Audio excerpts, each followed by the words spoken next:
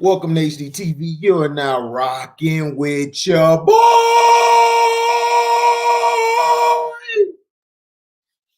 Now, NFL draft preview. We finally are here. Football is coming back. How we all just missed some football. It's been crazy. We had a trade where Teddy Bridgewater ended up with the Broncos. You can find my report. It's the DZ News Part 8. It has the Oscar winners, Kevin Durant and Mike Conley, on the front with Kobe. Basically a montage welcoming them to a class all by themselves. Now, the thing about this is the NFL draft. The thing we love about football is it's a lot of parity, even though we know that it may be like five teams, which are the top ranked teams from both conferences. They're the only ones really who have a chance. But football makes it feel like, you know what? Everybody has a chance to win. And the parity is good because it not only promotes the players, it promotes the teams first.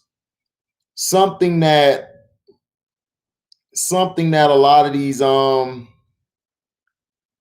people really don't talk about these days, especially in the NBA and everything.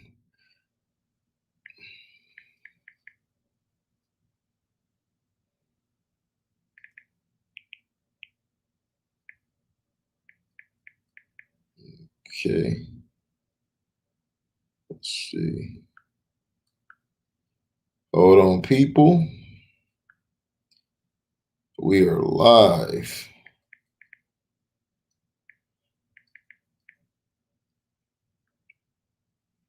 Trying to make sure everybody sees this so we can get everybody in here to talk some football. Who's going to be picked, who's not.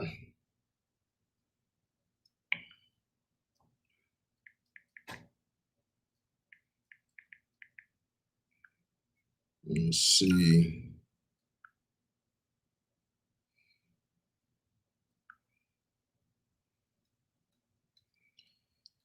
Finna send this out to everybody.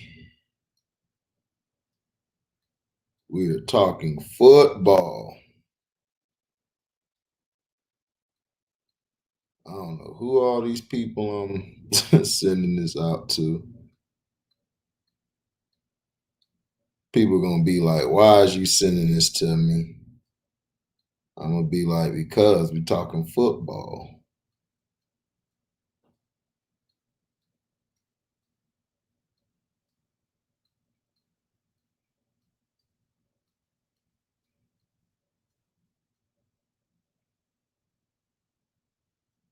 We're done.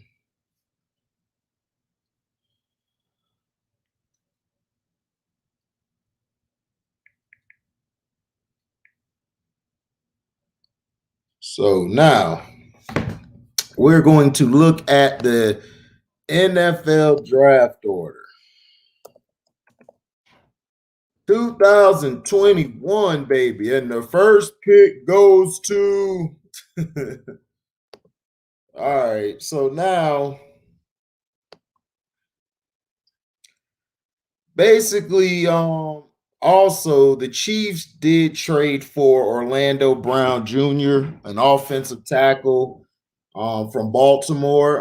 The Chiefs have basically made a lot of moves this year to get their offensive line better because they got exposed in the Super Bowl, basically being shown that that they couldn't protect Mahomes, and basically because their tackles got hurt, I believe, the week before in the game against the Bills. And that's what I was trying to explain to C-Pen and others. The linemen is gonna hurt because you don't got them linemen. What those offensive linemen do is they handle their business. They protect you. You have to have a strong offensive line. In football, I'm more of build my house first, then I bring in a quarterback. Or my defense, I build my front four up, then I bring in some linebackers. That's how you work. You always go from front to back. In this new NFL, it's a pass happy league, but at the end of the day, What all stays the same is you run the ball and you play hard-nosed defense. Those are the biggest things that you really, really want to do. And a lot of times these athletes or these GMs, these coaches, they find themselves in a pickle because they're too busy at times trying to appease what the fans want, or they're trying to just do what they want to do and don't even listen to the fans. Sometimes the fans will tell you right and what you need to bring in for your team. So now when we look at the order in the draft, you know, it's going to be tomorrow, April 29th, and it will run until Saturday, May 1st, which is cool. Now, the first round is basically you just pick who is the best player. You pick whoever the best player is, the best player available. From rounds 2 to 7, that's how you build your depth. That's where you start building or taking what you need. First round is just mainly who is that guy that's going to be the face, or if he's going to change your franchise. Now, so far, Kyle Pitts is being slated as being the best player in the draft. From head to toe, he is the best player. There's nobody better than him at his position. He's going to be better. People are saying that he's going to be better than all these quarterbacks that are coming out this year. And I could actually see that happening because a lot of these quarterbacks, you have they're hit or miss. You don't know if they're going to be great, good, or mediocre, decent. You don't know what to expect from these quarterbacks. Justin Fields right now, people are saying he's falling. He's probably going to fall at 15th to the Patriots, I believe. And I don't know why he's falling, but because they're questioning his IQ and the ability to read defenses. Whereas with another black quarterback in Trey Lance, they're basically saying Trey Lance is a once-in-a-lifetime talent. If you don't pick this guy, you're going to miss out on the talent. Some people are basically, what up, Terrell Hubbard? Yeah, the Bears.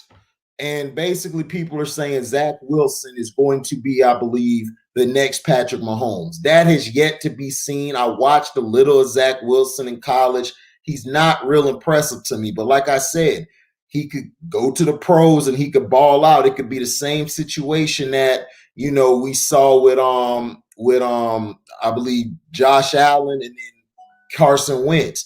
These are two guys who we really didn't know about in college because they played at a small school. So,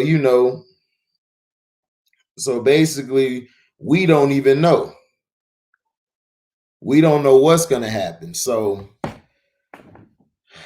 basically I'm going to put the invite out. So I'm going to talk. Whoever wants to get in, man, they could get in and we can talk some football. I'm gonna try not to have a real long stream, but we might, I'm not sure, depending on what's going on. I also have a video out. It's called just to be revealed that Armor Wars is upon us, explaining the Don Cheadle thing.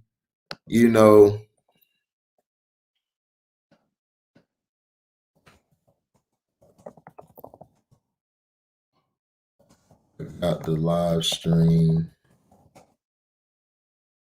So it's that's running right now. So make sure you guys pay attention to that video. But now we're gonna look at the draft order. Right now, Jacksonville, everyone is slated to say that everyone is saying or stating, that the Jaguars are going to get Trevor Lawrence. Trevor Lawrence is basically going to be that guy. Everyone believes he's going to be that guy. Everyone believes that he's the best player, in the draft. To me, Trevor Lawrence, I don't know. To me, I don't know. He's played with a lot of talent, so it's kind of hard. Whereas with Eli Manning, you knew could be good if he played on the right team. The problem with Eli is he plays trash in games that don't matter, that's mediocre. But if he plays in a big game, Eli Manning puts up great stats. Like it was the most craziest thing because I had to go back because I remember when he came out and I told people Eli could be very tough. What up, Joe Cool? And I thought Eli could be very tough, man, because he was clutch. Trevor Lawrence to me is probably the most clutchest quarterback in the draft, hands down. He's the most clutchest quarterback. If you're in a big game and you need him to get you down the field, if you need him to make that play to put your team over the top, he can do that. And Jacksonville, to me, I don't think they need a quarterback. I think Minshew would be good. But hey, I'm not the GM. I think Minshew would be a good QB. What's up, Lobo? I believe that Minshew would be good if you put people around him, if you build the O line back up, if you grab a receiver or somebody to help out.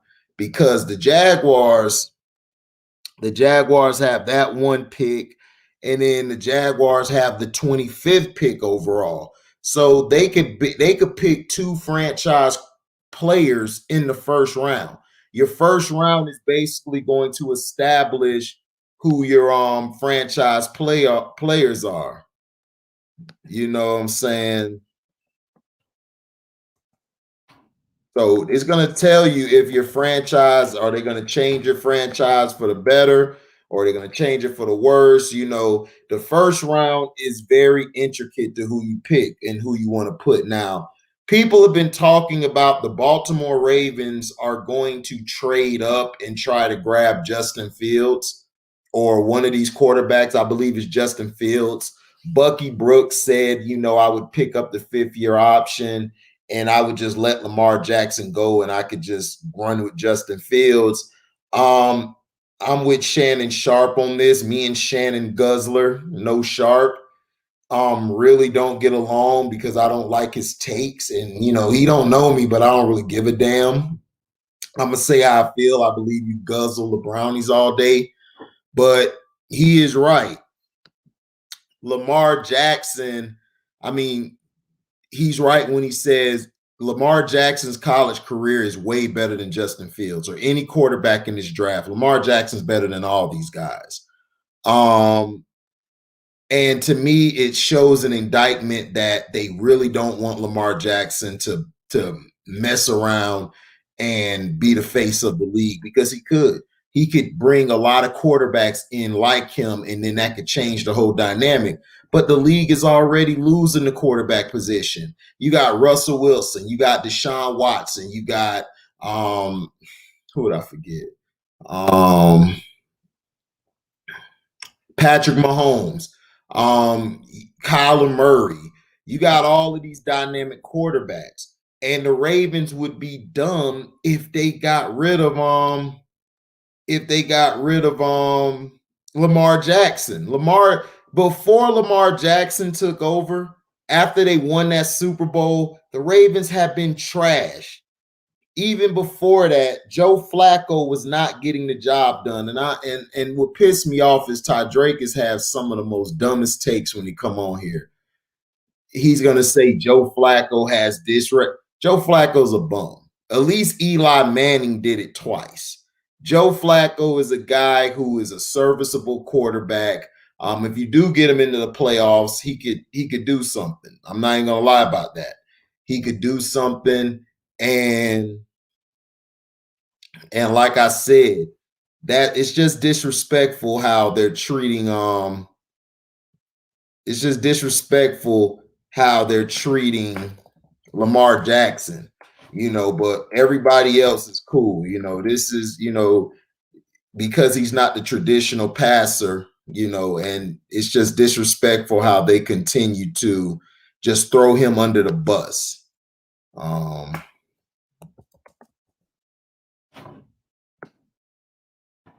Joe Flacco is in Philadelphia, and they're going to have him duke it out for the starting job over Jalen Hurts. Now, I'm not a Jalen Hurts fan, but if Joe Flacco starts for the Philadelphia Eagles, the Eagles would not make the playoffs. They will not make it at all. Joe Flacco is a guy who will have a hot game, maybe two, and then he'll look mediocre the next 3 or 4 games. That's just how he is. Eli Manning's the same way. Eli Manning will be terrible and everything. What's up, Q Lee? Oh, you know, Q Lee, I gotta be working, bro. Um, and Eli Manning was a guy who could get hot and go on a streak. Joe Flacco could be the same way, but in this part of his career, I don't know if he has it. Now, Jacksonville is going to get Lawrence, which I don't think they should. I think they ought to go get Kyle Pitts or somebody and run it with Minshew and just keep building your team. Like, I just don't believe in Trevor Lawrence. Now, I may be wrong. Trevor Lawrence might come out and ball out and do his thing, but I'm just not sold on Trevor Lawrence. Now, the New York Jets is said to go get Zach Wilson. Zach Wilson at BYU, everybody has told me he is not all that. My brother Kraken, shout out to Kraken AMG. He always watch college ball. He do not like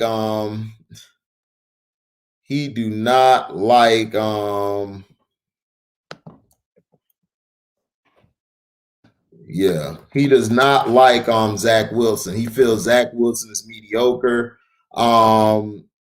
People are comparing him to Patrick Mahomes.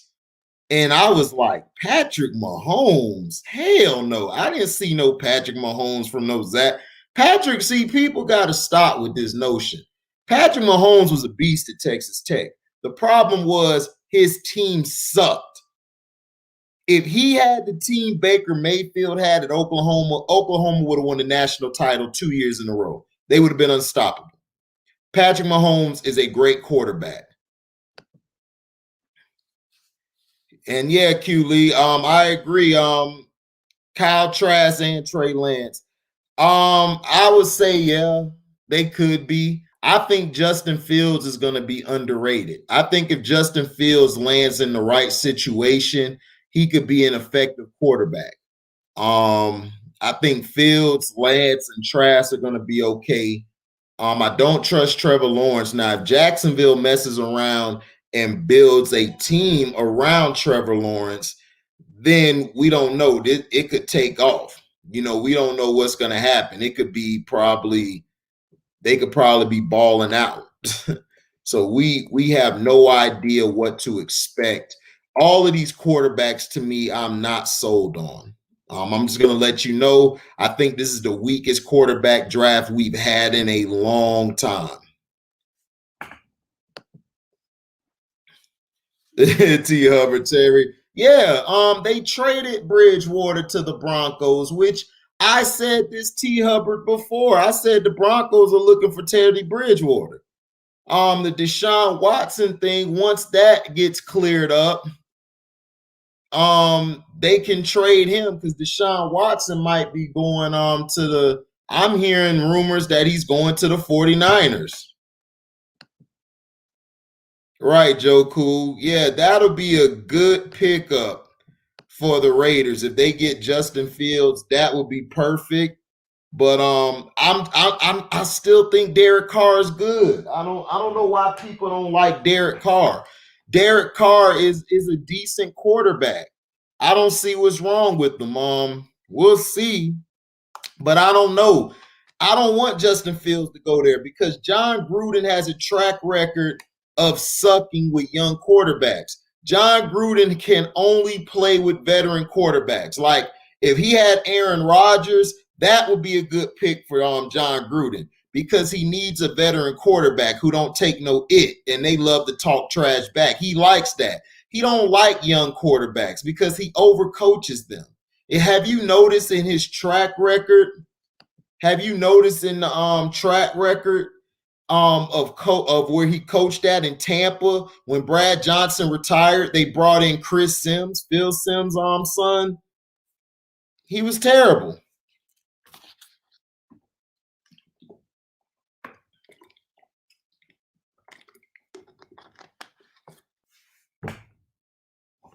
He was terrible. Yeah, the Panthers, they just threw Teddy Bridgewater to the wolves. Now, I don't want to hear the Panthers excuse, Q Lee. You know what I'm saying? They talking all this that Teddy Bridgewater was the problem. We gonna see. If they suck the dog, and let me tell you this, Q Lee, they still, bruh, are looking for a quarterback. So why would you trade for Sam Darnold if you're still looking to go get a quarterback? And they're at 8. So they could mess around. They're in the perfect position to either move up or they can move back. So they're at one of those parts of the draft where they can move back. The San Francisco 49ers, people are saying that they're going to go get Trey Lance.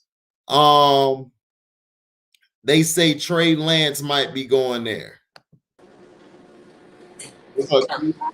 What up? Chilling, man. They talking about the Panthers got rid of Teddy Bridgewater, right? These phones are still talking about going to get a quarterback at 8. And I'm like, why would you go get a quarterback and you just traded all this to bring Sam Darnold in? That stupid. It's stupid. Doggone, they need to worry about a freaking offensive line. Defense. That's how you build every team is the lines. I don't understand why they keep trying to get quarterback, and then when they do get a quarterback, like they got Cam, when they do get one, they don't give him no damn weapons. None. They gave him when Cam was there. They gave him which he was a bust out of Florida State. Travis Benjamin. He ate himself out the league. Yeah, Kelvin Benjamin. Benjamin. He ate himself out the league, literally. Yeah. Like he had no weapons. The Right. Carolina Panthers always do this. They did this to Rodney Peete. When Rodney Peete was the black quarterback. Yep. They did this to Rodney Peete. Yep. Rodney Peete. No nice. But when Jake Delhomme, they gave him Steve Smith. Oh, absolutely. You already know. They gave him what was the running back? Stephen Davis or whatever. They gave him Deshaun Foster and Jonathan Stewart. Foster and what was the other running back? Jonathan Stewart. Huh? It was one to Jonathan Stewart. Yeah, it was Jonathan Stewart. Before him, Before him, it was D'Angelo Williams, I believe. Yeah. Before that, it was D'Angelo. Yeah, but it was Stewart. I remember they had a 1-2 punch. It was Foster and Stewart. Back in the day, it was Foster and D'Angelo Williams. Yeah, Stephen Davis. Right. Stephen Davis. That's what it was. It was Stephen Davis. My bad. D'Angelo Williams came. Right. He came with Stewart. It was Deshaun Foster and Stephen Davis, because that team killing teams in the playoffs. They were just running. See, everybody talk about Jake Delhomme. It was that running game. Them two guys were killing because they were killing the Patriots in the Super Bowl. Yeah, they were. Foster and them, they couldn't stop them. They could not stop them at all. Yep. And that also freed up Steve Smith because you couldn't stack the box. And Mustafa Muhammad. Hold on. Yeah. First. But you couldn't, stack the box because Steve, you know what I mean? And you had to pick your poison. That's why the Carolina Panthers was so dangerous. All Jake Delhomme had to do was manage the damn game. Mm-hmm. You know what I mean? Exactly. Yeah, man. They don't know, man. They always do this to black quarterbacks. They always they get one. You see the Carolina Panthers. You see what they said about Lamar Jackson? That Bucky Brooks said that coon junk out his mouth earlier. No, what did he say? He talking about the Ravens ought to pick up the 5th year on Lamar and then go up in the draft and get Justin Fields and let Lamar Jackson walk, and then you can have Justin Fields. Yeah, dog. He said that dumbness. And Shannon, I don't never agree with Shannon, but Shannon was like, dude, like Lamar Jackson's college career and pros, his college career was way better than Justin Fields. It was. Justin Fields has to have. What's up, Christian? You have to have like 60% run, 40% pass. Right. To succeed. You know what I mean? Right. He's not the type of quarterback that he can throw 40, 50 times. No, he ain't that. He ain't that at all. Right. That's what I'm saying. It's like, I don't get it. Why would you go get Justin Fields? That don't make sense. The Ravens, what they need to do is go get a weapon and add to Lamar Jackson so he could throw the balls more, because then that'll free Hollywood Brown up. You Yep. know what I'm saying? You see, this is They the need thing that pisses me off. They always do this to the black quarterback. Exactly. Where Lamar Jackson, they don't like Lamar because Lamar is not playing the traditional way of the position.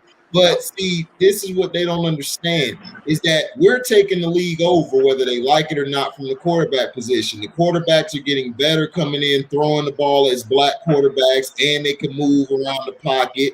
You could throw them in the West Coast offense, and the West Coast offense will be very legitimate and will be a tough team to play. I mean, a tough team to defend because your quarterback can scramble and move. Outside of I say Teddy Bridgewater, most of the black quarterbacks are athletic and can move. Oh yeah, and Dwayne Haskins and Bridgewater are mainly pocket guys. Yeah. Everybody else can move and run outside the pocket or move the pocket. Deshaun Watson, Russell, Pat Mahomes, Kyler Murray, you know, Lamar Jackson. So you got all of these pieces. So to me, I feel like the Ravens need to get him a weapon. They don't need to go get a Justin Fields. You don't need him. Exactly.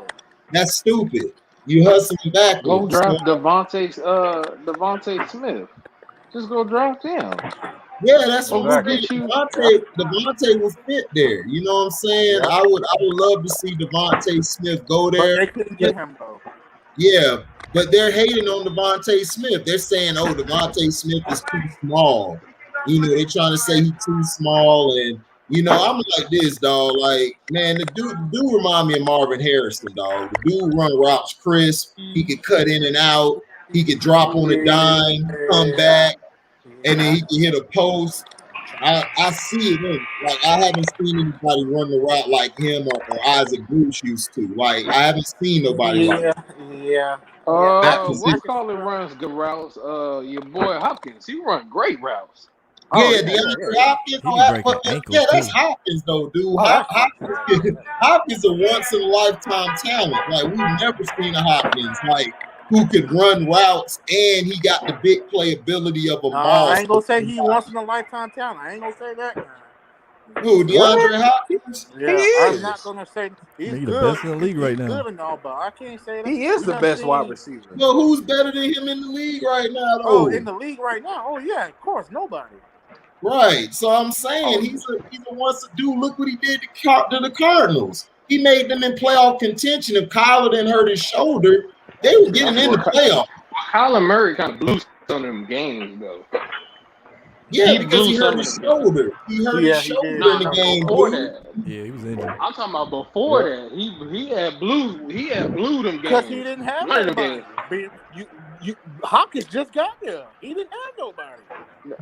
No, Right. I'm talking about with Hopkins, he blew it, but I, you know what, I'm not gonna blame on him. I'm blaming more on the coach because coach did some dumb plays. Dude, just his like that. coaching is trash. Cliff Kingsbury sucked at Texas Tech. Yes, he He does. wasn't a They good should coach. have beat the what's call it to get into the playoffs. They should have beat the what's call it, but they were so stupid because they should have won. They should have beat the Cardinals. You talking about the They Rams? lost. The Cardinals should have beat the Rams. That's what I mean. They should have beat the Rams. Kyler was hurt, dog. I told you Kyler messed his shoulder up and he had to go to the sideline. And they were done after that because that quarterback that they had wasn't good. He was trash. Yeah. Yeah, it was Brett Hundley. Yeah. Yeah, Hundley. Yeah, he was garbage. Oh yeah. So that's what Yeah. I'm saying. But they're talking about trading. I'm hearing that. I'm To hearing me, that. it was more the play calling. I don't think the dude. Of course, he trashed, but the play calling was off. But it's Oh, Cliff yeah. Kingsbury, Because dog. that's his Cliff Yeah, that's what I'm saying. He was He comes from just that era. trash. Even when he was at college, on the offense he was in was just air raid at Texas Tech when he Look was at Patrick Mahomes. Patrick Mahomes was balling. He had Cliff Kingsbury. Barry was calling some dumb plays, especially that Oklahoma game. They should have beat Oklahoma. Yeah. He called some of the dumbest plays down the stretch. So Cliff Kingsbury's not a good coach. What's going to happen is they're going to underachieve this year. They're going to fire Kingsbury. They're going to bring somebody else. Yep. That's what's going to happen. Pretty much. I agree. What's up, Detroit? Yes, sir. What's going on, DZ? Chilling, man. Chilling. You already know. Looking at this round one, dog. Yeah, And we talking about the Carolina Panthers. Yeah, this is a Christian too. Yeah, I You here feel too. it. You a Panthers guy. Why the hell are y'all still looking for a quarterback after y'all just traded for Sam Darnold? Why? I want to hear The this. Sam Darnold is not the answer. Hold on, We're not looking for we want to another hear from quarterback. Christian. Hold on, I want to hear from Christian. We know this. We know this, Detroit. We know this. No, we're not looking for another quarterback. That we just putting Yes, it you out are. there. No, we're not. Yes, you are. I'm telling you what the Panthers do all the time. They're not looking for another quarterback. We just re-signed Darnold. So we just got him to his 5th year option. We not Y'all trying to get behinds will do a sign and trade with him. First of all, we fired the guy. Nobody on the team wanted Teddy Bridgewater. The only person who wanted Teddy Bridgewater, we fired that guy. Everybody wanted to keep Cam Newton. It wasn't Sam Darnold's better. And Sam Darnold's better. Y'all want y'all great white boy. They want to keep that white position. No, it's not about. It's not about the white. It's not about the white guy in this situation. Yes, because we would. No, it's not. And with it wasn't about the white guy. We was gonna keep Cam, the general manager. Yes, we were the general manager that we fired because he the one who picked Teddy. He said, "No, we don't need to pay Cam." They was like, "No, give Cam the guy." The coach wanted Cam. The coach never wanted Teddy Bridgewater. He never did. He wanted to keep Cam, and Cam was like he said in the interview. Cam told you the coach told him, "Hey." He told him, "Hey, I want to keep you," and stuff. The general manager doesn't want to keep you, and that's the true facts. The whole team wanted. Everybody thought he was coming back. Nobody thought Cam was leaving until the general manager messed that up. But we're not looking. It up too? Didn't he get into it with the owner? Yes, him too. Yes, but now the owner is staying out of the way. Now he's letting. So that lets you know if the general manager feels that way, then the owner feels that way. Exactly. Now they're letting. Y'all always do black quarterbacks dirty. I mean, we only had two. We only had 2 black quarterbacks. We never had we only had 2. But Teddy Bridgewater, y'all had Rodney Pete. Whatever. He was garbage. Well, they had Rodney Pete in the expansion year. Come on, bro. He was garbage. Anyway, they had Rodney Pete. Rodney Pete in the expansion year. Yeah, they had an expansion. He was garbage. He was not good. Anyway, no, our team. What we doing it now? They're letting the coach pick guys. What we've done, and I like the moves we made. The Sam Darnold move, I don't really mind it because I'm like, all right, cool. We got him for cheap. You just like sharp, dog. What do y'all we got it. No, we don't talk about Sam Darnold. This guy was trash in college, and he was trash in New York. But hey, my thing is this: I'm gonna give him a chance because look, I'm just giving him a chance. You got to. You ain't got no other quarterback. You got to give him a chance. We don't talk about Rodney Pete on here much, man. I'm going to take this opportunity to shoot Rodney Pete some bell. Thank you, T, because he was nice. Christian over here hating, dog. Man, what did he do after that? He was done before that, but I mean, like before that, they got Holly Robinson Pete. Hey, man, look, that was a dub. That was a dub. You know what I'm saying? That was a dub. I mean, he was cool in NFL Madden. But no, I don't mind the move because it's cheaper. I feel like we overpaid for Teddy Bridgewater, which was my thing was this. Really? We did. No, y'all didn't. He only got like 3 years, like 60 million. 63 for Teddy? Yeah. No. Teddy's not a bad quarterback. I never wanted him. Hold on. I never wanted Teddy Bridgewater. I wanted to keep Cam Newton. The whole organization wanted to, except for 2 people. Yeah, everybody wanted Cam. But that's what I'm saying. It wasn't the coach's fault. Your owner was the one who gave the GM the trigger to get rid of him. Exactly. The owner took him off the highlights before the season. You know how they play on the big tron of the team and who's gonna be on the team. They took him off, and then they did the all-time Panthers list. They left him off the all-time Panthers list. Yeah, I remember that. Exactly. It was so disrespected Cam like he was. Who was up there? Jake Delhomme or some bullshit? Steve Berline? Yeah. Hey man, look, y'all niggas smoking. They put like I was so. It was the owner and the GM. When a part ninja. Hey, Christian, I would look for a new team after that, bro. Man, that's for real. But nah, hey man, like y'all some hoe ass niggas, man. It's not the team. It's the we got the people out of there because now who own the team? You own the team, the owner, right? Tepper. Why would the owner let them, when they picked the all-time Panthers, put Jake Delhomme over Cam Newton? You should be fired as the owner. But Tepper never. Tepper is the new owner. That's like Ronsdorf in Chicago doing an all-time Chicago list, and you put Bill Cartwright over Michael Jordan. It's that disrespectful. Disrespectful. I was mad about it, but I was just like, man, I wasn't mad at Tepper because he wasn't the owner. I was mad at the GM because the GM was there before the other owner. But the owner gives the GM on nobody's planet. On nobody's planet is Jake Delhomme better than Cam Newton. Dad. I know that, but Tepper, everybody wasn't our owner. Tepper wasn't our owner when he wasn't the owner. So for me, for him to be mad at him, of course he gotta okay it. But I'm more upset with the GM because that was the GM that did that. It wasn't the owner. It wasn't the owner. It was the GM that did it. No, the social media team came out and said. Ain't nobody voted for Jake Delhomme over Cam Newton. No way. But the GM is the person who got the most beef with Cam. I'm trying to tell y'all the story. The GM has the most beef with. Is Carolina that racist? Yes.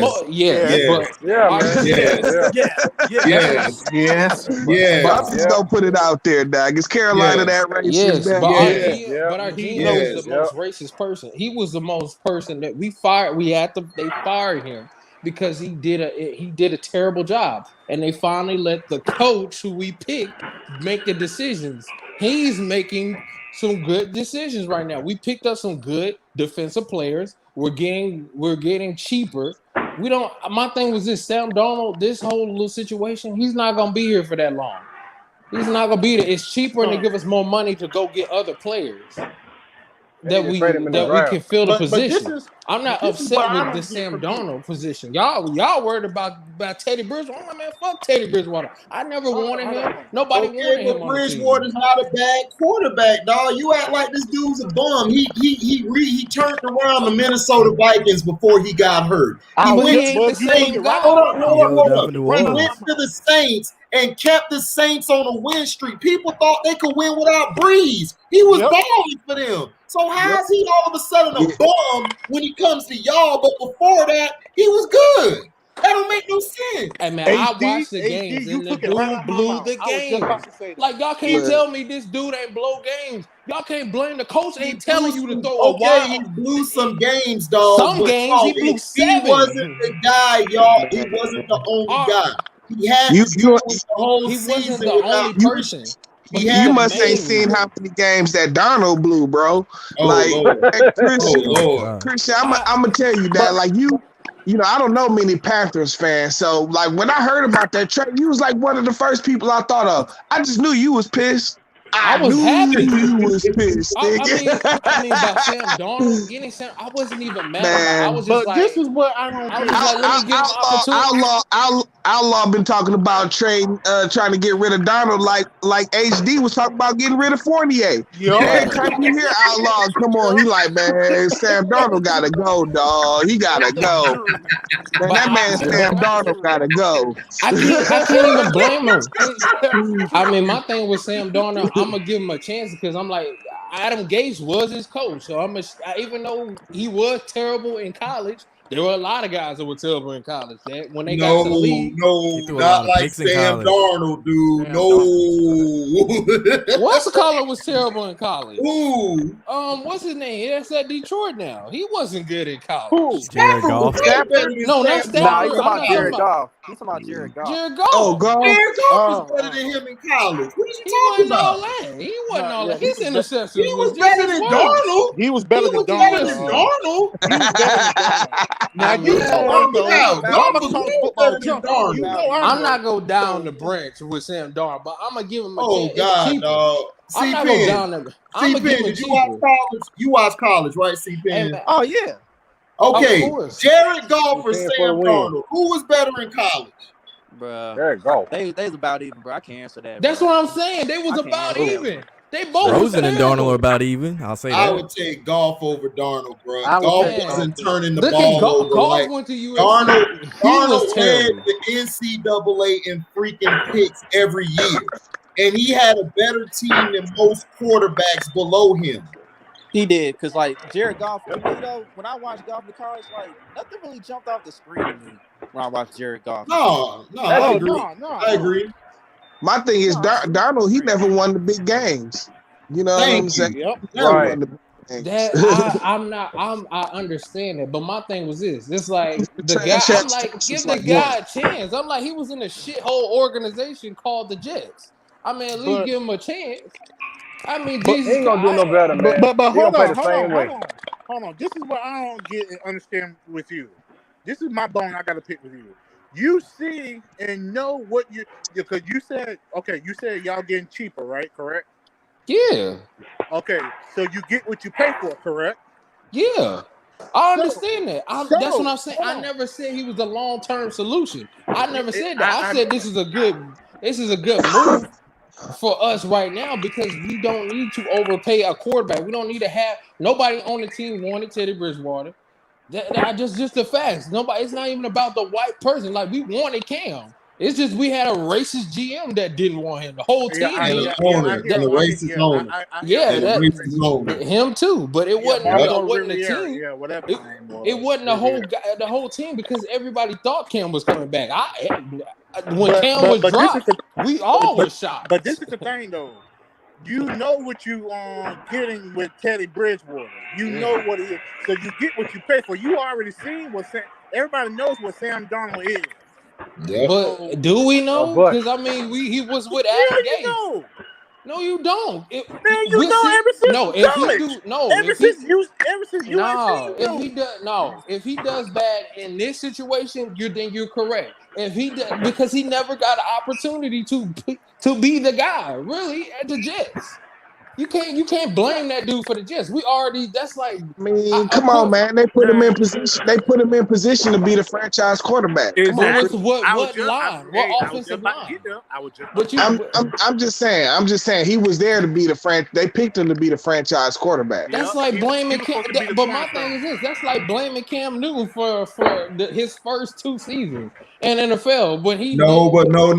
Cam's first 2 seasons were historic. We never seen that before. Yeah, because and absolutely. plus he came into the league. His offensive line was not as good. He was had an awful. older Steve Smith, and they didn't really have a strong running game because those guys kept getting hurt all the time. So that's what you can't really just say Cam came into a sweet deal. He did it. He made that franchise. Exactly. That's what I'm saying. But Sam Darnold's not that type of quarterback. He's a guy that if you put him in a system and actually work with him, I'm gonna give him a chance. He actually trying to do better. I'm gonna give him a chance. He trying. But you'll give him a chance, but you won't give. I never wanted that. But you won't give Teddy Bridgewater a chance. Because you know why everybody hates Teddy? Because how they did Cam. You brought a nigga that we didn't want. That's like that's not Teddy's fault. Teddy's not, and that ain't our fault. And that ain't our fault either. If we hate that nigga, we got every right to hate that nigga. Because we got every right. You can't tell the fans that we can't hate this nigga. We hate him. We don't. But you like Sam Darnold. I don't like him. I said he's not. I never said I like him. I said I'm gonna give him a chance. If he do terrible, then we getting him out of here. But why you want to give him a chance, but don't want to give Bridgewater a chance? See, man, it's all about the brother situation. Because I never wanted that solid nigga. Foundation more than Sam Darnold. Because I never wanted him. We don't. It want don't him. matter if you don't want. You see, yes, it do matter. Yes, it do matter. Sam Darnold. So why yes, it do matter. It's a lot of niggas y'all don't want. How do you? I'm hearing some blasphemy around here. Y'all niggas don't. When niggas don't want Evan Fournier, and y'all beg for life. Y'all say, soon as no, they just programmed you to like Evan Fournier. HD has exercised those Fournier demons, Dad. Yes, I have. I agree. Bro, that's different. You can't tell fans to be. You can't tell fans to like another nigga when you just took our guy, the person who made the Panthers relevant. Who's he literally? That's like taking. Literally, that's like telling niggas. That's not Teddy's fault. That is the owner. Y'all should be blaming the owner and the GM. We all mad at him. So how you gonna blame Teddy? It's his first he getting it too. It was his first season. Because just like every job, they blame the brother man instead of we ain't blaming.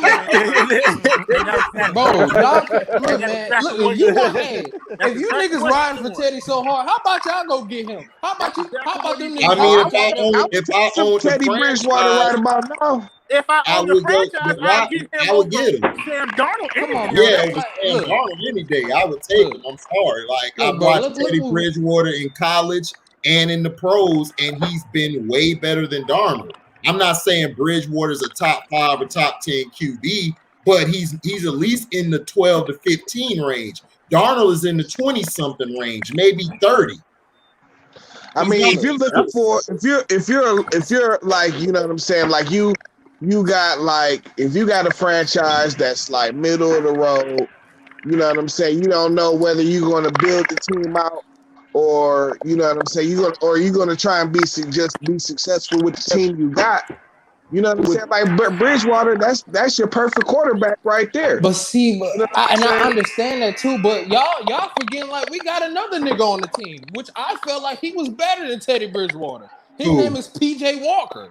He never got an opportunity. You played what? Are you serious? From the XFL? No, XFL, he was balling. No, he actually is good, but he didn't get it. NFL. He actually is. He was actually when he played that game. He played 2 games. Well, hold up. So we're gonna go off the body of work. The XFL compared to Bridgewater. No, I'm talking about PJ Walker. I was just going to say that, HD. No, PJ Walker played 2 games in the NFL. He played against real hard teams.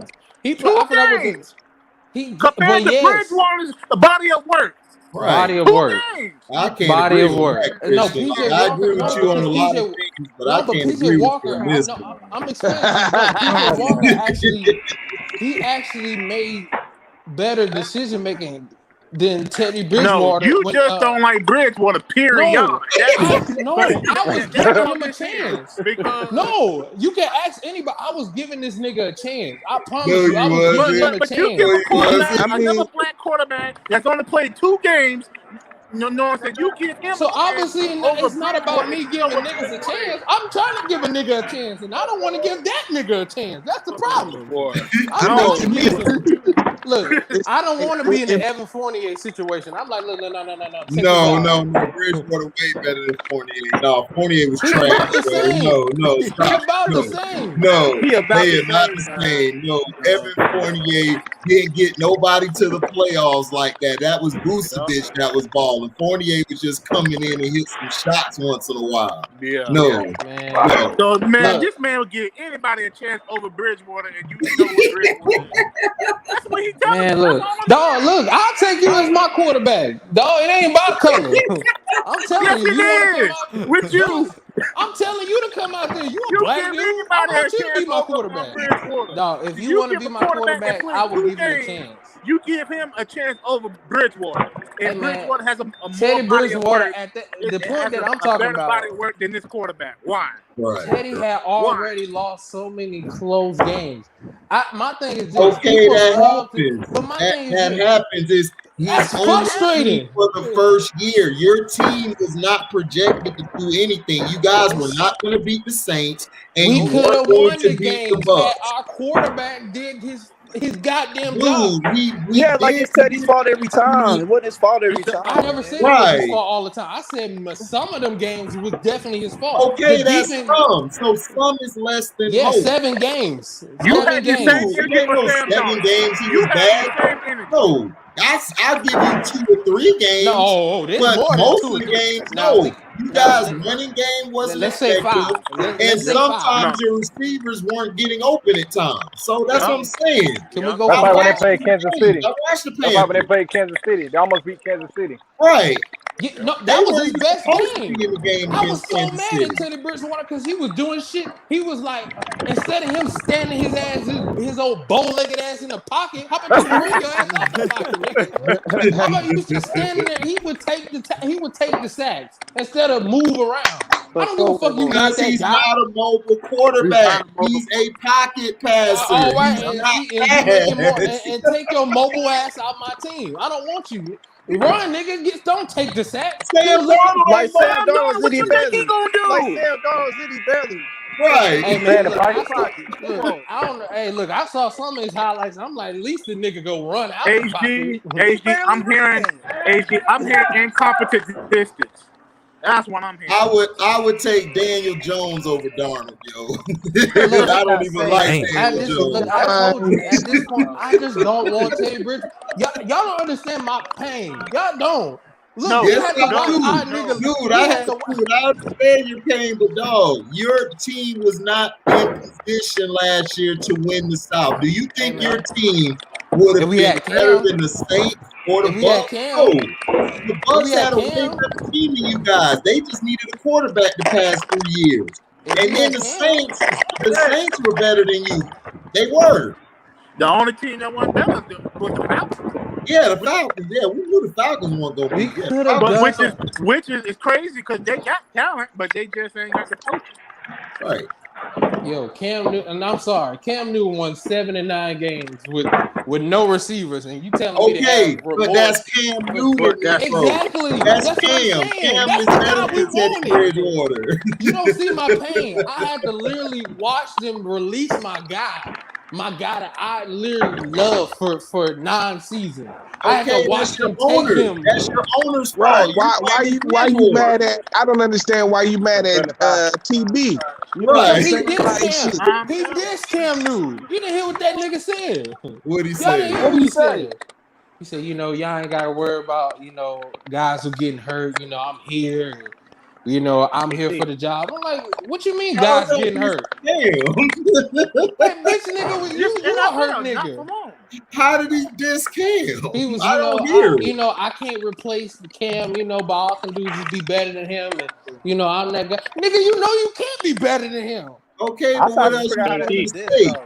I mean, he wants to. He's trying to show leadership to the team that I'm trying to be better. Nobody want to hear that. You want him to say? Ain't nobody want to hear that bullshit from Teddy Bridgewater. Man, you just don't like Bridgewater, man. All right, Bridgewater. It's just the hate. Hey, Chris Cervantes, man, what's up, man? He ready to strap his goat.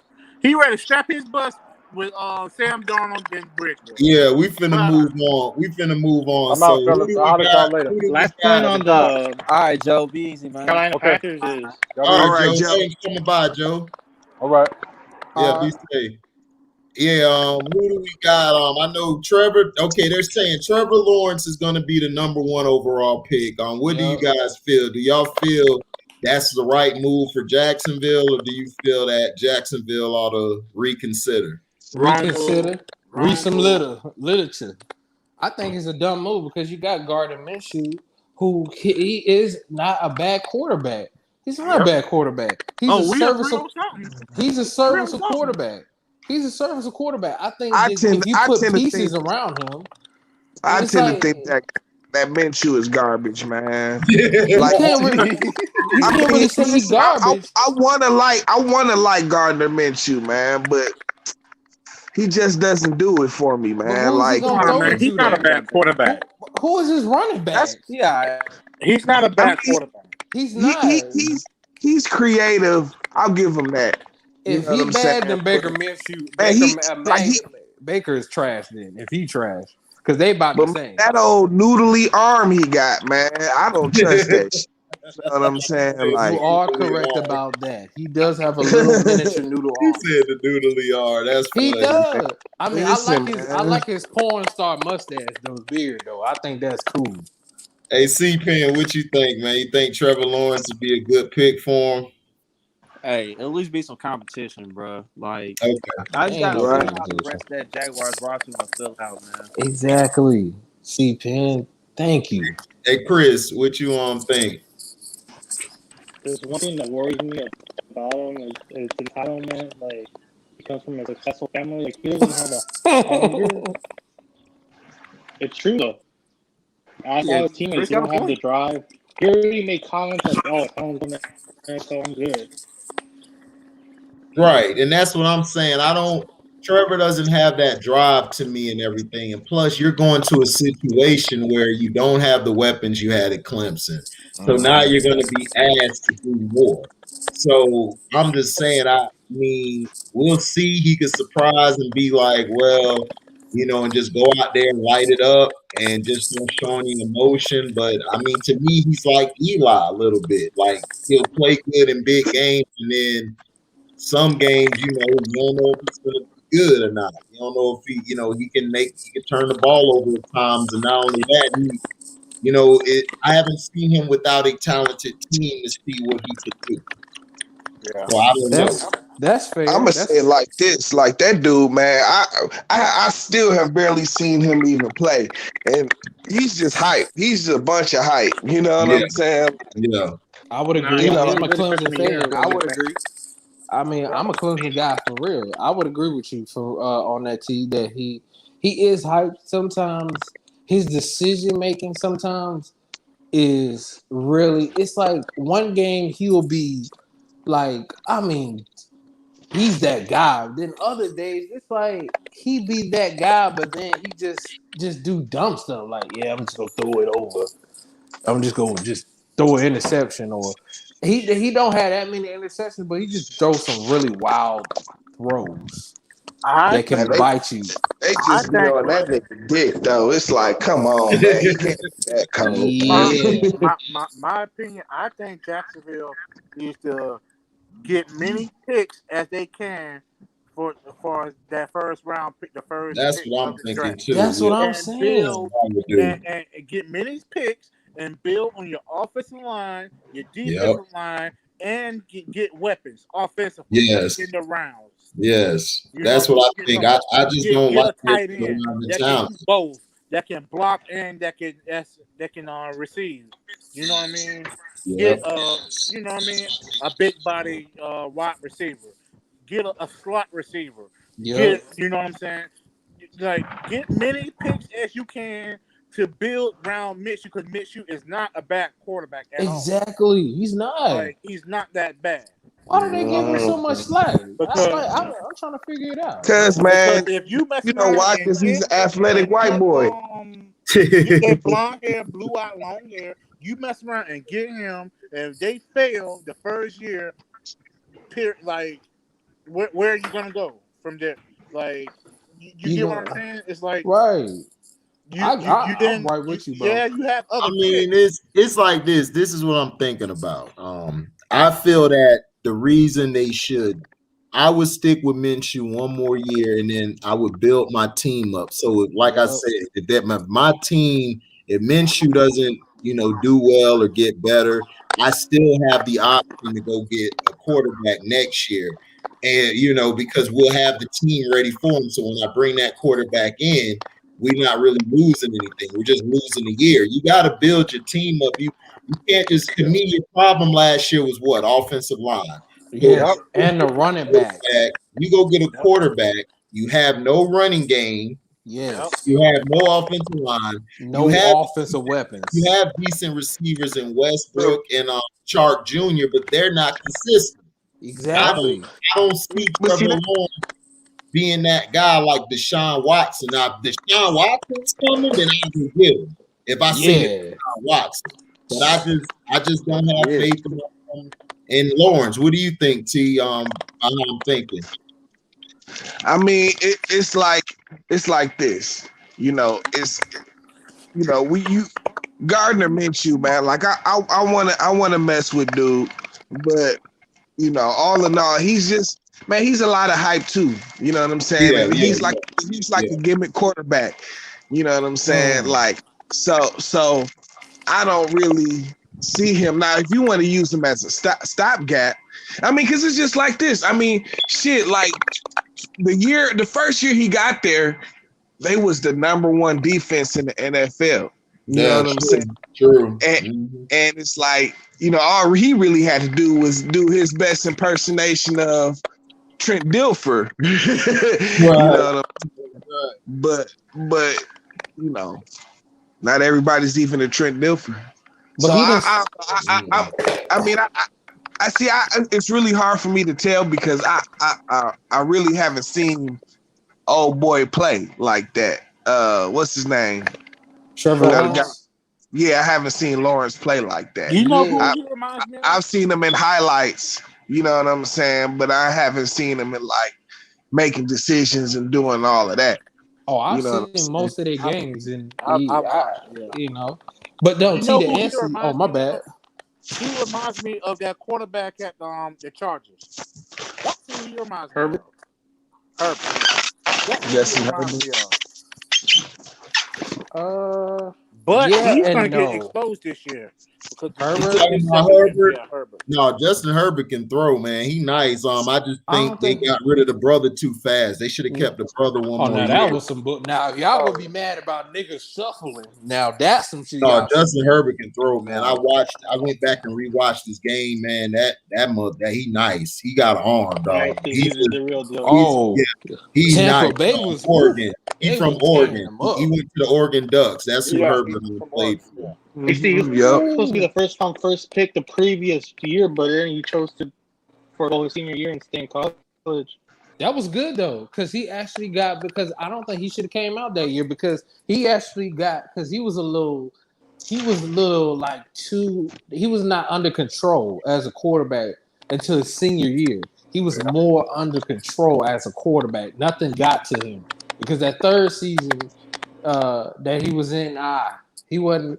It was like he was playing not under control. He was playing very sporadic. So that was a good thing he did because I mean, in all honesty, he ended up going to a better situation with the Chargers. Yeah, man, you know who could really come up if they use their common sense is the Atlanta Falcons. They need to trade doggone Matt Ryan to a doggone. I wouldn't trade Matt Ryan. What I would do is I would get Trey Lance, and then I would just let Matt Ryan run this season. I would do it like Aaron Rodgers with Brett Favre. I would get him ready, and then I would get rid of Matt Ryan next year. I wouldn't do that. I wouldn't do that because their cap they've already came out and said their cap is they can't cap hell. Free agents. They gonna get rid of him. I mean, they're trying to get rid of Julio. So if you can, like I'm saying, because Matt Ryan, dog, I don't know if it's going to be a lot of suitors like that, but if you do get Matt Ryan, where would he go? Like, because he's going to want to go to a championship team right now. Like, where could he go? Would the Saints be willing to try to trade for him? They're not going to trade him to the Saints. Hell no. Trade him to the fuck no, right. They ain't gonna trade him to the Saints. You got the Giants. They got their defense stepped up really big at the end of the year. They got talent. I just think they're a quarterback away. Who else do you have? You have the Niners. The Niners not gonna do it. I think the Niners are gonna go young. Washington football team. They said they going Mac. They was getting Trey Lance. That's right. No. The report is they want Mac Jones or Trey Lance or Justin Fields. They're going between 3 QBs. Or, where else could he go? Could he go to Oakland? I think him and John Gruden would fit. John Gruden does well with veteran quarterbacks. He sucks with young quarterbacks. So I don't agree with the Raiders going after a quarterback, I wouldn't want Fields to go there because I think Gruden will ruin him like he did Chris Sims. Remember Chris Sims for the Bucks? He ruined Chris Sims. Chris Sims wasn't bad though. And he ruined Gradkowski. So I don't like him with young quarterbacks. So if he could get a Matt Ryan, I would do it. I would try to pull that trigger if I'm Atlanta and go get this young quarterback. Also, I could get some more picks from them getting rid of Matt Ryan. So what do you think? Because they can't even sign their draft picks. They can't. They got to get rid of Matt Ryan and Julio or restructure their deals. All they money really is Matt Ryan. Right. But they also saying Matt Ryan. So why not get rid of him and get Trey Lance? Right. And then you know what I'm saying, get many picks as possible. Like I said, somebody would give up a first round pick for Matt Ryan. They will. Shoot, you could probably get a second too, or a third. I would get a second. If you see what Stafford went for, you know, like Matt Ryan, you got to find a team. Yeah. I mean, at the very least, they're at the same level. I would package him and Julio together. No, I think Matt Ryan is better. He's better than Stafford. What I would do was I would not package Julio and Matt Ryan together. Why not? Julio might go to the Ravens. That's what I would do. I would trade him to the Ravens, and then I would send Matt Ryan to Oakland, and you got more picks. And first of all, my thing is this: I would not, the Falcons, if they're smart, I would not pick Kyle Pitts because you don't need that. You don't need a tight end. You need defense. That's what y'all struggle on. Y'all offense is not the problem. Well, first round is who's the best available. So I'm not going to get mad for anybody getting the best available. Now, from round 2 to 7, you better work on what you need. You really need what you need in that case. But as far as the best player available, now just listen to me. If the Falcons feel like, okay, if I grab Kyle Pitts and we could take off, then I would go for that Super Bowl. But I don't think they're in position because, like you said, my defense isn't that good. Julio is injured prone here and there. So you gotta move on from them guys. Them guys haven't been right since the Super Bowl. Them boys been choking against Dallas. They should have beat Dallas last year. How you lose to Dallas on the onside kick? It's like that's when you know it's over with. So I mean, I don't know. I would go after Trey Lance, and I would have moved Matt Ryan a year ago. Yes, that's what I'm saying. They should move Matt Ryan. They should have moved my bad, T. No, I'm just saying I'm about at that point where I'm ready to call both Matt Ryan and Julio overrated.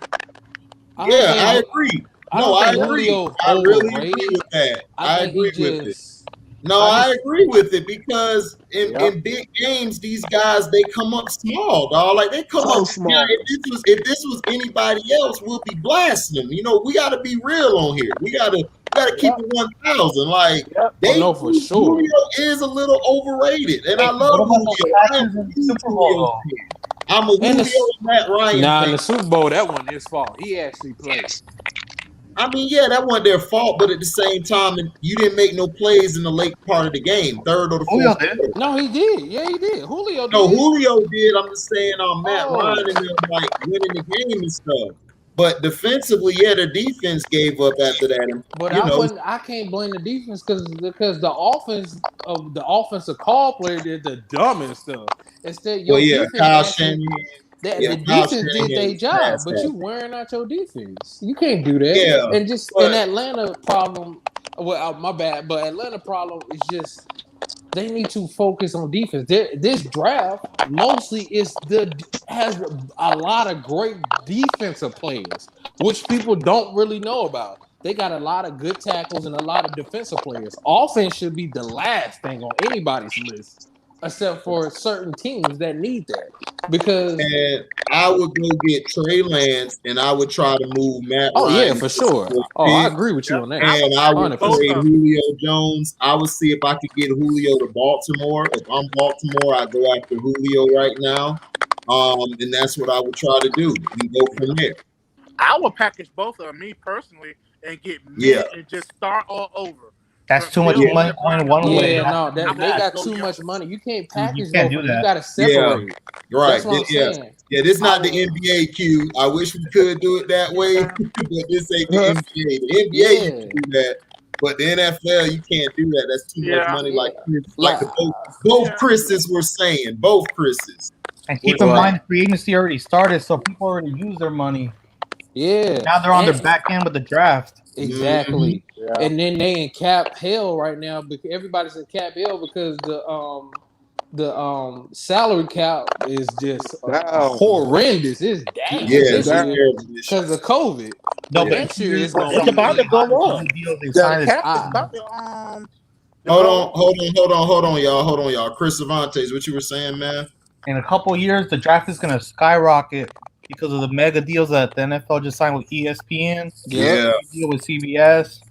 Amazon is going to start showing NFL too. Yep. Oh, They've snap. been showing NFL. HD. Oh my god. I wish you would have did a video for it about the deal about they did the deal with ESPN. We ain't gotta go through no hell no more with DirecTV and they bullshit. It's about to be ESPN Plus now. So you only gonna probably have to pay maybe. I already got ESPN Plus, but I'm just saying you only probably gonna have to pay maybe about $10 a month. No, but there's a bundle with Disney, Hulu, and ESPN so Plus. you might get the NFL Sunday package for a good ass price. Oh yeah, that's a bet. Then I could cut all my I'm about to cut some of this stuff and get it. Yeah, exactly. Like I'm surprised you didn't do a video. I was looking for one of y'all to do it. Because I was Fire Stick. Well, I had other things to talk about. We had to talk about the Oscar win for Katie and Conley, and then Paul Pierce, Weed Farm. And had to talk about the Bridgewater, and then I had to talk about the malware that's coming to Android phones where people are downloading the app and it's taking all the information. And I had to talk about the LeBrownies and all that. I had other stuff. No, this came out like 2 months ago. Oh, it did? Oh, well, I didn't see it.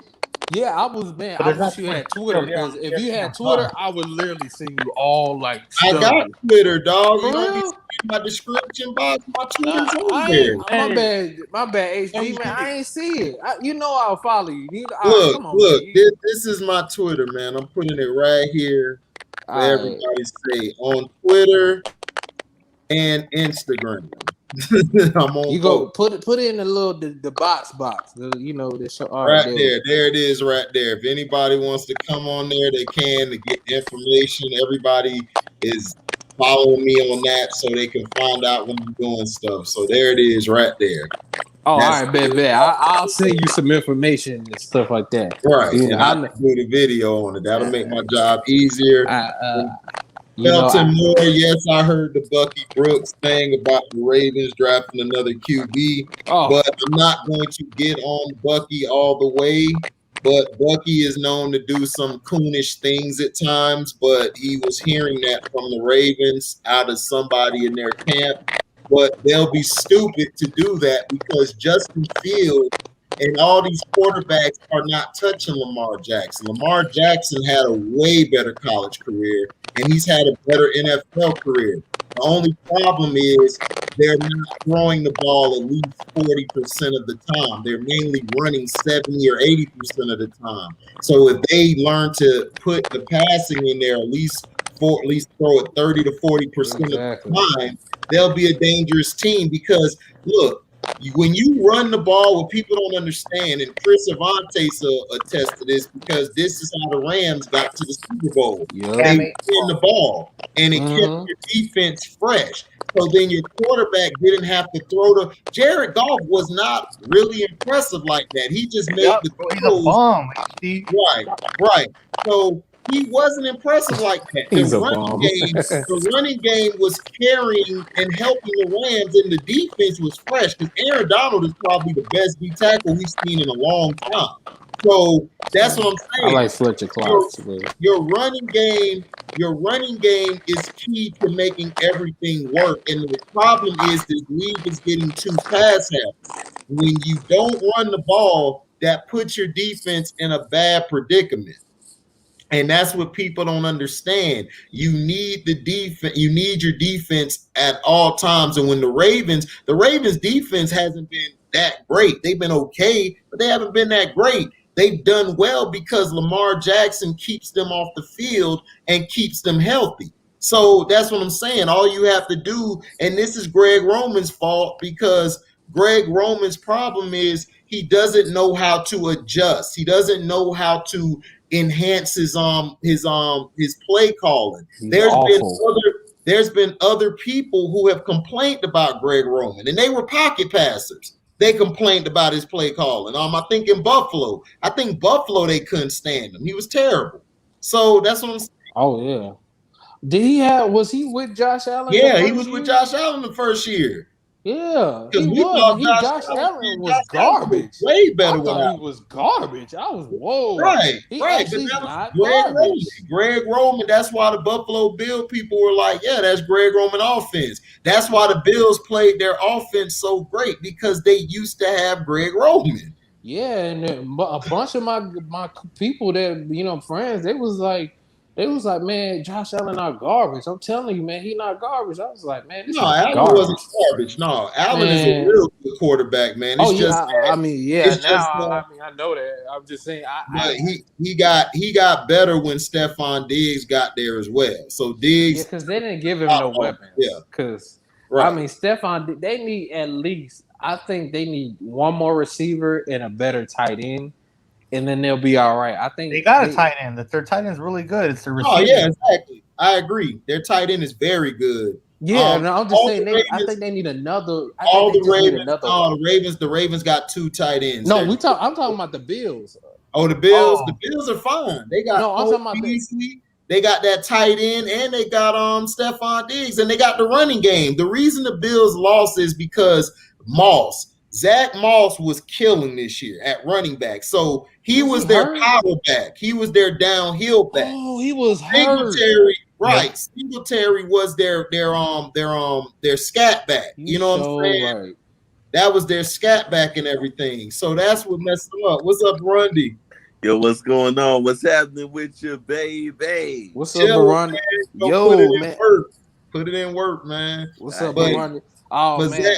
But Zach Moss for the Bills, he was their power back. So when he got hurt, that's why the Bills struggled, because Josh Allen is better when his running game is going. If his running game is going, then Josh Allen has pressure relieved off him. See, people don't understand a running game really helps your team. And I don't know why people keep devaluing the running game. Exactly.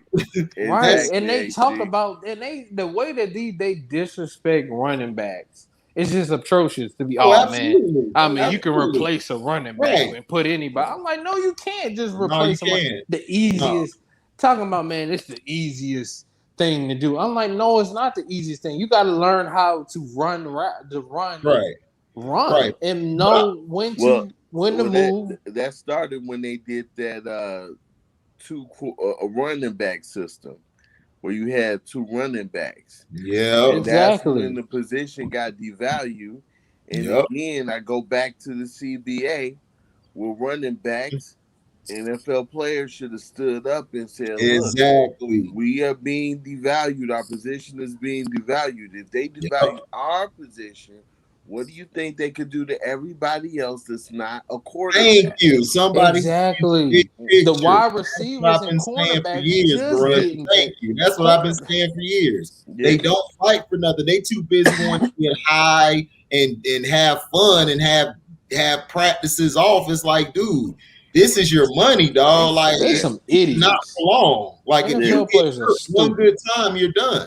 Exactly.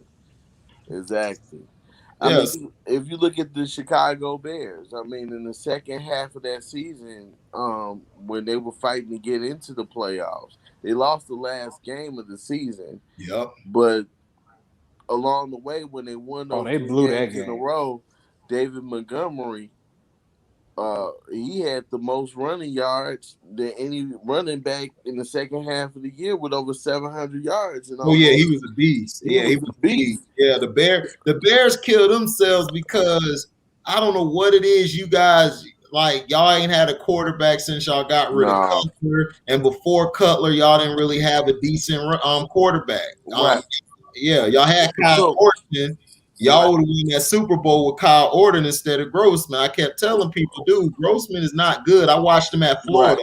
Man, Kyle Orton was decent for the right. Orton was straight. Denver. Yeah. For Orton Denver, was he was straight. I actually was like, man, for a long time they used to try to make it seem like he was garbage because he got replaced by Tim Tebow. Because Orton isn't that type of look. Orton is the type of quarterback that if you have a good offense, like a receiver, and then you have a running game, you will win with Orton. Orton can help your team go, but you have to have those components. This is what I told Giants fans about Eli, but they're so delusional. Like Cowboy fans, they think it's just Eli. And I'm like, dude, Eli sucks, but when you have a good system around him, a good running game, and a good receiving core, dude, y'all had Plaxico Burress and Toomer, dog. Those are like two of the best receivers at that time, like in the league. Right. So, come on. Then you had three running backs. You had Brandon Jacobs, Ahmad Bradshaw, and then Dedrick Ward.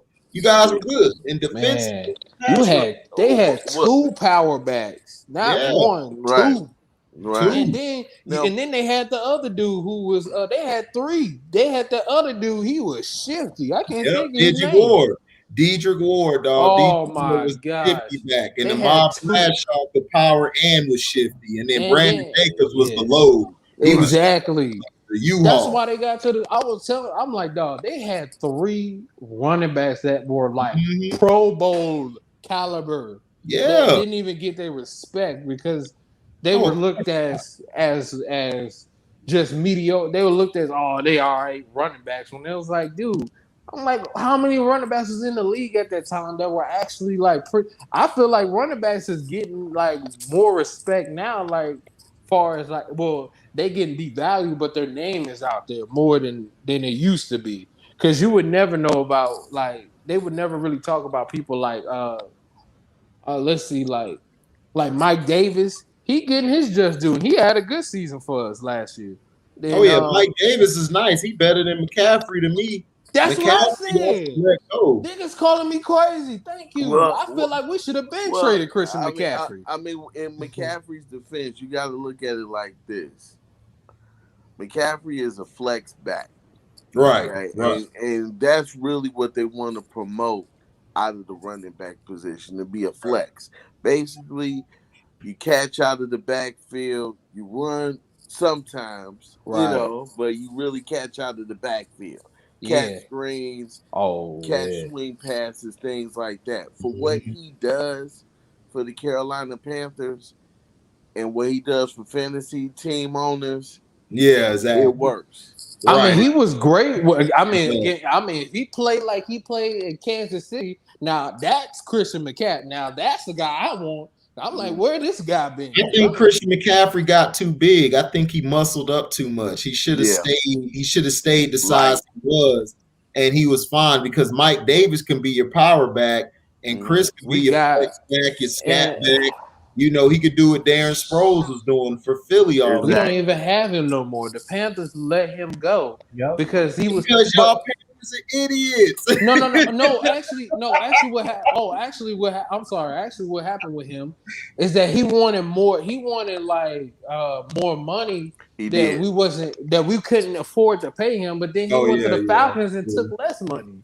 Because he found out the market was he just went to Atlanta just to go. No, he should have did like Juju and them, take a 1-year deal. That's what I said. And then he would have got paid next year. Exactly. Bell played himself the same way. They overvalued themselves in the market to the point where they priced themselves out. What I will say about the Carolina Panthers is this: I kind of like what the Carolina Panthers are doing, and especially with the draft picks that they've accumulated so far. Yeah. And I think that with where they are in the draft, they can be sellers and get more draft picks to really build this That's what team I would out. do too. And Yep. I think and I think Carolina is on their way to building a nice young core team. Oh yeah, they got for a the future. team. Yeah, they're gonna be And good they already in got 4 or 5 they years. Yeah, already are pretty decent. You know what yeah. I mean? I think But we could go Like to the Sam playoffs. Donald. I Sam think we Donald can go trash to to the me, playoffs man. this year. Despite Sam Donald, Key, I but they're in the think we can market for a go. quarterback. well, I mean, but you know We what? are, but we Even with aren't. Sam, Chris, even with Sam, I wouldn't even worry about it because look, That's what I said too. your team is in a position where look, let's say the Chicago Bears come calling because they want Justin Fields or Yep, I was Lance, about to right?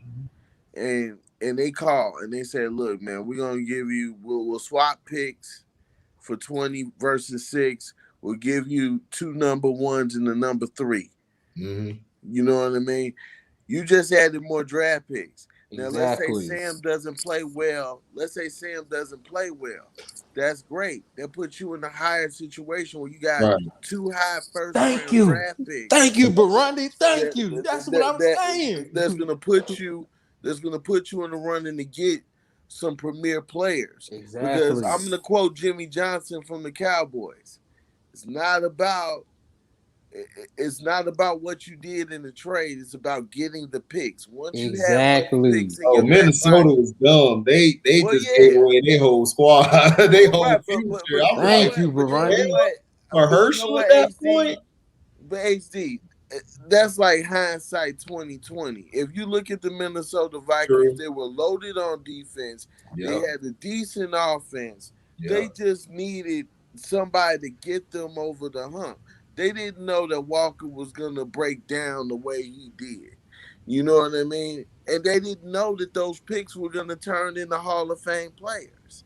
You know what I mean? But that's the chance you take when you gamble. Yeah, just like the Same big thing with threes, man. Michael Jordan and Sam Bowie, right? People like, man, I would have picked Michael Jordan in a heartbeat.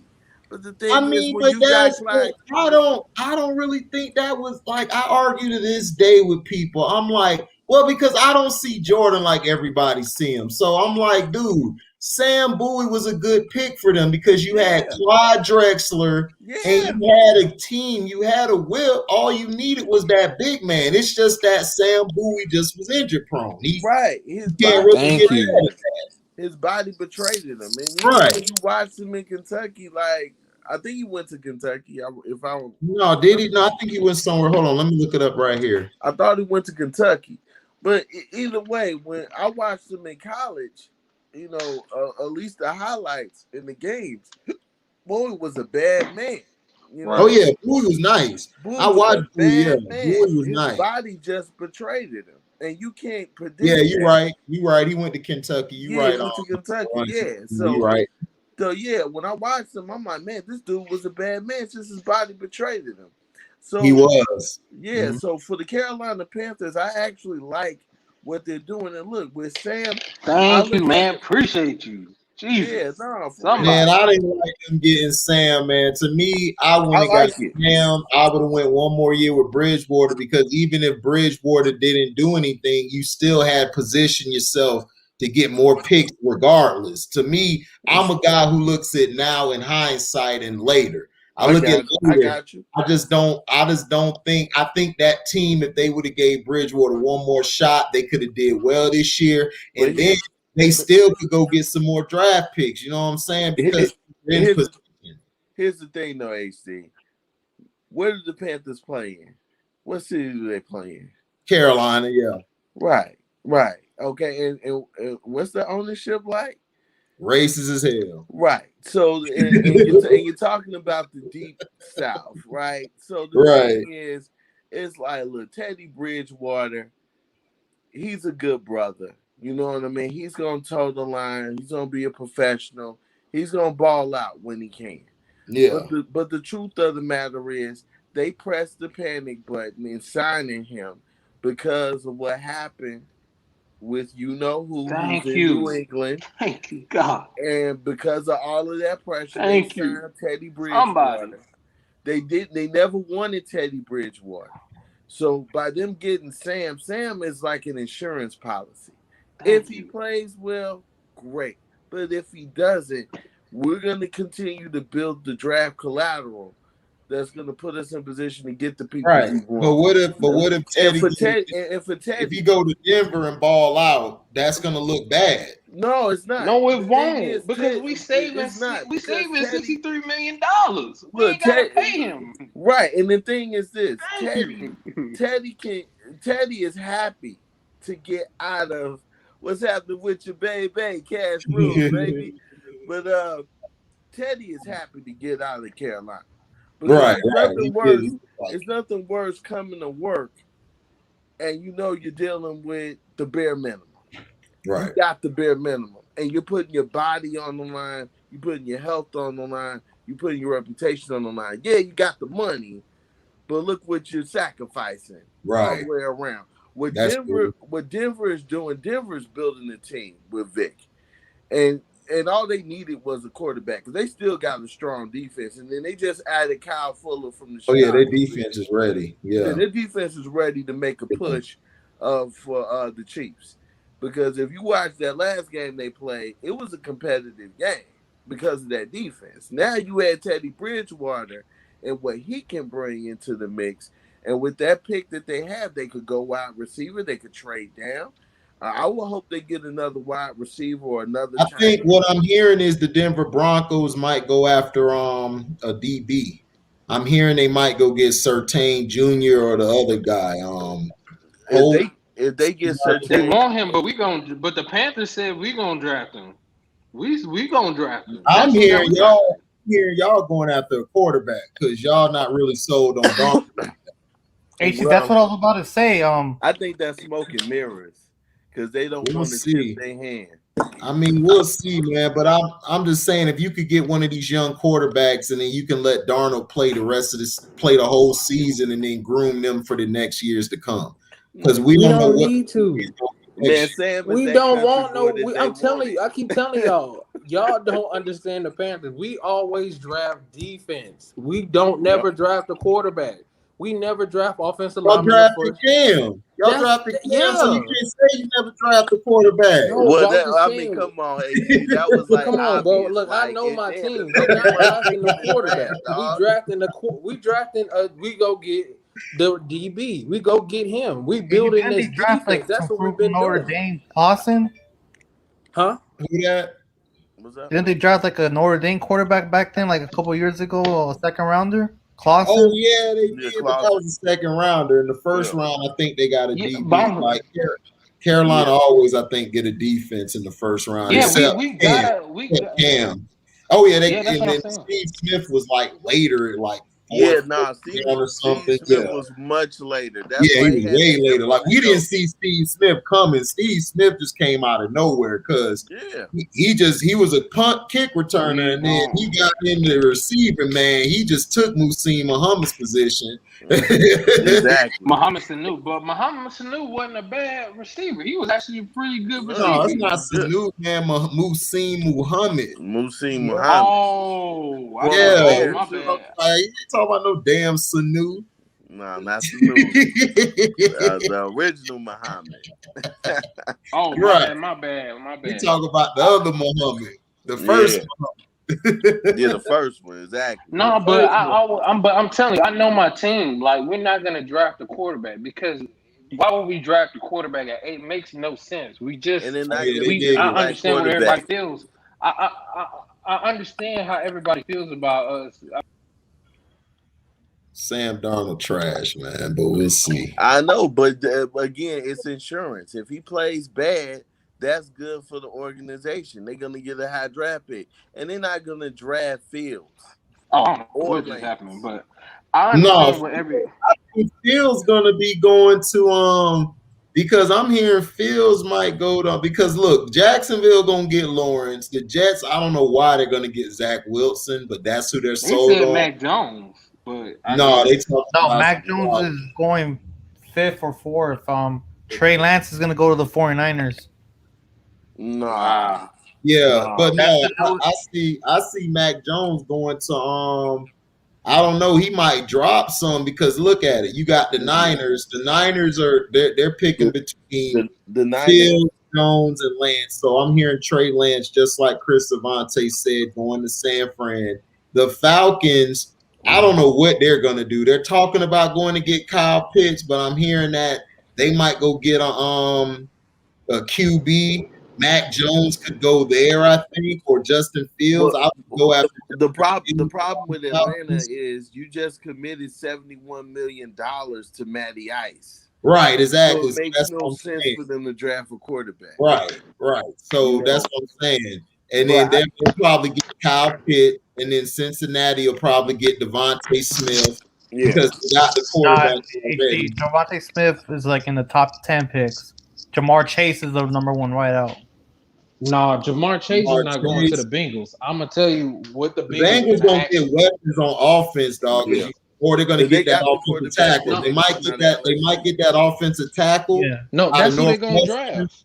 Or they might get the receiver because they need to protect Burrow. That's their investment. You can't lose your quarterback. You already lost them last year. Right. Jamar Chase is not. I see the 49ers. Now, first of all, I just want to say this. To me, Fields to me and Lance are the number one and number two true quarterbacks. Y'all keep talking. I'll be right back. Go ahead. Right. So, Lance and Fields are the best quarterbacks in this draft. Oh, I believe it too. Fields outperformed Lawrence in the semifinal game. All you got to do is put on the tape of that, and you can find out Fields is the real deal, and he's NFL ready. Now, for sure. The 49ers picking Mac Jones, which to me is a mistake because most Alabama quarterbacks, while they play in the pro system, they're not ready for the pro game. Except for Colt McCoy wasn't that bad. And AJ McCarron, they wasn't that bad. He went to Texas, though. Yeah, he went to Texas. Oh, my bad. AJ McCarron. My bad. AJ McCarron wasn't that bad. It's just he didn't play he just didn't get an opportunity because he was behind Andy Dalton. Right. But, like I said, most Alabama quarterbacks, other than in the 70s, there's nothing to write home about in the NFL. So to me, it's a big mistake. And then what message are you sending to Jimmy G, who's been a solid quarterback? He's just been hurt because your offensive line has been terrible. That's what I keep telling people. What's the message you're sending to Jimmy G when you're gonna blame him for getting hurt when you got offensive line problems? Right. Okay. And the offensive play style, the call play needs to be better. Oh yeah, Shanahan needs to do a better job. Yes, the call play needs to be better. It's not you. My thing is this: Jimmy Garoppolo can be a serviceable quarterback if you put him in the right positions, and which they don't do. Just like I said, with a lot of these teams, they don't understand. That's why I was telling people with the Panthers with Sam Darnold. Yeah, is that what we doing with Sam Darnold? Is he's just like you said, we got him for cheap. We needed the money so we can get offensive players. We don't need to put $63 million in Teddy Bridgewater. Exactly. I get everybody think I hate Teddy Bridgewater, but in reality, it's more about we need to build an offensive line. Yes. We have a horrible offensive line, and we need to get this defense cornerback situated. Our front four is disgusting. It's nasty. Our front four is great. We got Jeremy Chin. Jeremy Chin is great. We signed another guy in the middle. Yeah, exactly. We got your boy Brown. We got Burns. We got a lot of guys, man. And on the defense side, all we need is a cornerback, and we need to build this offensive line that we can do. Which we're gonna do in the second round. We go get people because this is the draft full of tackles. Yeah, you gotta find Luke Kuechly's replacement. It's not about finding Luke Kuechly's replacement because we got that guy, right? And it's Jeremy Chin. Jeremy Chin is that spark. He's that guy because Chin is a bad man, dog. He's that spark on the team. To me, he's our best player. He is the most important player on the entire team. Wow, people don't. Jeremy Chin. I say he's good. I don't know if he's the best. No, he's the best player on the team, and I'm gonna tell you why he's the best player on the team. What he did for us last season, he gave our defense some swagger that we've been missing for a long time. Since Josh Norman left, I wish Josh Norman would come back because he fits our system. He would be a great mentor to the team. But Jeremy Chin gives the team some swagger. He ain't even got to talk. He just go out there and play and get greedy. He had the most tackles on the team. He had the most fumble recovers. He had, I think he had the most interceptions, and he had the most touchdowns by anybody on our defense. He was the guy. He was the guy on the defense. He played his butt off. He's the best player on the team. I don't care what nobody say. That guy is my favorite player on the team. Jeremy Chin's my favorite player on defense. I knew that guy was gonna be special when we drafted him straight up because I was like, I told people we gotta steal with this guy. I said I believe in him, and he's exceptional this season for us. And and I think like I said, this draft is full of tackles. I said we need to go get a cornerback that's a lockdown guy, which we need to go get that guy. I think his name is what's the other guy? I think he's from Alabama or something. I would go with the kid from Oklahoma, which you'll be able to. What's his name? The Panthers, like I saw a mock draft about Caleb Farley, the VTech cornerback. Not him. It's another guy. Horn from South Carolina. Not him. No, he's Surtain, Patrick Surtain, Alabama. Him or the other guy. It's another one. Him or the Cowboys trying to get the dude. Well, those are the three best ones. Greg Newsome from Northwestern. I think him too, but I think we're gonna go Surtain. I think that's the pick. There's like 5 good corners in the first round this year. Like it's a legit. That's what I'm saying. That's what I'm saying. Yeah. That's what the Panthers need to do. The first draft pick needs to be Surtain, and they're not even talking about him like that. I don't know exactly. I'm glad they're not, because don't hype him up. Because we gonna get him. That's what we do. We take good. Like I want Surtain. Surtain is the player that we need. This draft has a lot of tackles too. It has a lot of tackles. Oh, what's up? Oh yeah, but like I said, with the 49ers, I see Mac Jones going there. It looks like Lynch and them are in love with this kid. I think it's a grave mistake. It's the opposite. The coach wants Mac Jones, but the front office wants Trey Lance. Who, for the 49ers? Yeah, for the Niners. Yeah. No, I think that's smoke and mirrors, dog. Like I think they're just using Trey Lance's name. And same thing with Fields. I think they're gonna drop him in draft because they're just Fields guys. They done hated on Fields so bad. For no reason. They hate on both of these guys, and they nitpick them the most. But like I told you, all you need to do with Fields is put on the game against Clemson in that semifinal game, and you'll find out that Fields was a much better quarterback than Lawrence is. But he's going to go number one. Lawrence wasn't even the best quarterback in his team. The freshman from my neck of the woods in LA, freshman was killing it. Oh yeah, he was nice. Well, I know you talking about Chris. Right. Yeah, you're right. He was not. I thought that's the guy that I thought we were going to keep, but we ended up getting Lawrence, and I wasn't too high on him until he started playing good, and I was like, all right, well, he shocked me when they won the championship. I was shocked. I didn't. Well, I mean Ken Dorsey that year, like Ken Dorsey with Miami, he had that raw run because he had a squad. Well, I mean, but you got to see through that when you're a scout. You know what I mean? Oh yeah, for sure. And my thing is this, Burundi. I didn't mean to cut you, but I just, what's pissing me off about everything is this: they never bring up that bullshit about there's a lack of, he only played this couple of games, a lack of games when they talk about Trey Lance.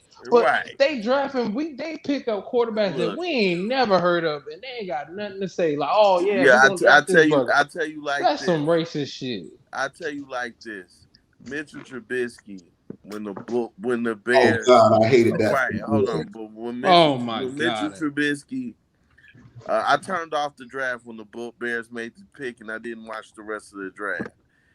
I went from straight excitement, thinking we were gonna get Watson, to straight depression that quick. Look at all everybody was like, "What the fuck are y'all doing?" Right. And he went at 14. Wait. He went at 14. Wait a minute. So the reason why I bring up Mitch Trubisky, when they drafted him to move up number 2 overall, Mitchell Trubisky only played one college season.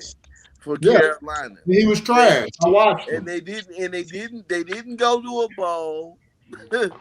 Okay? They didn't go to a bowl. They didn't do anything spectacular. And they say Trey Lance ain't got no competition. Right. So what kind of bullshit is that? So what I'm saying the nigga won. For Lance, if you take anybody that takes a chance on Lance and you want to do the Mitchell Trubisky route, if you take a chance on Lance, he's gonna win you some ball games. He is. The nigga won. He gonna win you games because if you watch the tape of Lance and you see the talent is there, it explodes on the screen. When you watch Mr. Trubisky in North Carolina, what the hell are you looking at to make you say, damn, garbage? I gotta get on the phone and trade picks to get this guy. Right? Like my boy T say, we don't. The point was projected to be like a third rounder. But Randy, the dude after Trubisky at North Carolina was way better than him. Y'all traded up to get Mr. Trubisky, dog. Yeah. I mean, that was the most terrible. bizarre I told you thing. what happened that night when it was super bizarre. I was super excited. I was when the Bears so moved shocked. Up. I was super excited because I thought we were getting Watson. When the Texans got Watson, I thought we were getting Watson the whole time. If y'all would have got Deshaun Watson, y'all would have been in the Super Bowl for the next 5-6 years. Dog. Yeah, right. That's what I'm saying. So I'm like, okay, we were getting Deshaun Watson. Then they announced Mitchell Trubisky. I thought it was a mistake. A mistake. Oh my God. Mistake. Like, and then they announced him at the Bulls game and they booed the shit out of him. Yeah, I know. I mean, it wasn't like, even his fault. It was horrible. the good thing that I can say about this time around is because people are hating on Fields, people are hating on Lance. And let me just say this about Matt For Nagy. no reason, man. Right. Let me just say this about Matt Nagy. Okay. Nagy was not on the squad when Mitchell Trubisky was drafted. He was still in Kansas City. I guarantee you, if he was on the squad with Pace, he would say hell no to Mitchell Trubisky. By him going to see Fields, by him going to see Lance and checking out these quarterbacks, he's saying, look, if you want to save our jobs and you want to keep this train rolling, we got to be just... It's that owner. Y'all owner don't want no help running the QB. She don't want the help. Well, no, the thing is, HD, is she senile. She don't give a damn about who we pick. That was a Ryan Pace pick. No, it's true. It's the truth. Look, you're talking about a woman that's like in her 90s. You understand what I'm saying? She's in her 90s with money. The kids are just spending money. They don't care. The bottom line is they leave the GM with all the responsibility to say, look, we don't know what to do. We're going to put the keys in your hand to make the right decisions. Unfortunately for Pace, he made a bad decision by getting Mitchell Trubisky. Now to save his job, and I want to just say this in Pace's defense, he has made great draft picks. I mean, from Eddie Goldman to Q Smith, the middle linebacker who had an All-Pro year last year before he got hurt, to Johnson, the rookie who played outstanding. The receiver. I had a similar situation, man. You know, it's like, you know, when the dudes think he the smartest dude in the room and shit that does the dumbest shit. You know what I'm saying? Joe Dumars is guilty of this as well. Oh, yeah. No reason in your right mind why you ever would draft Darko Milicic with the number 2 pick. Right. And you had Bosch, you had Carmelo, you had Wade, you had all these beasts out there, dog. I'm sorry. I'll never forgive that. I don't care if you got Dude, you got Melo. This is a once-in-a-lifetime talent. You get him. That was the management. Like you put Melo on a team and figure it the fuck out. You know what I'm saying? Those is rich nigga problems. You know what I'm saying? Exactly. No, I feel you, man. I do. But at least in Joe's case, see, there was so many other niggas on the. Y'all been in the Eastern Conference Finals. Think of organizations that make bad decisions and they get nothing out of it. Right? Yeah, but still though, I'm in my mindset, and I think T got this mindset as well. Yeah. Not only do I want to win now, I want to keep winning. Like that's even after that run, even though they got one chip, they could have won maybe 3 or 4. Yeah. After that. Well, man, we were literally on the brink of a dynasty, dad. Yeah. On the brink of a dynasty.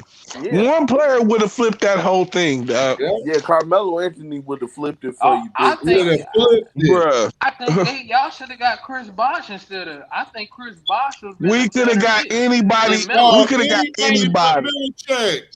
You could have got Bosh. Bosh would have came in and dominated. Yeah.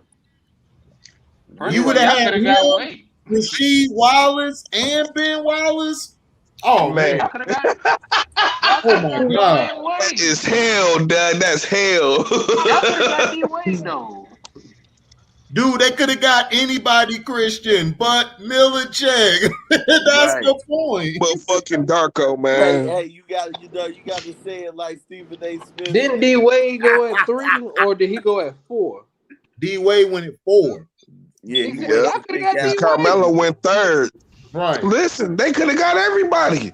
it's a nigga like even Josh Howard who was in that draft, dad, that would have fucking contributed. Was in that draft. Oh, I love Josh. He was.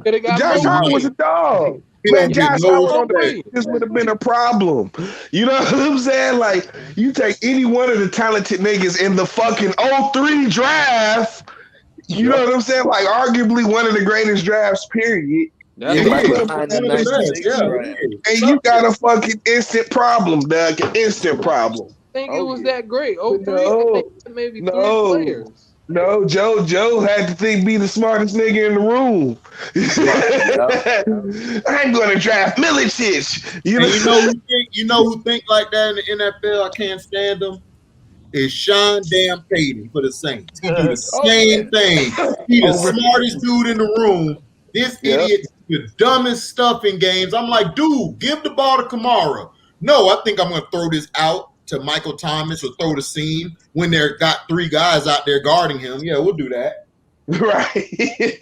Yeah, I dare them to stop. Freaking idiot, dog. Oh, Drew Brees, by the way, interception. Say that interception. Or have Taysom Hill as the starting quarterback, huh? Yeah, they want to put Taysom Hill. I'm like, dude, Jameis Winston will transition better than from Drew Brees. Drew Brees told him. Taysom Hill.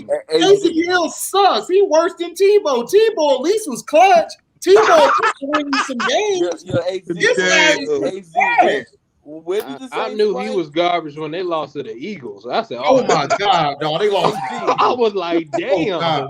They made Jalen Hurts look like a star. I was like, dang. AC, but he's the new starting quarterback now for the Saints. Taysom Hill. No, I know.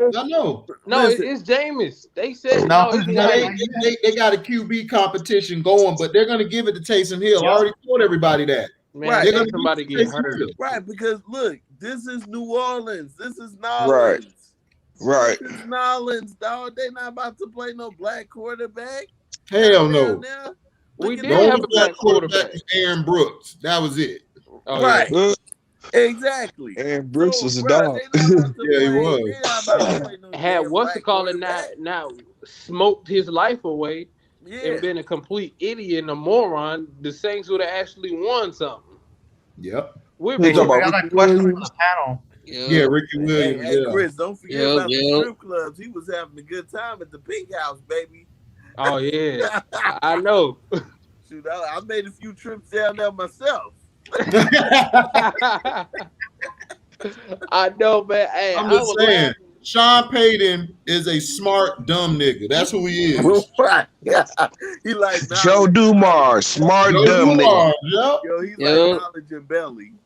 Dude, when they get to the playoffs, Burundi, every year these dummies get to the playoffs. You got Alvin Kamara, probably the best running back in the game. Right. And you not even go give him touches. You throwing screens and this dumb shit.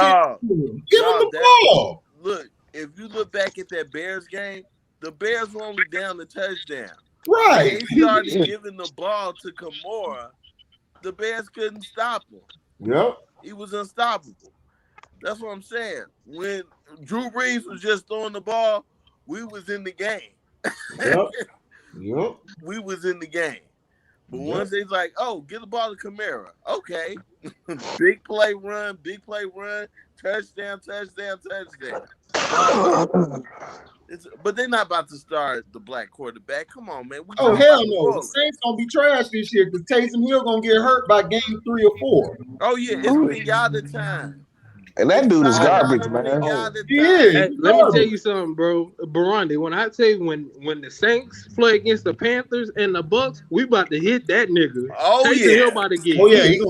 It is $5. We driving him. When I tell you we driving him into the ground. My team is known for ending people's careers. We ended Tony Romo's career. Yeah. We owned remember Tony Romo's career? We ended that nigga's career. Man, his career was already over with. Y'all just put the icing on the cake. Right, I'm about to say, like, then we ended Tony Romo Cutler's career when we hit him so hard. Right. We ended who else? Matt Ryan too. We ended Matt Ryan's career. We shook his ass up. We can't. No, people forget the Panthers is the one.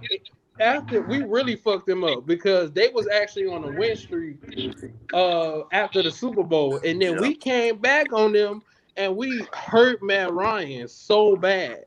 He got hurt in the game and he quit. He was like, because y'all had the defense. The Panthers, y'all always had a defense. Y'all problem is y'all don't give y'all quarterbacks no weapons, but now y'all got weapons. I know, right? And now we ain't got the nigga now. It's crazy. Right. All Cam Newton needed was a number one receiver. All Cam needed was a number one receiver.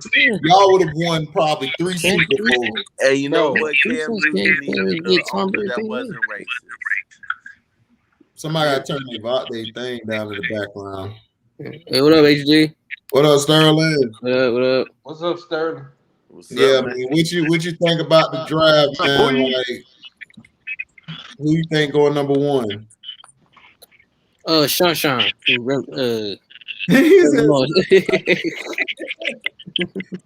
still take Sunshine over him. Yeah, Trevor Lawrence. That's who you call Lawrence Sunshine? That's Sunshine, man. I'll remember the white boy there. Yo, let me tell you something, but Lawrence is gonna be pinata time in Jacksonville. Yes. Pinata time. Yes, I feel bad for him. He better get. And then Urban Meyer gonna retire halfway in the season. He gonna be like, "Oh, I got some type of scoliosis going on. I got leaves." Yeah, my mesothelioma is acting up. He gonna come up with a disease we ain't never heard of. Right. Oh, I got the losinitis. I can't do this no more. That shit always crack me up, man. The coaches that quit for some they gotta retire early due to medical reasons, and then they come back coaching like the next year after and shit. They be lying.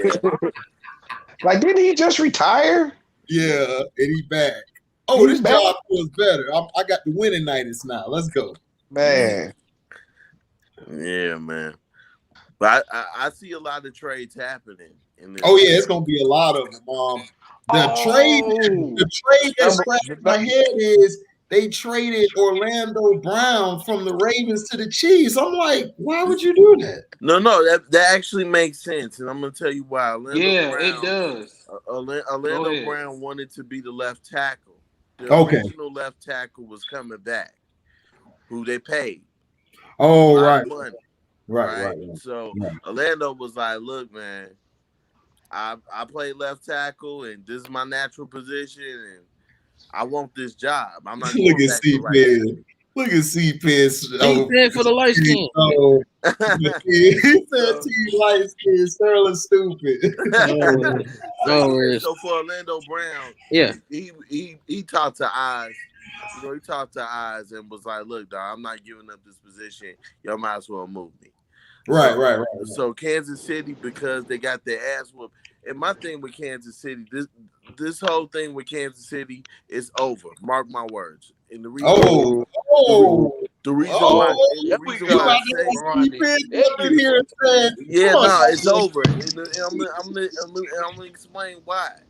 Why? My thing is this: you won the Super Bowl with those same guys on the offensive line. And the thing with the offensive line in football, it's not like basketball with those 5 guys, right? Your offensive line, you need guys that have different trades. You got the tackle that's smooth and technical. You got the guards that are nasty. You know what I mean? And then the center is supposed to point out the coverages of what he sees to get everybody in line, right? Okay, you won the Super Bowl with these same guys. Tampa Bay bust you in the mouth. Let's just be honest. They bust you in the mouth, and your reaction is get rid of everybody on the offensive line because you got busted in the mouth. No, you just go out there and coach better. Run better plays. And run better plays. Here he is. C-Pen in the house. C-Pen, come on. And to me, like, hold up, man. Hold up. No, you ain't gonna talk about my boy. Wait, CP, I want to just say this again slowly because I know you're gonna just come in and react. My thing is this with the Kansas City Chiefs, dog. Like they are pressing the panic button because they got busted in the mouth. I'm sorry, dog. Why are you gonna get rid of your left tackle, who you had when you won the Super Bowl, who you had when you got to the second Super Bowl. Now all of a sudden he's no good. Right. All right. Let me hold on, Burundi. C-Pen, you got the floor. Go ahead and rebuttal that, sir. All right. Let me set the record straight here. Okay. First of all, Eric Fisher. Yeah, we would have loved to kept him, but at the same time, them Achilles injuries are tricky, dog. Like he tore his Achilles, man. I do agree with that. And he's in his 30s right now, so let's get that straight right now. That's true. Why we not bringing him back. Second of all, Mitchell Schwartz, he got a chronic back injury now after being healthy throughout his entire career, and that injury is going to linger on and on. Shit. So I that's forgot why about he's not back. So let's get that straight right now. Second of all, we definitely have the team to get back to the Super Bowl at least one more year, dog. Like the way we revamped that offensive line this offseason, bro. Like so far, this is a straight A offseason for us. And we're just gonna add more depth too to the offensive line, and we're gonna look at the pass rushing draft and add another linebacker too. Well, the problem that I have with the Chiefs is I just don't like the knee-jerk reaction for getting busted in the mouth by the Bucks. And now it's not a knee-jerk reaction. You want to change your whole team. It's not a knee-jerk reaction. It's called improving your team, Sledge.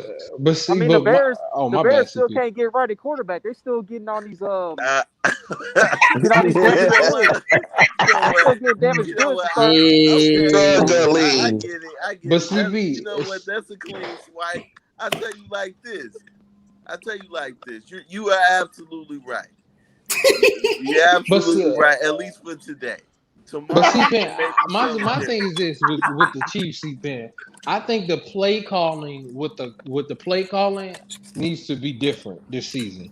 I think the overthrowing the ball, I think that needs to change this season. I think that Patrick Mahomes needs to work on his game a little bit more this season and work on actually being a better quarterback instead of just trying to do too much of over the top moves because that hurt the Chiefs a lot when Patrick Mahomes actually relaxed and play the game. Nobody wants to see nobody wants to say this. Nobody wants to say this, but my bad. I said, Christian, you are absolutely right, bro. But at the same time, that wasn't all Patrick Mahomes. That was on Andy Reid too. Cause there it is. Listen, this is what nobody wants to say, and that is Andy Reid is not a big game coach. He's not. You know what I'm saying? And I said that from the get go. I don't like Andy Reid and I don't like Andy Reid.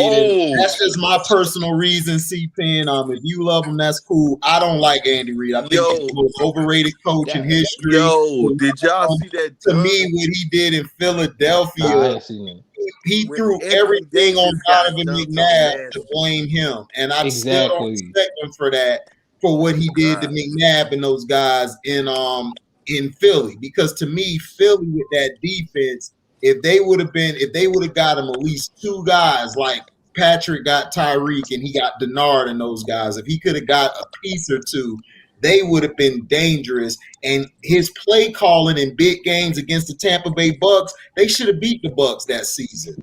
They messed up because they weren't running the ball. They were trying to throw the ball too much at the wrong time. And that's my only problem with him. Because if you won the Super Bowl, when they gave the ball to your boy Hilaire was getting like 3-4 yards a pop. And that's hard to do on Sue and what's the guy, Vita Betty. Better. He was getting 5 yards of carry. Yeah, 5 yards, right. 5 yards. Right. So I mean, the thing is he's never been known for making the great adjustments. Right. You know what I'm saying? Exactly. Like he's never been known for that. And that popped that reared its ugly head in the Super Bowl. You know what I'm saying? Like somebody should have told Patrick Mahomes to chill out, because nigga, you're running into the sacks now. You so scared you running into the sacks now. Yeah, you know what and I'm he saying? don't know how to. Patrick Mahomes' problem now is that he need, like I'm saying, like y'all right. Andy Reid is majority of the problem for Patrick Mahomes. Patrick Mahomes is not a bad problem. I don't. He's 90% because, dude, I seen Pat Mahomes manage the game during the season. Yeah, Mahomes was good. He's not a bad quarterback. Andy Reid don't run the ball when it's time to run the ball. And that's his problem. And they shouldn't have They shouldn't have never let Kareem Hunt go. They should I was mad about that. They should have just took the suspension. That right there ruined the Chiefs. Yeah. In the long run, because Kareem Hunt, I'm sorry to say this, he made Patrick Mahomes a better quarterback. I mean, he didn't. I mean, that's for any team with a running game, though. Yeah. Pat Mahomes, dog, was already raw. At Texas Tech, I said it. That's going to be the best quarterback for a while. I said that straight up. So I watched him at Texas Tech. I just felt like what Kyler Murray's going through in Arizona is what Patrick was going through with Cliff Kingsbury. Cliff Kingsbury cannot call plays. He's a terrible adjuster. He doesn't know how to utilize his running game. He wants to throw 5 wide, 3, 4 wide when you don't have the offensive line like that. So Kyler's back there running for his life, just like Pat Mahomes was. Exactly. So Pat Mahomes was already raw before he got to the league. I told people he was better than Baker. He was already making NFL throws. I remember I went to his game. I told people he went to Texas Tech. I told people I was at his bowl game. I said, that's the guy. I said him and Deshaun Watson are the best quarterbacks in the draft. And everybody is stupid if they don't draft these two dudes. And they were the dumbest people in the world when they came out the same year as Sam Darnold and I think and Mitchell Trubisky. It's Trubisky. It was Sam Darnold, but the Jets Sam Darnold was the number 1 pick in a different draft.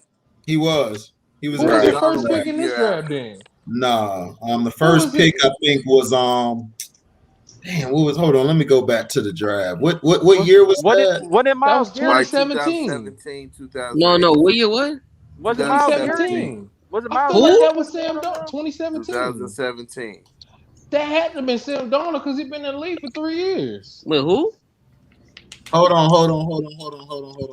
guys. Hold on. Sam Darnold came out of the draft with Baker Mayfield, Josh Allen, and remember Lamar Jackson. Baltimore traded back in to get Lamar Jackson, 32nd pick. This is the draft Nick Chubb was in, Darius Leonard, that raw linebacker in Indianapolis. Yeah, that was my favorite guy. Portland, DJ Chark for the Jaguars. That dude's a beast. He came out in that draft. But yeah, Sam Darnold was picked.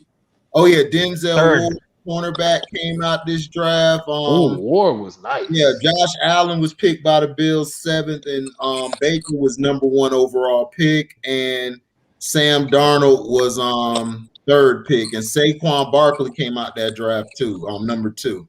Yeah. So that was a pretty good draft. It was.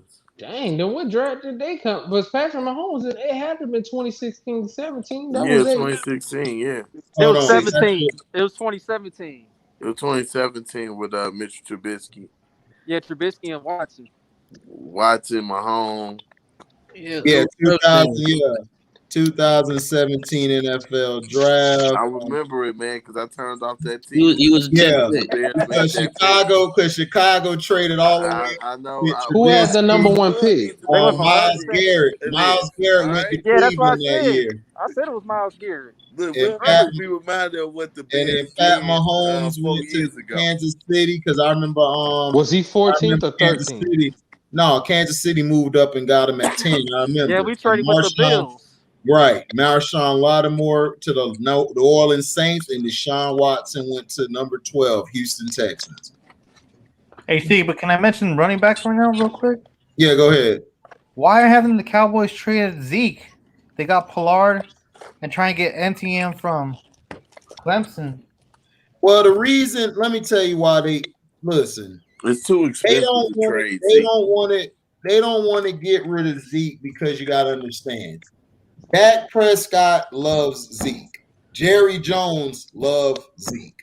Zeke's not going anywhere. The thing is Zeke, his problem is he's not a workout guy. They should have never gave him that contract. And I told Dallas fans, they asked me, my homeboy is a big Dallas fan, and I told him I would not have paid DeLawrence that money, and I would not have paid Zeke that money. And I told him the reason why is because DeMarcus Lawrence was talking about, I'm going to sit out and have shoulder surgery. My bad. To get my contract. So I would have been like, okay, bounce. And then Zeke Elliott, dog, he has too many off the field issues. And then when he plays in the game, you saw what happened when Dak wasn't there. He sucks. He doesn't know how to run the offense because he's not a playbook guy.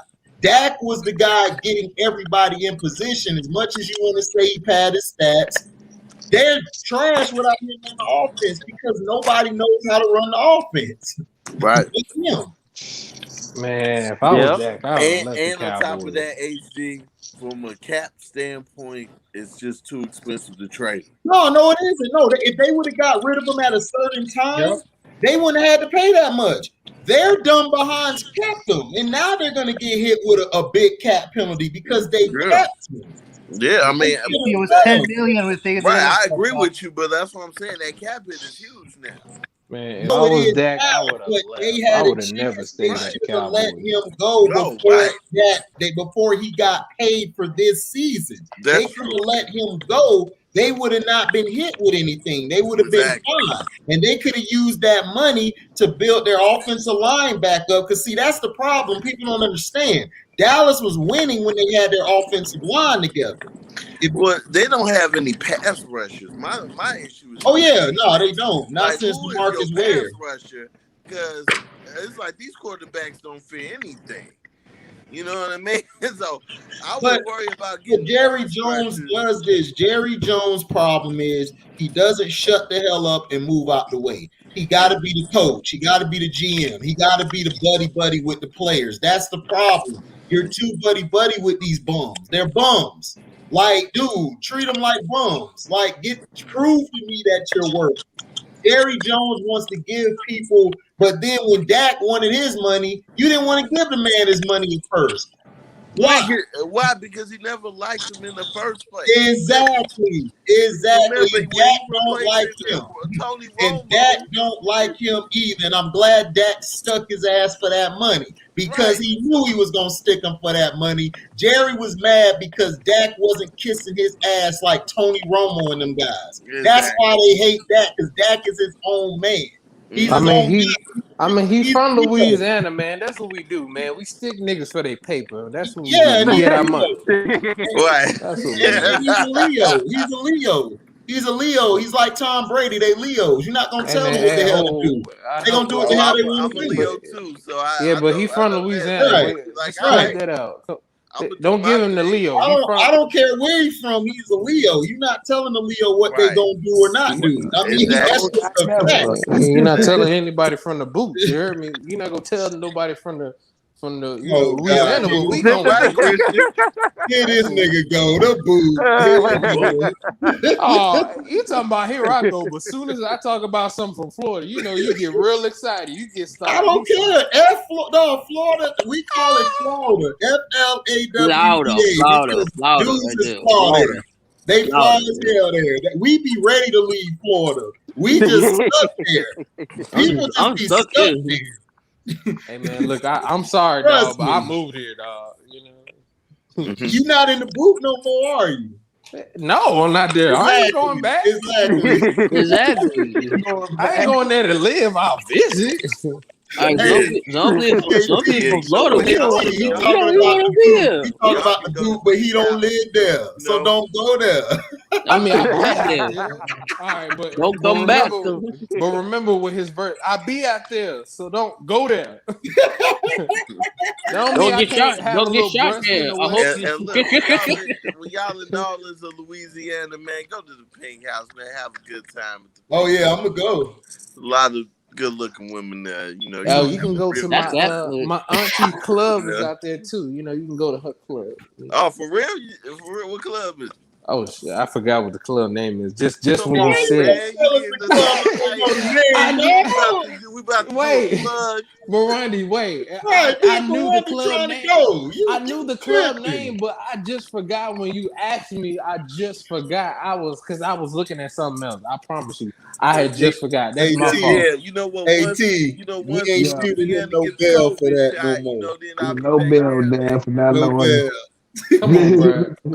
I shoot everybody here some bell. You see how y'all we ain't shooting man? You don't know the name.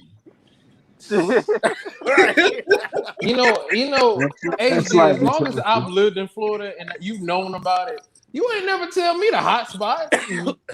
I didn't know. I don't know you like that, nigga. Keep on low. We ain't gonna tell you that's a low. Right. That's on the low. Straight out where to go. We tell you where not to go. We ain't gonna tell you. Don't go to Papa. Don't go to Opalaka. Don't go to Pork and Beans. Don't go to South St. Pete. The 34th or 54th. Don't go there. Don't go to Murder Grove. Don't go to Murder Gardens. Don't go to Overtown.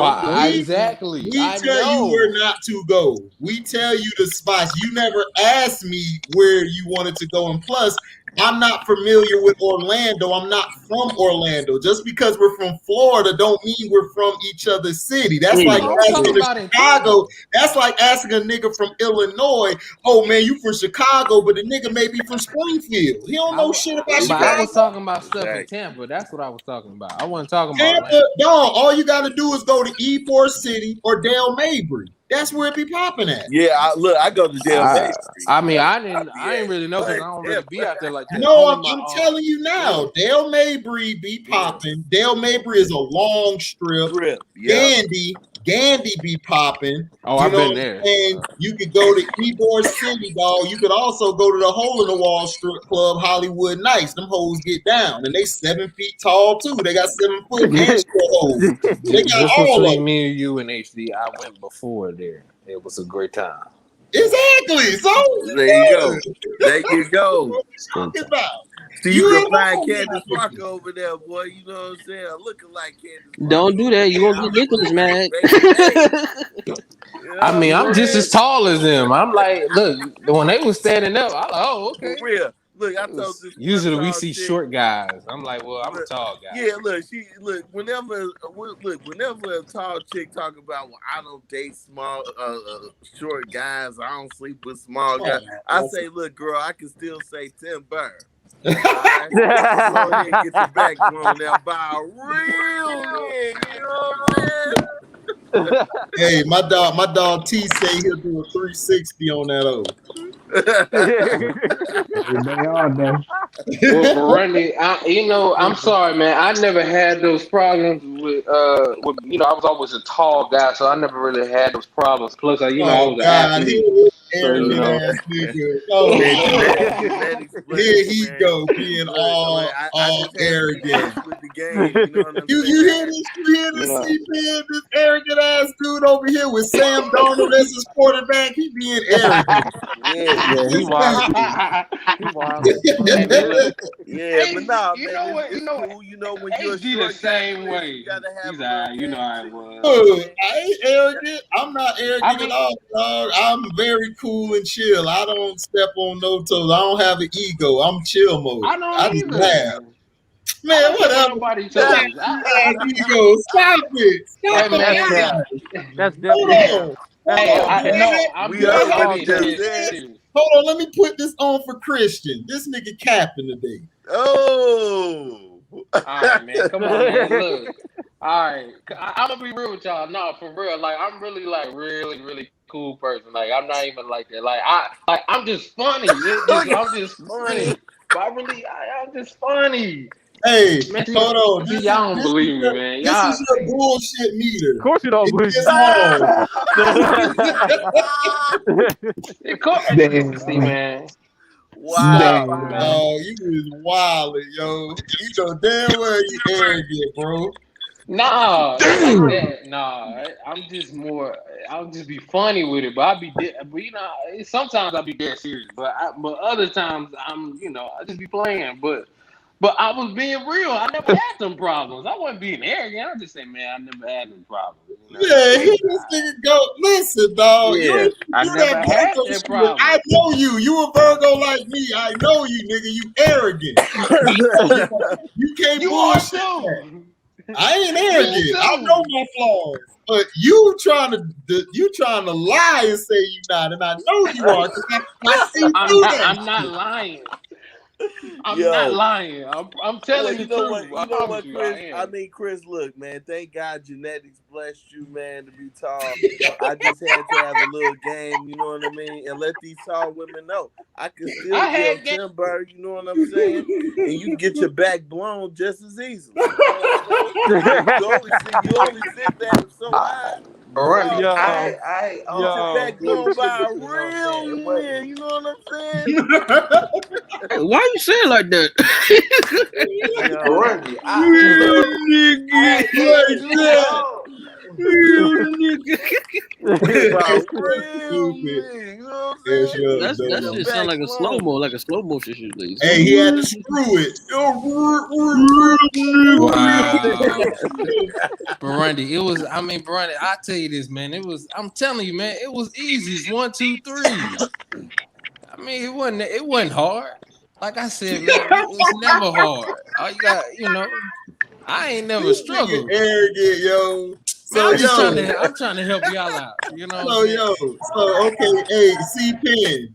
Who do you what's up? think Atlanta? Who you think Atlanta gonna get? You think Atlanta gonna go after Kyle Pitts? A lot of people say Kyle Pitts, dog, but I'm telling you, dog, I think they're gonna surprise you, man. I think Justin Fields gonna be there, and they're gonna take him at number 4. You think in they're gonna Atlanta? take? I Yeah, like that would. But to me, CPN again, that doesn't make sense. You just committed 4 years, 71 million to Matty Ice.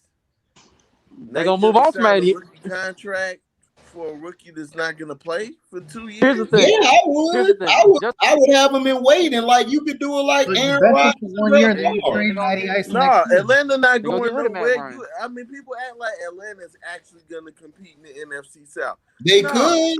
They no, they could. can't. Like who's out there? All you got the Bucks. That's it. The Saints. They gonna start that. Sorry, The- white boy. The Panthers. They got Sam Darnold, dog. So who you gonna take? Taysom Hill, Sam Darnold over Matty Ice? Hell no. They Look, got. I tell you like this: if you watched Atlanta last season, they would build up leads and they would come back. Why? Because you didn't have pass rushes. That was before the black coach took over. When the black coach took over, they played a whole lot better and played with heart. Well, yeah, we'll see. We'll see. That's now they got the white coach again, so yeah, you're right. It's a to be continued. We'll see. If you're gonna use the number 4 overall pick, unless you're trying to get more draft picks, I would go defense all the way.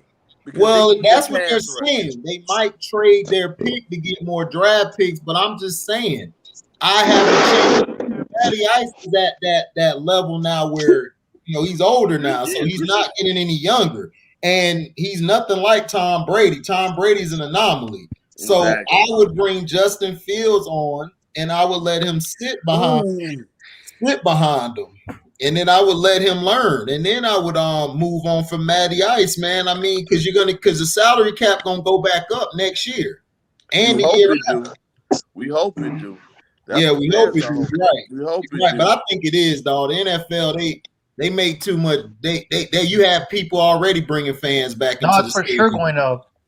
Yeah. Well, I mean, the whole thing is we can't have another outbreak. You know what I mean? Because that's gonna. I don't think we're gonna have another outbreak no time soon. I just think this COVID gonna be the outbreak until whenever they. The NFL don't care. But to me, if I'm in, I was just about to say, NFL don't care. It could be another 3,000 outbreaks. They have fans and all that shit. The NFL is not. They're not going to stop. They don't care. They will throw you out there with the COVID 100 in your ass. You better play, nigga. Get your ass out there. We paying you about $50 million. Get your black ass out there. Yeah, but if you're Atlanta, look, I would look to trade Julio Jones, whatever you can get from him, and look, make Matty Ice the guy. Send him out on top. Maybe trade him in his last year of his deal, and just start rebuilding in the draft. I would trade him next year. Right now. I would trade him next year. I would let him run it this year. And then when next year comes, I would move on from him because Fields would have had a year. I would do the same thing Kansas City. Kansas City did the same thing. They had a team and they had Alex Smith. But still, come on, Alex Smith, dog, compared to fucking Mahomes. I'm starting Mahomes day one. Yeah, but dude, they didn't start him day one because they wanted Pat Mahomes to get a grasp of the playbook, to learn what to do. Because, dog, NFL playbooks are hard, dog. Like coming from to the NFL, it's a lot of stuff you got to learn. And for him to get that year, that made him, to me, a better quarterback than he would have. To me, Mahomes wasn't a QB that you throw out there right away. He's not Deshaun Watson. I still think Deshaun is better than him. I just felt like Deshaun needs to be on a better team, and his team will be better. And, like, he will make your team better. Like, if he goes to a place that's just a quarterback from winning it all, he will turn that franchise around and win. So there's not a lot of quarterbacks like that. Russell Wilson at first was going to sit behind Matt Flynn, but he played so raw and he was so raw in college. They had to start him. He got his paper. Well, yeah, because he was behind Aaron Rodgers. So but he was garbage. That's how he got it. He's white. He was super trash. Exactly. But he got his contract solely off that one game where he threw like 7 touchdowns against the Lions. Yeah, exactly. Yeah, and then Russell Wilson just outplayed him because Russell was going to sit the bench that year, but Russell outplayed him so bad. He destroyed him in preseason. They was like, just start him, just put Russell out there, and then the Seahawks went to 2 Super Bowls, 1-1. So, I mean, I just don't see these quarterbacks in this draft starting day one. Maybe Trey Lance is probably more ready, and the quarterback from the what's his name, Florida, Kyle Trask. Maybe buyer beware. Buyer beware. Mono and him pick in the 4th and 5th round. Yeah, they will be there. Do not, no way. Don't jump up for them. Okay. Up to get those guys. Right. Well, yeah. Those are backups. I'm just saying, yeah, but in the first round, I see, to me, the best quarterbacks are Fields and Trey Lance. Yeah. I don't see the other guys. Mac Jones, to me, I mean, yeah, he looks the part, but dude, we've seen this before. We've had quarterbacks who came from a program that was stacked, and then they sucked when they got to the league. Like Matt Leinart, for example. Matt Leinart looked great in college, but come on, he wasn't going to be no no Dan Marino or somebody. You can say the same thing about Ohio State quarterbacks as well. Yeah, true. Cardell Jones. Right, but when you Cardell Jones had one good season, so I knew he wasn't going to be good. But and Dwayne Haskins, Haskins only played 1 year. Haskins should have stayed for 3 years, and they even told him to stay for 3 years because I think he was a red shirt, and then he started the next year. So he should have stayed 3 or 4 years, and he would have been. But he was going after that money. Right. Oh yeah. Yeah. But I was just explaining to Chris about why they were bad. Cardell Jones, he only had one. He came in at the last minute. He came in like the last 2-3 games, and he won. So I knew he wasn't gonna be ready like that. And then you have Dwayne Haskins. Haskins, he came out too early. So we've seen that before where a quarterback comes out too early. They're not ready. They're not ready to be that guy. When you look at Fields on the tape, when you watch Fields on film, you know he's NFL ready. Oh yeah, he has all ready. The talent. Fields is tough. That's one thing he showed me when he got his ribs cracked and he still played. And then he wasn't even healthy for that national title game, and he did the best he could. But their running back got hurt, so it's like it was over. It was over after that. So, but I just don't trust Mac Jones. I don't trust Trevor Lawrence. And I don't trust Zach Wilson. I don't know where this Zach Wilson guy came from. Oh man, you know that he's actually really good. HT. Zach Wilson's that good? No, he's better than Mac Jones. Like he actually really killed it this year in football. The problem is he doesn't play. Yeah, he's better than Mac Jones, but I mean, we'll see, man. I don't know. We'll see. They're saying he's the next Pat Mahomes. Yep, exactly. I don't know. I didn't see it, but we'll see. You might be right. I done been wrong before. I don't have a problem with being wrong. If I'm wrong, I'm wrong. I just didn't see it. But everybody's saying he could be Pat Mahomes. Look, I'm just glad these analysts are being racist. So Lance and Trey can fall. All the time. So my Bears can redeem themselves. This is about redemption. You know what I'm saying? T. Rod B asking, man, hey, yo, T, what your Lions doing in the draft? They got better. My God, man. Bro, they got better. They might get that linebacker. Detroit got better, dog. Man, what I'm hearing is they're gonna go for that lineman. That's what I say. Y'all might get that linebacker. No, not the linebacker, the lineman, offensive lineman. I get the left tackle. Yeah, the big dude from Notre Dame. Yeah, that's gonna be a good pick, dog. I'm telling you, he's nasty at the run. He's nasty at the run, and he's nasty in the pass. So you're gonna get. When you start talking about building and as many holes as we got, we're gonna need like 2 or 3 drafts. But whenever you start talking about building from the line out, I can't ever argue with that. So, that's the direction they're going, and it's supposed to be offensive line and then defense. Yeah, well, you got to get your offensive line because now y'all got Goff, and he has a lot of money that came with him. So. You got to go sideline to sideline. So right, and then that D line. Like if the Lions, that's the only thing with the Lions. If the Lions just build their O line and D line, they'll be back in contention because y'all always find skill position. Y'all always can find y'all exactly. And y'all got rid of a lot of dead weight this summer too. Y'all got rid of Trufant. I mean, I don't know why Chicago signed him. But you got rid of some dead weight. Yeah, I mean, I'm not mad at it. I mean, it's like it's nothing else you could do, really. You know what I'm saying? They're at a point where it's like, nigga, you got to get rid of everybody who you don't see being here in the next 2 years. You know what I'm saying? Period. Yeah, and get rid of the New England connection. You know what I mean? Yeah. Oh yeah, you got that old regime. Listen, that was such a fraud. You know what I'm saying? But it's like they've bottomed out. So they're at a point where it's like, okay, like, if you're going to build a football team, you're starting with the line. Fine. I don't have a problem with that. You know what I'm saying? Do that. We just got to go from there.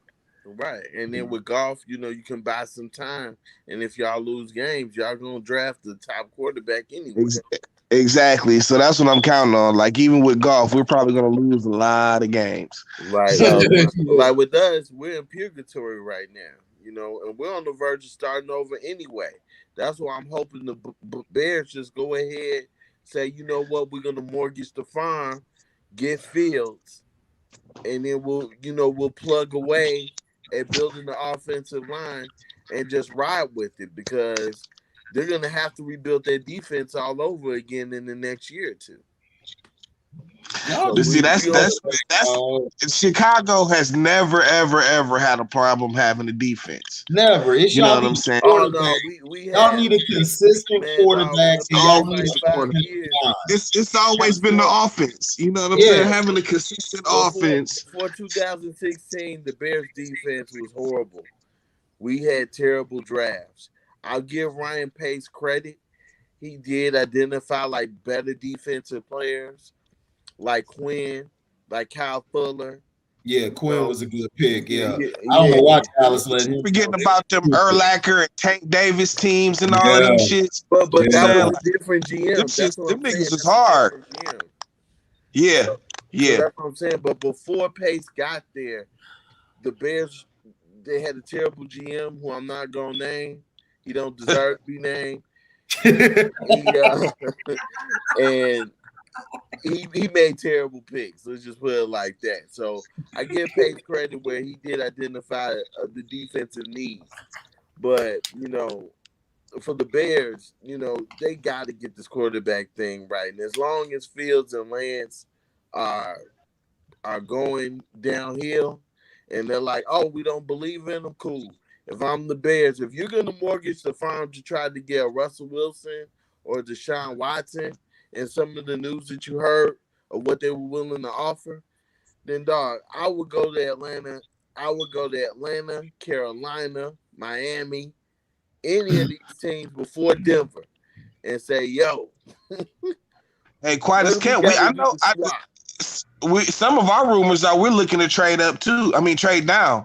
You know what I'm saying? Like just I think y'all should. You probably should. Don't make a deal. I think the Lions should trade down. Unless it's just like a knockout, you should probably trade down. You know what I'm saying? I would trade down because you guys are in the 7th pick. I would go down. Like I would try to move down and get some more picks and go from there. Like to me, Detroit and Carolina, Broncos should try to move down and get some better picks. To me, and the Niners, they're also not the Niners, but the Falcons also talking about trading down. So I could see Detroit and Atlanta trading down. Like that's what I would do. So to me, if I'm Ryan Pace, dog, if you was willing to mortgage the farm for Russell Wilson and Deshaun Watson, which was a long shot, or I would. Like Chicago's ready now. I would try to go get Matt Ryan or somebody if I can. I mean, that's all y'all need is a Super Bowl caliber quarterback, and y'all are good. Y'all were just in a fight. Y'all were like one. Didn't y'all make the playoffs? Yeah, they lost to New Orleans. Yeah, they made the playoffs. Y'all could have beat New Orleans because that trick play. If you would have caught the ball, that would have ended New Orleans. New Orleans would have had the life sucked out of them. So y'all were one play from going to advance, dog. So that's what I'm saying. Y'all are right there. But also, Sean Payton wasn't giving the ball in the first half to Kamara. Oh yeah, well, but once he smart dumb dude. Kamara said, "Give me the damn ball." It was like, yeah, he's dumb, dog. Like he's dumb. Sean Payton is overrated.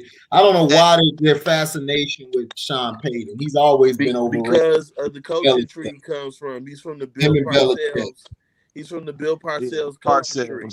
No, Parcells was legit. Them guys, they're not touching Parcells. I know that, but that's their pupil. Like Sean Payton. Okay. Everything he learned as a coach was from Parcells. Right. So Parcells put him on. You know what I'm saying? Even when they won the Super Bowl against the Colts, Parcells was there while Sean was prepping for that game. Oh yeah, that's right. He was. I remember that. Yeah, because Parcells inspired him to do the onside kick. Yeah. Parcells told him, look, in this game against Peyton Manning, dog, you got to have a set of nuts.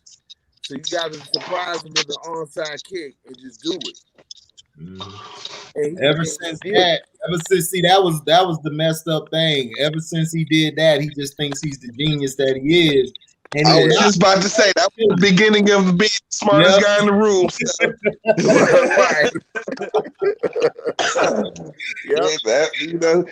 That's me messed up because all it takes is for one time for them to be smarter than everybody else.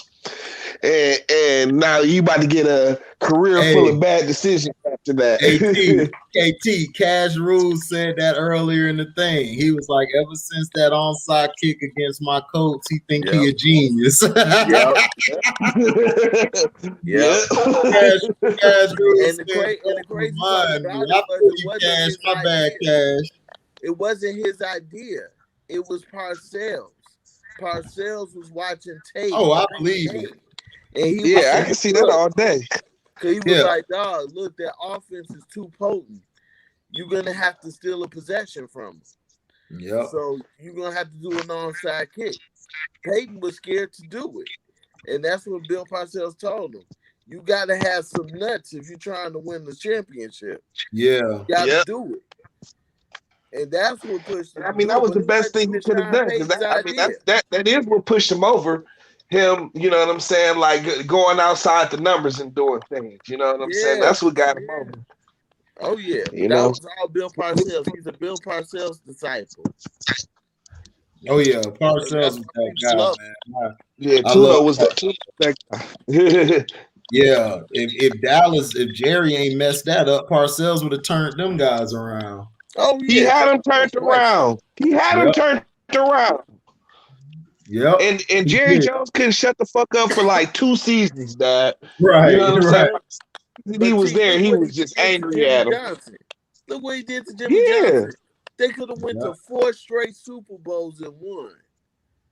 All he needed to do was get out of Jimmy's way. Wade Phillips didn't know what the fuck he was doing. You know what I'm saying? He just took over a juggernaut. Wade's a defensive coordinator. That's all he is. He's not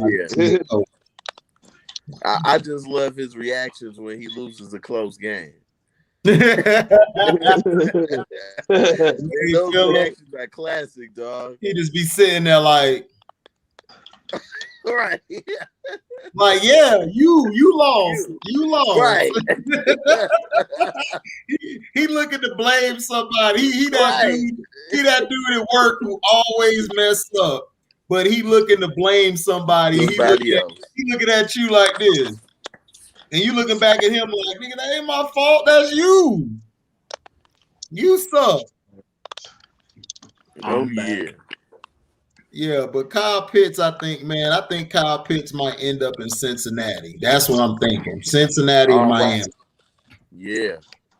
If he ends up in Miami, oh my God, Miami's already. I just don't trust Tua, man. Do you like Tua? Because I don't like Tua. Hell no. I like Tua. Even coming out of college, I told people, you get Tua, he's a game changer. Hell no. Man, I don't know. I saw a couple. I saw a couple. Like I saw like one game, dog, and he looked hella amateurish. I'm like, bro. When he got hurt, Mac Jones stepped up and he did just as well. It's the Alabama. Compared to Fitzgerald, who you had at the start of the season last year, Fitzpatrick, Lord. Well, he was the spark of why the Miami Dolphins Cena was like a man. And it's a shame Miami didn't even make the playoffs, even though they had a winning record. Like a man live right now. For real. Yeah. That nigga dumb, yo. He got the fast one. Oh boy, he see no funny. I don't trust Tua, man. I think Tua could be a bust. I mean, that's just me. I just think he's average. I mean, the man all went them out Alabama there quarterbacks don't do good in the He looked below average to me. I was surprised. I'm like, yeah. All them Alabama quarterbacks that have all that hype and they don't never do nothing in the NFL. None of them. That's because they be on them fucking NFL teams and shit. You can't never know who's good or who's not good. Right. Joe Namath was the only damn one that succeeded. Who? Joe. Didn't Joe Namath come from Alabama? Yeah, he did. He's the only one. He's their greatest quarterback. He's the only one. He's the only one. Joe Namath. Yep. Joe Namath. He went to Alabama. Oh, yeah, he went to like Bear Bryant or some shit like that. Yep. The University of Alabama. The greatest quarterback in Jets history. Yep. He the only one.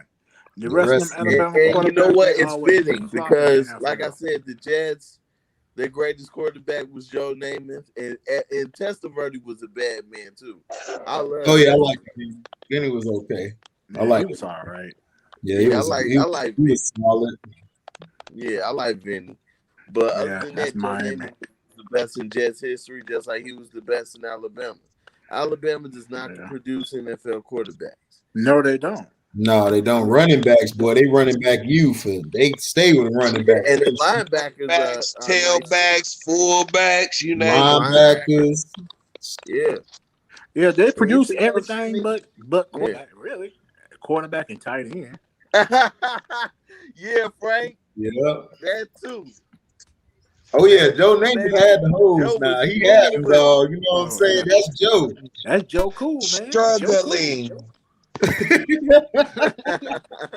Joe, everybody know Joe.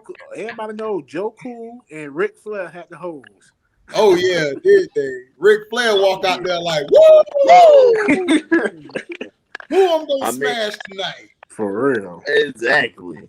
Shit, he said, but first I gotta drink 32 beers and then I'll go right. And then I go smash you lady. Exactly. Ric Flair had the biggest beer belly in history. Ric Flair ain't care. Okay. You gonna drink a beer, then fuck a bitch. Man. Oh yeah, he did have that commercial coming out the shower with Farrah Fawcett. Farrah Fawcett was a bad white girl back in the day. I'm saying, dog. Oh, Charlie Andrews? Charlie Andrews? Yeah, man. Farrah get the business, dog. Oh yeah, boy, she was bad. Yeah, she was bad. Yeah. Oh yeah, he done show did smash Halle Berry. Show did. No, that was a rumor, dog. That was a rumor. That was a rumor. That was Halle Berry. I believe it. I can believe it. Nah, it was debunked. Who smashed Halle Berry? You said Ric Flair. Ric Flair ain't smashed no damn Halle Berry, man. Stop it. Yeah, I can believe it. You know she like the white man. I believe it. Oh, of course, Rob B. I'd rather watch the NFL draft than the playoffs. The NBA is going to be trash until they change how they promote and format these games. Yep. Listen, everybody, I've been seeing these YouTubers, and I meant to say this last night on Cino shit, but you just see these YouTubers and they talking about, like, you see the racist motherfuckers, they coming out saying like, oh, look how down the ratings are in the NBA because they've politicized it and LeBron James. And it's like, oh, nigga, this is not why the ratings are down. The ratings are down is because the game is trash. It is. The shit is terrible. Hey, Steve, but can I unwatchable. Go ahead, Uncle Frank, the myth about the NBA ratings are down. It's true in a way in terms of TV viewership, but streaming viewership is extremely high. Yeah, well, that's more millennials are streaming on their. Well, yeah, the streaming numbers, because we're in a new age. We're in a new age. The NBA, where they messed up at was when they start allowing it to stream how it was. What people got to understand, not only that, but the gameplay. See, that's what made us watch NBA is the gameplay. The gameplay is terrible now. Like, there's no more post players. Like, when it was the post, that's what was the most exciting part of the game. You got to see these 6'9", 6'10", 7-footers going at it in the post, banging with each other, about to fight every play. And now that you've taken that away, they're trying to make it more European, because if you watch the overseas games, the Olympic games, they play European style ball now, and they're trying to push their ratings overseas. They're trying to get a basketball team, if not that, overseas. And it's like you're expanding too fast. What you should have done was you should have kept the game how you had it. But see, we have a commissioner who doesn't understand the game, because if you notice, the game got trashed. I think LB said this. The game got trashed in like 2014, 13 or 14-ish, around that time. But before that, we had some good ass games every day. It was like fun to watch the game. It was actually still being played like the 90s somewhat, even though they took away the hand checking. You still had physicality. You still had Dirk and them in the post. Kobe played in the post. The post game was at a high. Chris Bosh played in the post. He had to change his game because LeBron can't play. He can't play but one way. So he needs the lane open. So Bosh had to turn into a three-point shooter. That's what hurt his career. Kevin Love, you're seeing that now with Kevin Love. His career messed up because of that. Yep. So the whole thing is you're promoting the guy LeBronies. You're trying to change the game to help him, but not only him, you want to have more European players. Because remember, Chris, it wasn't a lot of white players really balling like that from the US. So they had to try to lighten and soften the game up to expose them, to make them better. Facts. Because they need that market. You still need the white people to come, because those who mainly got the majority of the money is the white viewers. And if they're not dealing with your sport, you're gonna lose it. It's nothing to do with the just the streaming. It's that the games really suck, because I'll be trying to watch and I fell asleep twice today trying to watch a game, and I just fell asleep on it. It was boring. Yeah, it's like me. I'm ready for the playoffs. I've said this. They show all the highlights. You ain't even worth watching the game because they show all the good stuff on the highlights. Right. What you said on Friday? To piggyback on what you were saying, remember when Larry Bird came out and said, "Boy, I wish we had more white players." Right. He's being honest. He wasn't trying to be racist. Everybody was taking it as racist. I'm like, no, there needs to be a balance, like the NFL. You got white and you got black players. Right, but the thing is, when he made those comments, Larry got a lot of influence in the league.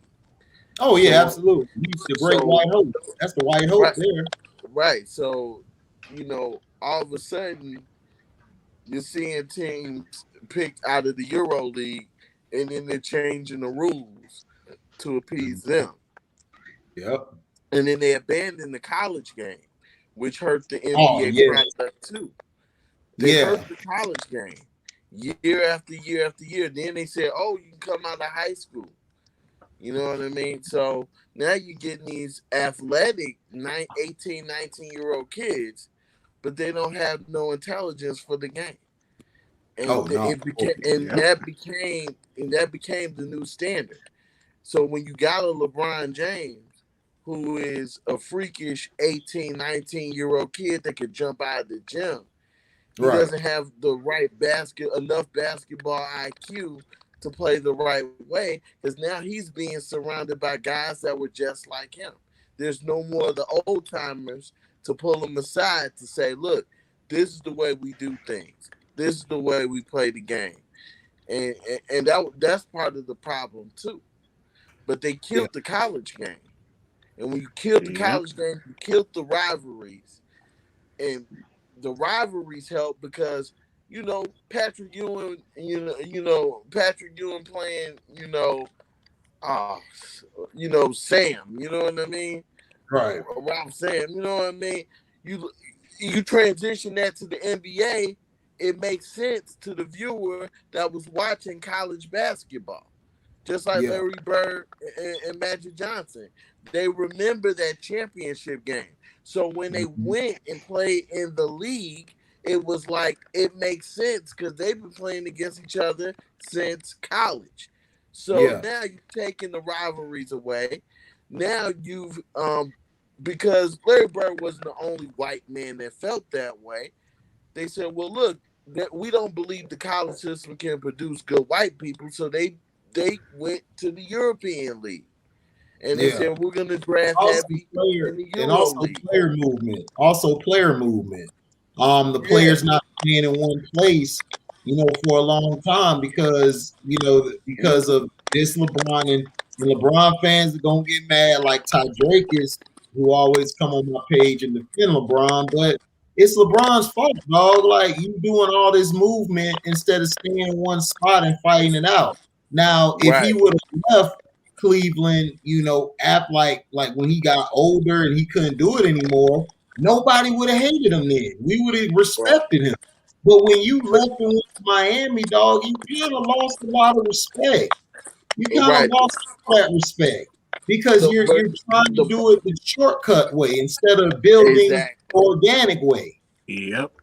Right. You see also the way he did the decision, advertising it on ESPN. Oh, yeah.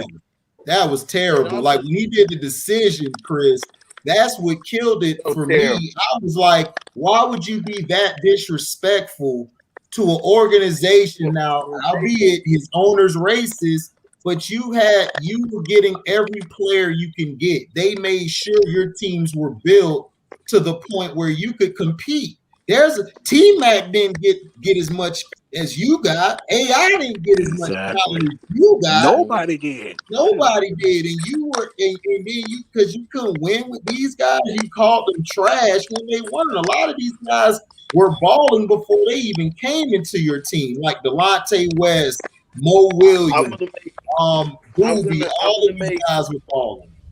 I'm gonna make one defense for LeBron because my thing is this: I like LeBron his first 8 years in the league. Oh, I did too. I love LeBron his first 8 years. Yeah, before he went to Miami, I love LeBron. Before he went to Miami, right, exactly. But my thing with LeBron is this: LeBron came at a time where, like I said, the landscape just changed. A lot of the old school guys were getting phased out. And you needed the old school guys there to kind of give structure to the young bucks coming in to say, look, this is how you be a professional. This is how we do things the right way. And what's going on is, okay, LeBron James is drafted to Cleveland. He's 18, 19 years old, and they just hand him the keys because there's no real veteran there to give him guidance or to at least set him straight or at least try to. And when you're given the keys at 19, your ego's going to go through the roof. Now, my other issue with LeBron, or my defense for LeBron James in Cleveland is this. Look, man, and I hate bringing this up, but when your mama is banging chicks on the team. Oh, yeah. And they keeping it hush, hush, and you got to go to war with these guys every night. You feel a little suspect, you know what I mean? Like, wait a minute, bro. All y'all just knew this, and y'all ain't say nothing. Nobody ain't said nothing. This is how I had to find out, and I've been going. I ain't shooting him no bell for that. Like, your mama, your mama grown as hell, nigga. You know what I'm saying? If you run away, if you quit on a team, I'm just being real. No, we ain't gonna do that. No, I'm gonna want to get some dick, man. Let her get some dick, Ain't on his mama fault. No, ain't his mama fault though. Ain't on his mama fault. You quit on a team. You quit on a team after your mom got smashed. Like, look. I ain't shooting that nigga no bell either, boy. I ain't shooting that nigga no bell either, bro. Come on, man. Just finish the damn game. He gets no bell, man. If he ran because of that, I mean, at the very least, nigga, scrap it out with Delonte West, nigga. Like, call it a day, nigga. Just grab with Delonte West and just focus on it. Just focus on the win against the Celtics. Delonte West and went to go drop 60. He should have beat the fuck out of Delonte West, nigga. You 6'8", 6'9", nigga. That nigga hot sauce is like 6'6", 6'2", 6'1", nigga. This light skin If you don't dude smash with the the brown hair fuck like out that 6'2", nigga, man. 6'3" with tattoos, man. These tattoos they wear. That's easy. And he like above 50. That's an easy win. Dog, she Yeah, but would see, he's scared of him a he's half scared of Delonte though. He's scared of that nigga, man. Hey, like you 6'7", 6'8". Hey man, that Like man, you mama. 6'7", 6'8". Man, LeBron was scared of that nigga, man. He was scared of that nigga. For real, like you 6'7", 6'8", 285 pounds, and you scared of a dude that's 6'2", that's $150. AC, I'm Hey, trying mama to gotta have a life too. All right. But he know Delonte ain't all there. He ain't all there. You know what I'm saying? Instead of you fighting, you told the GMs I want him out. Like, what? Hey man, Delonte crazy, man, but still, pick up a bat or something. Do is a zoom, Start and wailing on dude. Listen, man. I just know I ain't shooting him no bail for that shit. You know what I'm saying? No, not for that. But, Talking about defense I mean, matters, I don't care if your mama did that, you go whoop that teammate ass, and then you go out there and no matter what. Yeah, if you feel that disrespectful, you know, that disrespected, you know what I'm saying? You check your mama, you know, say what you got, and then check the nigga and shit. You know what I'm saying, bang? Just hash it out, do it out, do, and then focus on the game against the Celtics. That's it. That's what I was saying, Frank. That's why he's scared. That's why he's scared of why he's scared of hot sauce, man. That nigga hot sauce crazy. You know what I'm saying? Right. Hold on. I gotta just T. First of all, T. Let me just respond for a second. Hold on, T. Yeah. T, let me just respond real quick. Turn your background down, Burundi. Let me just respond real quick. Hold on, T. Yeah, let me just respond real quick. Turn your background down, Burundi. Hold on. Yeah, that's you, Burundi. Yeah, that Metro PCS one. You gotta turn down your phone, man. You gotta turn down the YouTube video, man. Oh man, you stupid. What's that? You heard me? Oh, you heard me? Damn. Yeah, we heard you. I don't know which one he listening to. But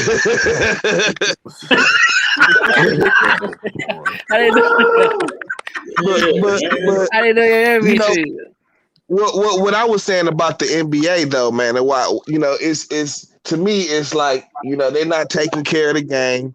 They're promoting the game to people who don't really like the game like that. Exactly. You know what I'm saying? Like you letting analytics take over the game.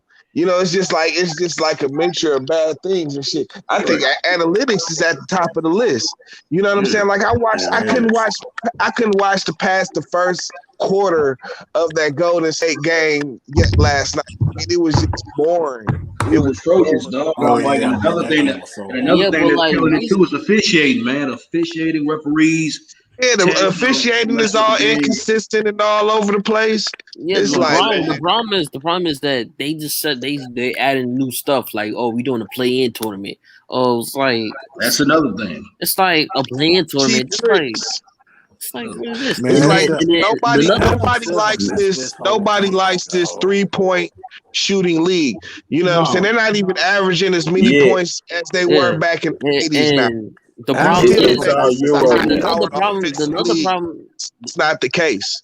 You know what I'm saying? They're not scoring any more points now than they were back in the 80s and shit. You know what I'm saying? Yeah. Right. Another problem is it's the competition. There's less competition in rivalry.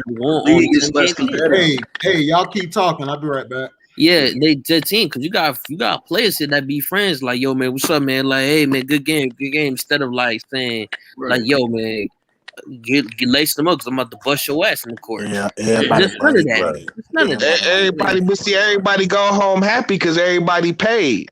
You know what I'm saying? Right. It's hard to be mad at a nigga, man, when you making $200,000 a game. You know what I'm saying? Exactly. Guaranteed. That's another problem. People are these players. They're more satisfied. They enjoy, the fruits of the labor as opposed to actually the game. You know what I mean? They like the money and the lifestyle as opposed to actually, the game that they chose. Everybody right. It's right. It's 100 reasons why the game sucks today. But I mean, even when all these other things existed, I mean, I'm just like strictly the style of basketball it's gotten to be unwatchable, man. Oh yeah, you know what I'm saying? Like I've said this before on here. You know what I'm saying? It's been like I've tried at least 5 times to get into the season this year, the NBA season this year. It's hard, man. Every time is the games are just trash. They're just trash. Like, you know, it's hard. Too many delays. Is my audio better? There's no defense being played. Oh yeah, you good? Yeah, you good. Yeah, like I was saying, there's too many delays of game. You know what I mean? These they're reviewing all these foul calls. There's no defense. There's a whole bunch of threes being chucked up by players. They just running up and down the court. You know what I'm saying? And it's terrible. Yep. It's terrible, man. All the above. Yep. Yeah. What T said about 3 points totally right. Especially because now you see big guys going for the threes instead of focusing on the post. Going by in the post now because now everybody focuses on the threes. Exactly. It's a positionless league now. Players really don't know how they don't know their role. Their roles aren't established. They don't get run. Big man is the big man advantage. Like last night, Golden State was literally like making one pass. You know what I'm saying? And then somebody would throw a screen, and somebody would come off the screen, shoot a 3, miss it. You know what I'm saying? Like that's literally all they do. Like one pass and then the shot. That's what I'm saying. Don't nobody run sets no more. Like, how does anybody play this shit, man? Like, why? It's terrible. The Spurs is the only damn team I see that still do it. Yeah, pretty much. Yeah. Pretty much, because they still have a real coach in Greg Popovich. Yep. A lot of these coaches don't know how to do their job. Yep. A lot of them aren't really deserving to be coaches. That's an issue. Correct. That's an issue. You see that? Did y'all see that dunk? Anthony Davis got dunked on nasty. Oh, it was beautiful. Oh my God! Man, and then he looked back at him. It was beautiful. He looked back at him like, bruh. And every time you turn around, his ass always on the ground, ain't he? Well, he had a reason to be on the ground tonight. That's right there. That facial he took was bad. Every time. Was it worse than the Reggie Jackson? No, it was worse. It was worse. It was worse. It was worse. The dude used I can't think of anything worse than having a nigga's nuts in your face. You know what I'm saying? Right. Man, he acted like his nose. It was worse. He get the dude that dunked on him gave him 30. Shit. Right. And this nigga said, that nigga on the fucking title of the video said he gets his entire life ended. Damn, what happened? Let's see. Who we get dunked on by? Oh my God. Rule. That's what I said. Oh my God. Rule. I don't even know who the person is. He did not come This for the nigga got massage. to hold his nose. Who he got dunked on? By Shoka? Rule. That's nasty. Yeah, but he hit him in the nose, though. He did hit him in the nose. You hit him in the nose. Come on, man. Stop that. Yeah, this nigga got shitted on. He got shitted on bad, dog. Yeah. Big old But pal. he went up like such a bitch, I boy. contacted Cino. That's what I'm trying to tell you. Oh yeah, Cino live wearing that Ninja Turtle mask. Yeah, Laker man. I talked to him before he went online. Cino got the Laker man going on. Yeah, because I told him about the dunk. I said, he got posterized, dog. He got posterized. He didn't come for the massage. He came for the facial. For real. Man, dog, he got teed up. Facial. And I ain't talking T Supreme.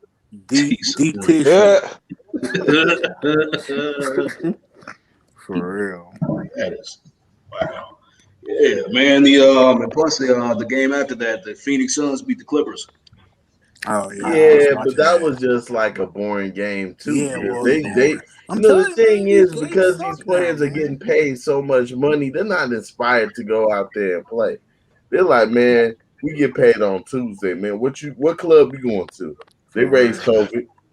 Much. I'm going to club. Yeah. But I mean, I don't give a fuck. It's like I tell LB, like nigga, Mike and them niggas used to super party and get it in and do all the shit. You know what I'm saying? No, it wasn't no internet, but guess what though? When them niggas, when it's time to get in between the lines, nigga, them niggas brought that game and shit. They gave it 100% all day. 100%. All day. You would have Mike, you know, if Mike would be playing cards until like 5 in the morning, he'll be playing golf for like a couple hours. He'll come back and might use a sideboard, bro. Come back and bust your ass in the game. Might never sleep. They said might never sleep. But my thing is, they don't make them like that no more, man. They don't make them like that. Nope.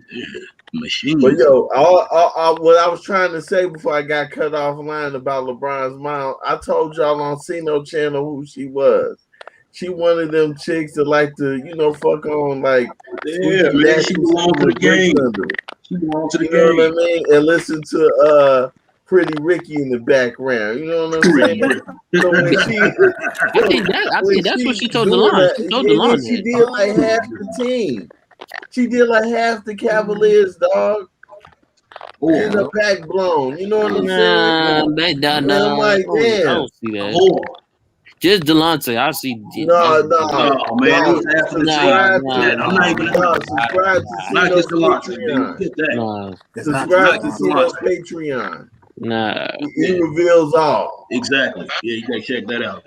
Dog, that dude. If I'm on that team, man, and I didn't find this out until much later, it's hard to go to war with those guys, man. You don't even look at these dudes the same. And look, LeBron can't fight. Does LeBron look like a dude that can fight? Everybody talking about Buzz Delonte in the mouth. Oh, fucking what, man? Look at the size of him. Look at size Delonte. I don't care. Hold on. Size ain't shit if you don't know how to use your damn size. Exactly. Right. No. Forget about the size, nigga. Just fight the man who did to the mom. Okay. So what you fight? That's what we're saying. He cannot. That's what we're saying, but he can't fight. I'm saying, but yeah, but you said, but you said, so what? Okay, so matter, so what? Just fight the dude for what you did, for what happened to the mom, then confront the mom about it, and then squash it off and focus on the game you having to play. That's it. You go fight the whole team. The league, take him out of the league. So you said, because both y'all saying, okay, it's cool. So y'all saying, LeBron did the right thing by just walking away from it. I didn't say that. I didn't say not that. You, Brundy. Not you, niggas, Brundy. No, what I'm saying is this: he can't fight. Okay, you can look at LeBron's eyes and say the man can't fight. Okay, you got grown ass men and then basically busting down your mom. And this is like half the team, dog. Grown ass men busting all kinds of nuts in your mama, man. Right. All kinds of nuts, dog. You gonna look pretty foolish, seeing as you can't fight. That's number one. Stepping up to these grown ass men who then blew your mom's back out, talking about, man, that's wrong what you did to my mama. They're gonna be like, nigga, Tyrese. He tried to test they gonna tell him go sit down. And look, tell your mama to be here at 7 p.m. Yeah, bro. LeBron is one of them niggas. LeBron is one of them niggas that'll fuck. Hey, T, what you was saying, dog? The nigga Tyrese tested nigga Melvin one time and got his head flown. Right, he tried it one time. Exactly, dog. Look, at least LeBron is smart enough to know his limitations. This man can't fight.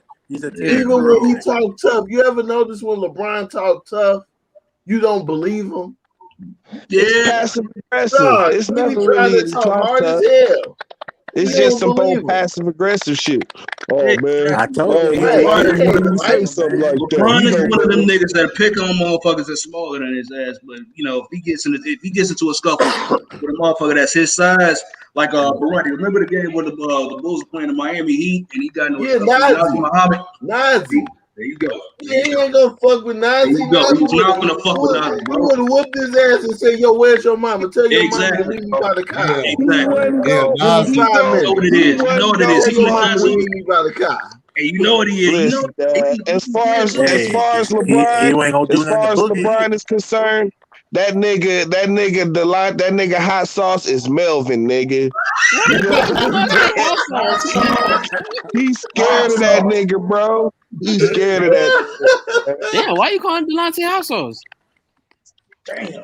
Because his hair. Nigga, you don't remember the video, Dad? No, you don't remember the video, Dad? The hot sauce video and shit. He missed the train, dog. He missed the train.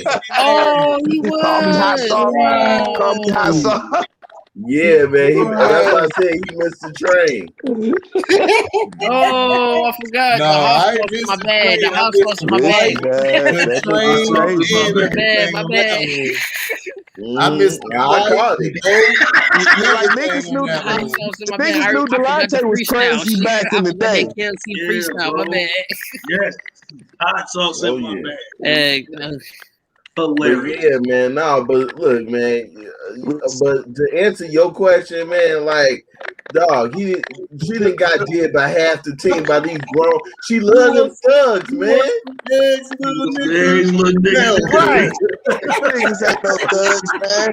They was just some ballers, nigga. Like, look, no, the nigga mama's a hood rat, nigga. The people that she fuck with, she loves thugs. She love them. They not. That's her favorite. Man, them niggas on the Cleveland Cavaliers was not thugs, nigga. She just. You telling me? So you telling me? I'm just saying, I was saying in general. Ronnie, so you telling me that Glorious Smash, not only Delonte West, but guys like Verichild, Big Z, Daniel Gibson, Mo Williams.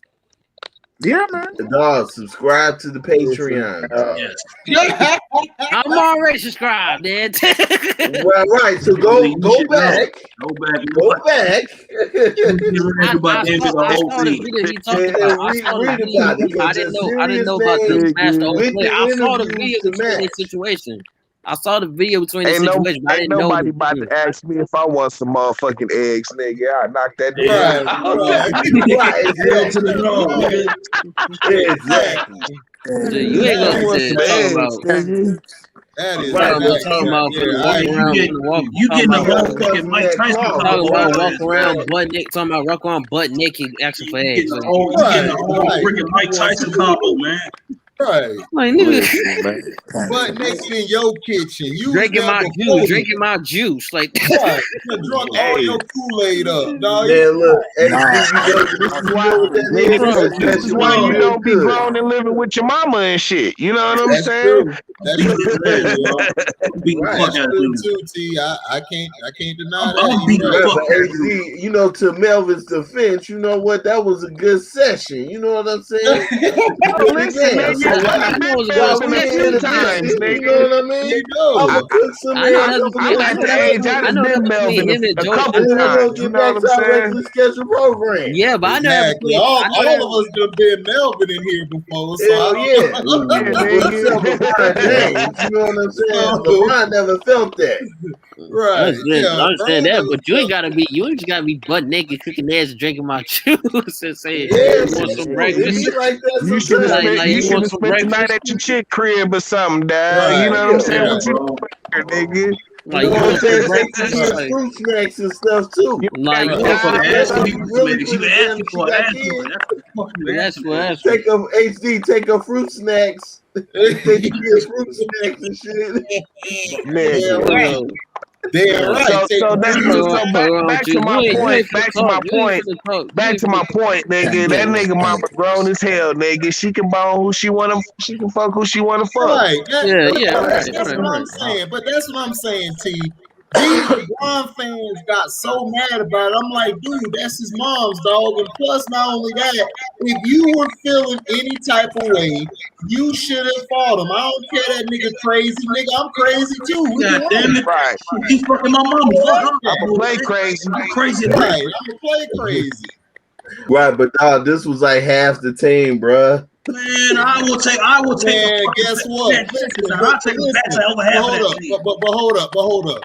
Let me break this down. You're LeBron James. Am I right or wrong? You could have got rid of half of the motherfuckers next year. And you would have been fine. Yeah. The problem is LeBron made that excuse up because he was scared of the moment. He was scared. It was too much pressure. Is a bitch. It was too much pressure for him. So he tried to throw that out there so he could get an excuse. Like Skip Bayless said. I don't even agree with Skip. Skip said the same thing I said. Like, dude, you supposed to be LeBron James. Who cares? Move on. You could have traded half of them guys. But no, you the one who went into the offseason, made it a spectacle by saying, you know what? I got the decision. No, you left because you was a weak-ass nigga. That's why. It wasn't like Kevin Durant. Yep. Kevin Durant had to share the team with this hard-headed nigga. Kevin Durant said, look, I got to go. I can deal with this nigga. He done. He's just stupid. Yeah. But LeBron James, you had a team to yourself. There was nobody threatening your number one decision. For 2 straight years, you were number 1 in the Eastern Conference, bro. Right, every year. Yeah. Come on, every freaking year, dog. Dude. Right, you was the number 1 seed. Exactly, Frank. She was for the veterans in the streets. Right, but still though, like, look, if you felt that bad, you could have whooped his ass, got him traded as well. No, he can't fight. And you would have been wanting to take all these L's. Still though, like, just throw the first shot. Take all these L's. Like, even though I can't fight, I'm still gonna throw the first punch. Like, remember Purple Rain when Prince tried to raise up against his father? That nigga whooped that ass. Shit out of him. Yeah. Exactly. All you wanted to do was just like I say, that nigga Tyrese tried that nigga Melvin one time. You know what I'm saying? And got 10 from LeBron James. Think about that. But so what? Okay. But you see, Jody pushed Melvin, right? Even though Jody can't fight, he still pushed him just like that. Just like don't matter. It matters if he can fight. Just throw the first punch. You talking about Michael Jordan, dog? Jordan got some toughness. I'm telling you, LeBron is an all soft guy. Yeah. He's a feminist. He's a beta. He even not an alpha. That's how people can fuck his mom and he don't know nothing about it. That's crazy. Think about that, bro. I know babies like this. I know guys like this. Yep, me too. Even live with white people. My bad. This is the thing here. I understand all that. You're right. You're absolutely right, Sledge. But listen, this was just a cop-out from LeBron. He couldn't handle the pressure of being the number 1, so he ran away to be the exactly. He was scared. He was scared. See, everybody wants to compare him and KD's decision. No, KD was on a team with a nigga who they were beefing. He wanted to win. This guy here is dumb. He wants to get triple doubles all day. So I can't win with that. Right. LeBron was on a team where he didn't have another guy rivaling him. You could have built something in Cleveland. Your legacy would have been so raw if you just won. You could have won 2, maybe 3 chips. You guys could have reloaded. Everyone says, well, man, nobody wanted to come to Cleveland. Well, shoot, there was a lot of guys who didn't go play with Jordan in Chicago. Hold on. AC, I'm sorry. Cleveland is depressing. It is. You go to that city. I can feel the depression come over me, dog. Like, that's how sad it is. I mean, I feel you, but you're LeBron James, dog. You could go anywhere you want in the offseason, dog. But you could have won, and your legacy would have been cemented. Like, that's what a real legacy is. This legacy you're trying to give these dumbass fans, this ain't nothing but trash. That's it. It's nothing. There's no legacy. There's no nothing. You basically already had the rules played for you. Now you get to go pick your teams as well. Nigga, that's a cop-out. Exactly. Yeah. That shows that you're a sorry excuse for a leader. You know what I mean? You can't play the cards that you were dealt with, dog. Right. That's but niggas don't even have enough respect for you to not fuck their mama and shit. Right. That means he didn't respect you, dude. At And that all. shows me your teammates don't respect you, They dude. don't respect That you. was They like don't, you man. saw They was tearing it down. You know what I'm saying? Karl Malone was trying to smash Kobe White. What Kobe did? Kobe was finna beat the brakes off Karl Malone. Kobe was finna beat the fuck out of him, dog. Right. He won that was a problem.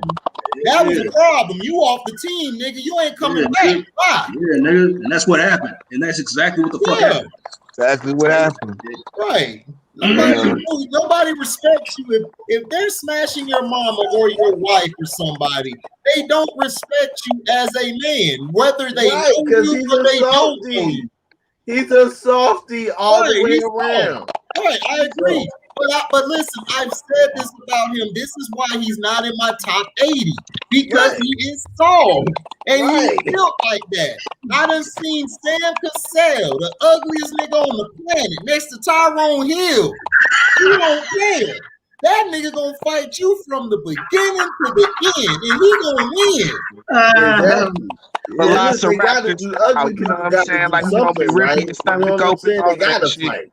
Right. You feel me? They gotta fight. If you ugly, you gotta know how to fight, man. It's just that simple. You got to. Right. You gotta know how to fight. LeBron ugly as hell. He doesn't know how to fight.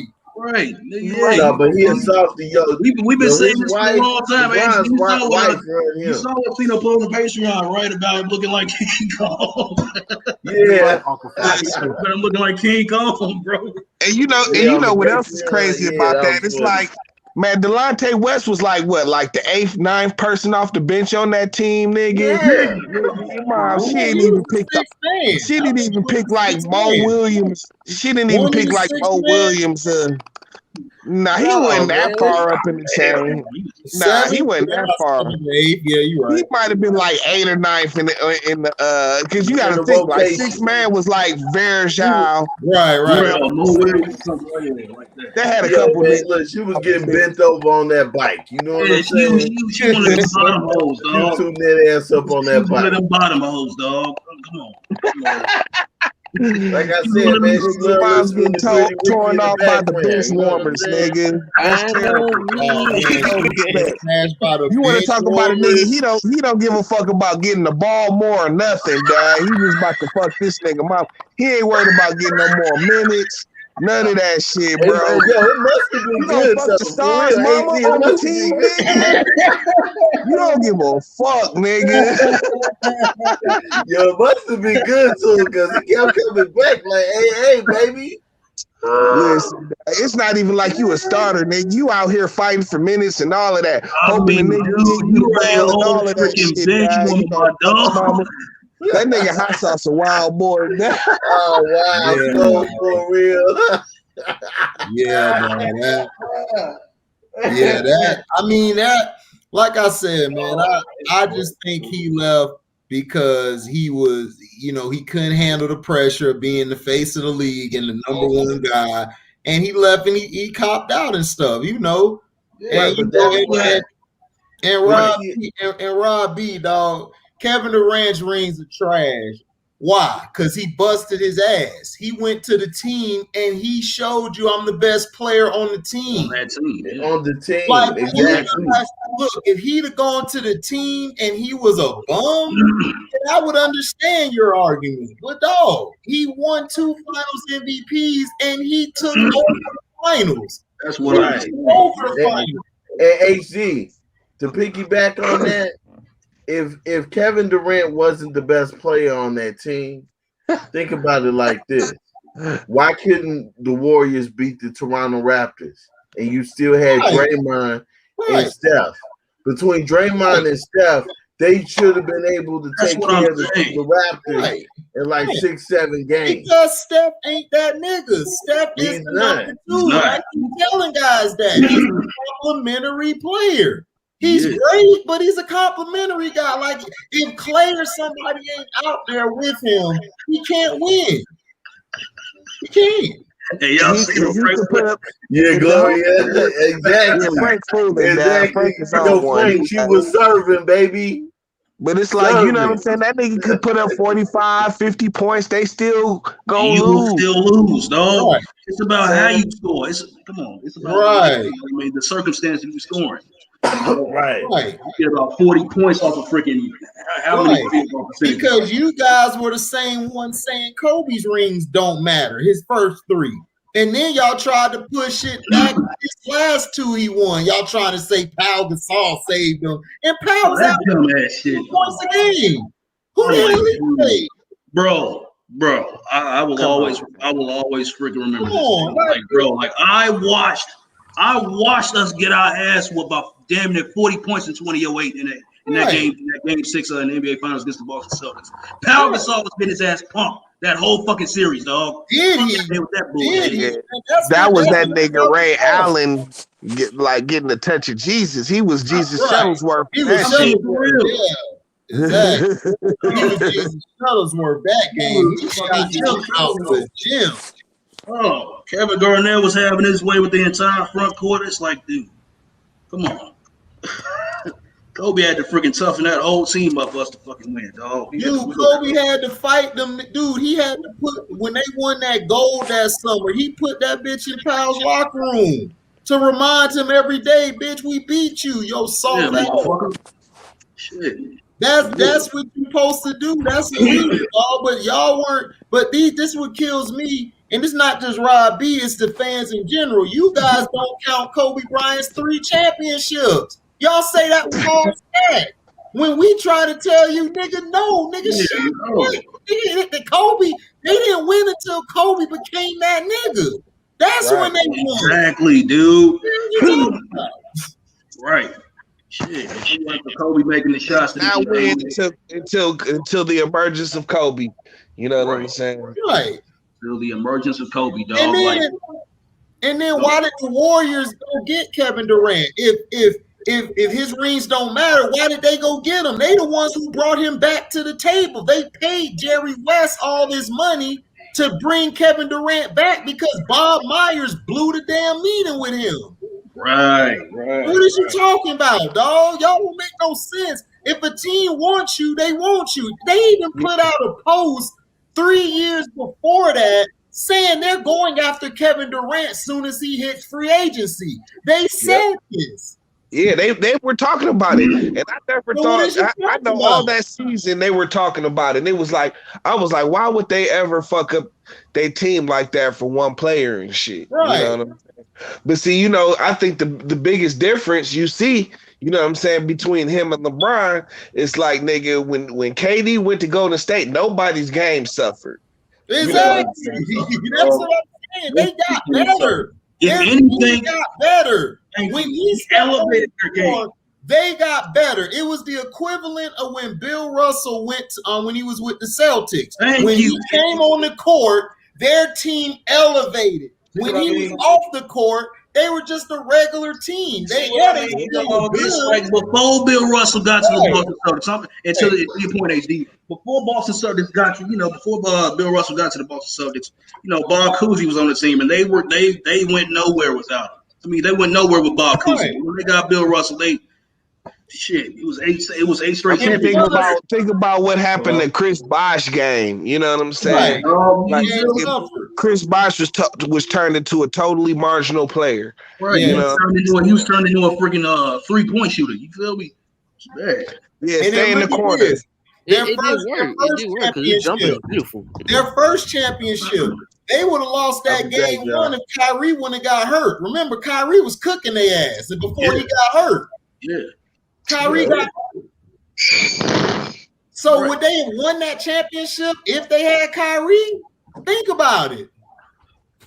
I mean, it was possible. Shit. Right. It was. I mean, like Steph didn't have no hell of a finals. You know what I'm saying? Like fucking Iguodala was the one who got the Finals MVP. Right. That's what dude. Steph Finals, dude. He was struggling. He didn't start getting cooking until I think it was Game 4, because they were down. And then they came back. He started heating up in that fourth quarter because he gave that look I think on the next game, that's when he really took off because game 5, remember he was hitting all them threes and he looked at the sideline like with that mean mug and shit. Yeah. Yeah. But he struggled that series, dude. Clay struggled that series. The Draymond struggled that series. If it weren't for Iguodala, they would have lost that series. That's just if it wasn't for Iguodala's defense, his outside defense is him hitting those them shots from the corner. Oh. How does Draymond even consider himself a professional basketball player? Man, they were showing this nigga numbers last night. His numbers are terrible, dad. It was like it was like 6 points a game, down like 7 rebounds and like 8 assists. You know what I'm saying? No. That was a win part to me. Triple double. 1 point, 1 rebound, 1 assist. That wasn't funny to me. The funniest one was I was on Instagram and Matt Barnes had posted Draymond Green's points. Like he had like 17 assists, 2 points, and 6 rebounds. And then Matt Barnes like, oh, this guy's Hall of Famer. He's close to Rodman, and this and that. I'm like, man.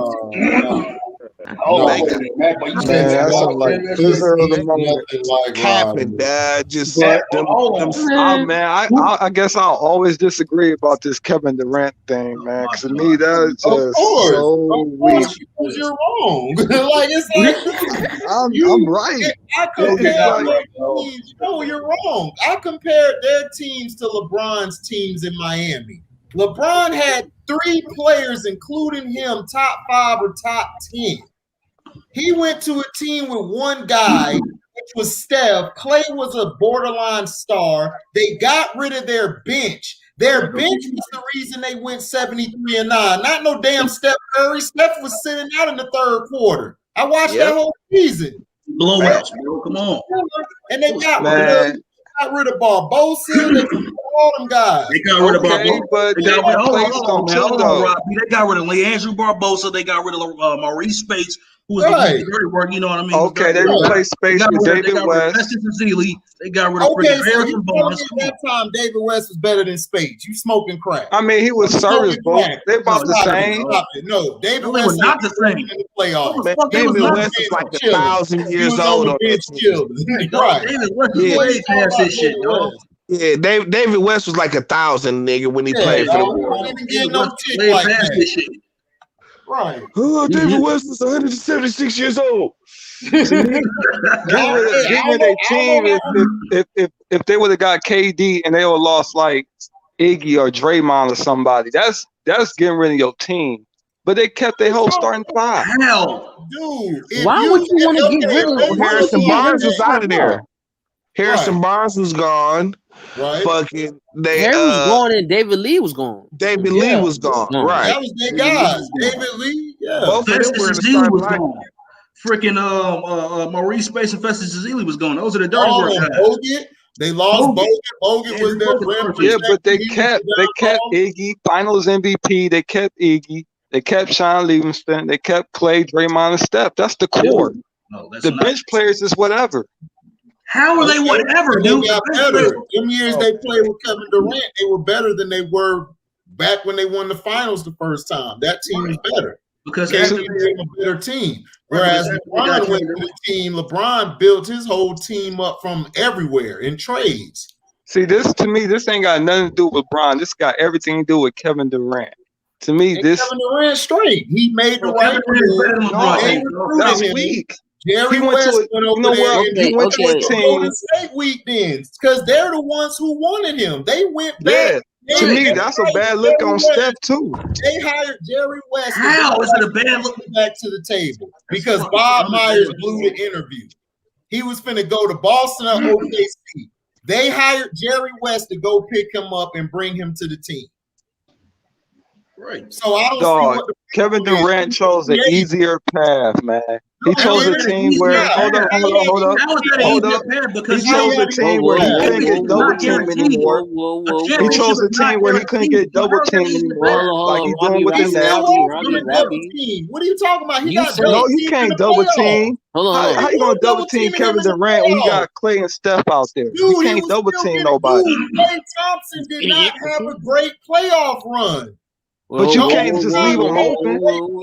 I don't care if he 0 for 30. You can't just leave Clay open. But you said, KD took the easy route. So do LeBron. LeBron took the easy route. Look what happened. Okay, but this ain't got nothing to do with LeBron. I agree. LeBron took the easy I route. know ain't got nothing But to do Kevin with Durant it. did too.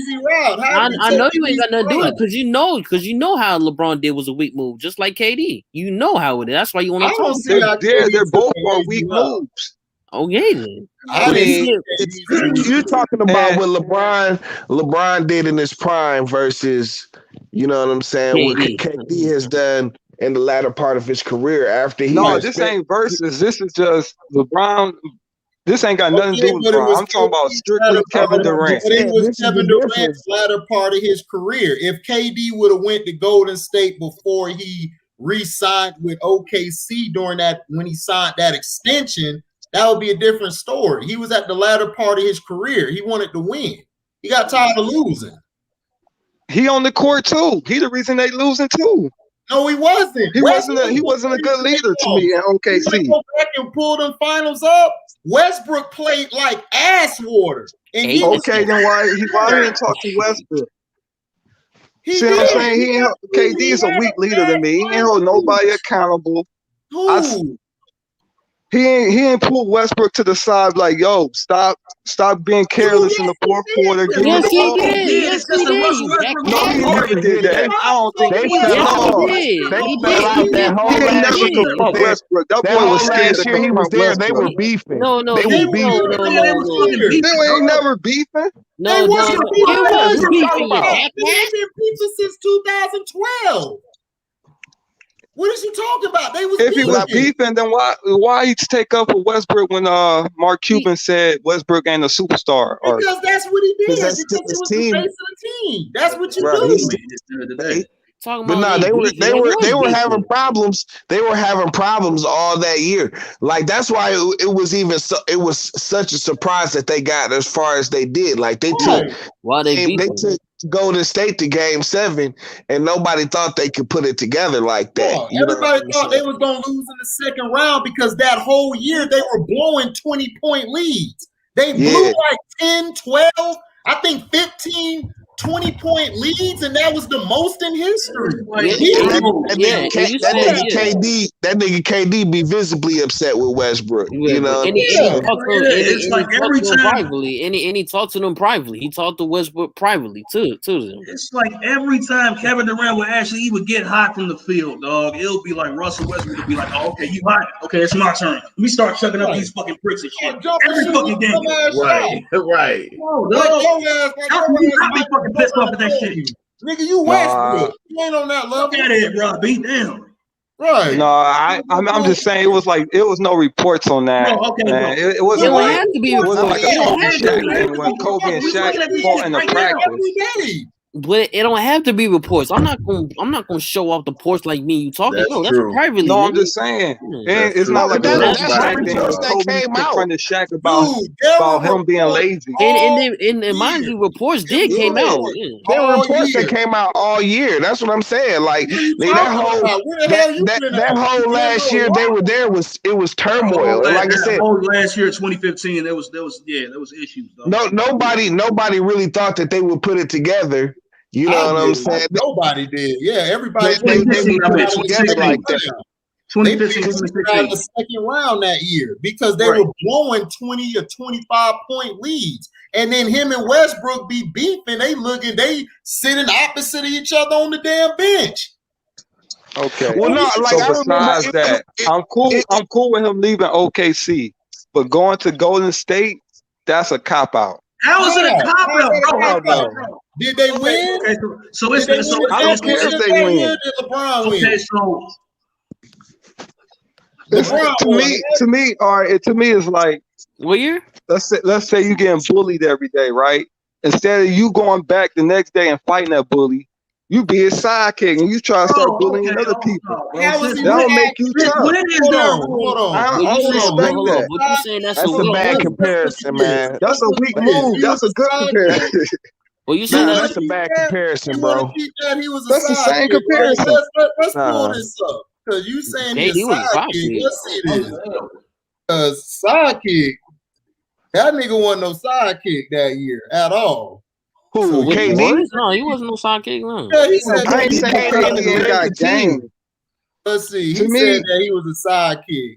Well, let's pull this up. He was a sidekick. To me, KD is like a weapon. To me, I put him like with Kareem and right, Wilt. Go right there. Let's see. He said he was a sidekick. But they ain't no leaders. He ain't no sidekick. Ain't no sidekick gonna win. Ain't no I think he's talking meta. He was trying to talk metaphorically. Yeah, how is that? If you got, I know. I was trying to give you an example. Yeah, he gave a bad. To me, it's a bad example. Look, you saying you trying to say that he's a sidekick to Curry. It's a bad example because Kevin Durant is a better player one-on-one than Steph Curry is. He can way better. Okay, one-on-one, Kevin Durant is a better player than Thompson. One-on-one, Kevin Durant is a better player than Green. So what I'm saying is, it's a bad comparison. I get what you're trying to say. You're saying I get what you're trying to say. Like, look, Steph Curry, great player. Thompson, great player. Green, great player. And by him joining them, it puts him over the top. I get that, but it's bad because Kevin Durant is actually better than those three guys. Right. Yeah, but those three guys were beating him. He showed you. It don't matter. Those three guys were beating him. Instead of trying to beat them, you join them. Dwayne Wade was a better player than LeBron and Chris Bosh. Right. When LeBron went to Miami, he wasn't the best guy on the team. No. Remember, it was D Wade that gave him his blessing. Like I said, this ain't got nothing to do with LeBron. I know. The only thing it had to do with LeBron is if KD had to go to Golden State, like I need those guys to beat LeBron. When Kevin Durant came on the team, he was averaging 25 points, 8 rebounds, 5 assists, and 2 blocks a game. Steph Curry was averaging 25, and then Klay Thompson was averaging 22. So they only got 3 players that was in double figures that year. That's it. So you lost that year, the previous year, when they had that bench and everything.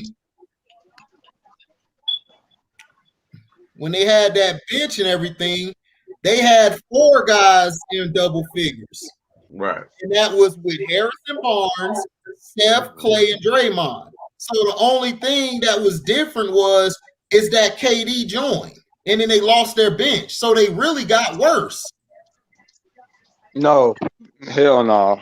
They won. They still won like 60 games. They got worse. But they won 73. They won 73 the year before. This is the team that won 73 games, bro. Right. What is you talking about? They got worse. Retarded, bro. They got worse. It's fucking retarded, bro.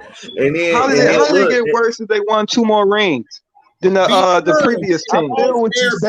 Basketball is played from 1 all the way to your 9th to 10th guy. Sometimes they won 2 rings compared to the other team. Yeah, they won 2 rings because of Kevin Durant. They overcompensated their front line. Remember when LeBron said that year we're too top heavy? Because when you have 3 guys like that on your team, you take away from what you had on your bench. Because they're overcompensating all of their points on the front end. That's why they were struggling to win those next 2 championships because they lost depth. Because they didn't have a steady balance. They didn't have a steady balance. They didn't have that many. They added him, but they lost 3 or 4 people who were key pieces off of that bench that made their team run better. When KD got there, they changed their whole offense and team to fit Kevin Durant. because he's fucking Kevin Durant. They basically ran everything through Kevin Durant. Right. I don't see that 73 win team beating the Kevin Durant team. Matt Barnes cannot check no. I bet Harrison Barnes can't check no Kevin Durant. I mean, I'm sorry. Nobody can stop Kevin Durant, but that rest of the team That's would my have point. beaten. The rest of the team would have beaten Kevin Durant's team because you know why? They had depth. Once again, as we always say, lost to Cleveland is because when Draymond got suspended, Bogut got hurt the next game. So what that does to your lineup, you're giving more minutes to the next guy who doesn't play those minutes. So you got Harrison Barnes playing extra, Barbosa and them playing extra. That messes the flow of your team up because in certain parts of the game where Steph Curry rests, he couldn't rest. So he playing all these extra minutes.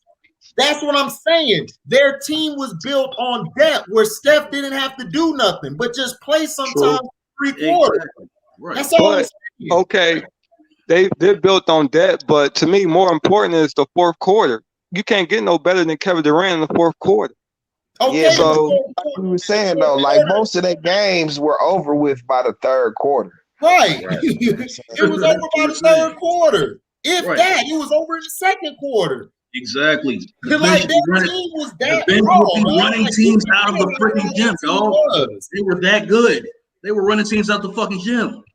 It was that good. Come on, man. And then you forget that year OKC, they were blowing 25 to 30 point leads, dog. The whole year I think they broke the record for the most blown leads because Russell Westbrook is a sorry ass point guard.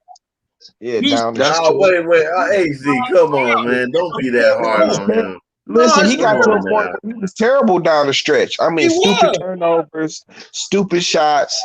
You know what I'm saying? Kevin Durant just be looking at this nigga like, bruh. I mean, I just say that because Russell has come a long way. He's not. He hasn't. He's still doing the same dumb shit in Washington. Come on now. He's a better player. Did you watch him last year in Houston? Russell Westbrook does the same thing. That's what he is and who he is, and that's who he's going to be. He has to play with a legitimate number two. If he's not playing with a number two, who's a guy who's a straight beta, like James Harden's a beta and Bradley Beal's a beta, he can play with those type of players because they're not going to check him. Kevin Durant was checking this nigga every time after the game. That's why they would lose. They didn't get along. It was like Kobe and Shaq again. Like every damn play, they battling. Yeah. So Westbrook can only play with a beta nigga. Nigga, Kevin Durant wants the goddamn ball. He ain't gonna sit back CPU when he know he better than you. Like, nigga, I'm gonna Kevin Durant's issue was like, bro, you sit there and dribble out the clock and then pass me the ball and be like, yo, do you like, dude, have an attitude behind to your point. It's like to your point, dog. He is a bigger version of he's like a smaller version of LeBron. That's the same shit he does. No, he's better than LeBron, but Westbrook is a better player. I don't see LeBron. He's way better than LeBron. That's what I'm saying. He's way better than LeBron. Okay, let me paraphrase that. And that's all I'm saying. Like the over-exaggeration. You're right about the Westbrook thing. To me, the coaches said Westbrook give KD the ball. I mean, that's simple. She had a punk ass coach, dog. Go ahead, Nick. Right. No, I agree with you on that, HZ. But what I'm just saying is, like, for Westbrook, I agree. When he was in OKC, he was a knucklehead. He needed more development. He was too raw. But I'm saying, like, as a player, he's improved tremendously. No, he hasn't. He hasn't gotten any smarter, and he's not as athletic as he used to. That's what I'm saying. No, and that's what I meant. And that's that's really what I meant. He's basically coasted his entire career by using only his athleticism, dog. He really has not enhanced his game. That's what I meant, dog. No, he doesn't have approved run because you know why? He doesn't have IQ. You're right. 0%. 0% of it. He doesn't. Right. Yeah, he still can't shoot. He's right. He still cannot shoot. I mean, but remember at one point when he was earlier in his career, and man, he used to just run down the court as fast as he could and stop on a dime, jump as high as he could, dog, and kill that little mid-range jumper. Yep, and he stopped working on it. He stopped working on that. He's not getting the same kind of lift on the shot. That old flat ass shot. He used to just shoot that mud straight in the rim and he shit. used to post up smaller guards too. He started posting up guards too. Right, exactly. And that's what I'm saying. That's what comes with your IQ. And that's the problem. Like, Russell Westbrook was always the problem. I kept telling everybody is that when they had James Harden, if they would have kept James Harden, they would have won a lot of those games against Golden State because James Harden would have slowed the tempo down. AC. James Harden is soft in the clutch. He is soft in the clutch. James Harden, okay, but you didn't need him in the clutch. As a number one. Before Russell Westbrook, he got smashed by San Antonio, man. San Antonio. James Harden saved them in that series because Harden was the third guy they couldn't account for. He shot San Antonio out the gym. I remember that gym. Harden and Ibaka. He was killing them. Series 2-0. They was winning the series 2-0. Then the OKC Thunder went on a run. And then the Spurs was finna beat them in that last game they played. James Harden went out of his mind. Then KD joined him in the fourth quarter with 3 big threes down the stretch. Westbrook, you talking about when he was coming off the bench for OKC. I'm talking about when he was a starter, an MVP. He's always been soft. He's always come up short. Guess what? He's talking about the third round. How many times? He got to the third round like what? Twice or 3 times as the lead guy? That's better than what Russell Westbrook did. I know that. Westbrook. That's way better than Russell Westbrook. Westbrook came out first round to Donovan Mitchell. Wait a minute. Time out for a second. With Russell Westbrook, he had Durant, so you're not going to count those, right? No, I'm talking about when Durant left. I'm talking about first year. Right. When Durant left, you had no more Green, you had no more Durant. Right. That team, who you got? Grizzly Adams? Right. They had Paul George, playoff P, and playoff P. Come on, Carmelo.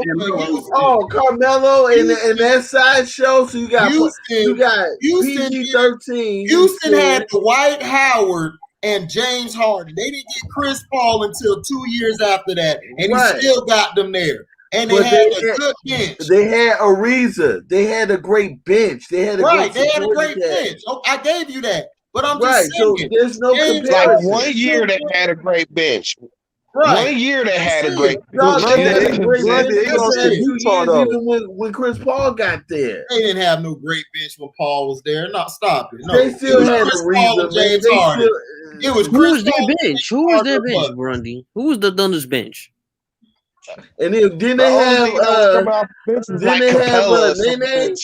after a while, who's in Atlanta. Yeah, and he was finished. Nene was finished. That was doing well in Atlanta. That was like one of them exceptions. All these guys that are supposed to be finished are doing well on other teams right now. Look, when you look at Westbrook after Kevin Durant left, that team was depleted. And what you talk about playoff P, it was who is a softie. It was the same team Carmelo Anthony, who's at the end of his career. And Westbrook. I give you props. Westbrook, he's a great player, but I'm just saying, each year, Westbrook, it needs to improve on his IQ. He doesn't improve on it. Westbrook problem is he only can play one way, and that is bad basketball. Kobe Bryant, before he got older, he was working on other parts of his game to get better. You had Dwayne Wade. working on different parts of his game to get better. He even learned how to shoot a consistent 3-point shot later in his career. So I'm just saying, if you're Westbrook, you got to learn how to make. Listen, if I got a nigga like KD, if Michael Jordan had a KD on the wing, Michael finna make sure he get the ball. That's just Mike and KD, that's just ugly. I don't even want to think about that. Right. But that's what I'm saying. He had Scottie Pippen.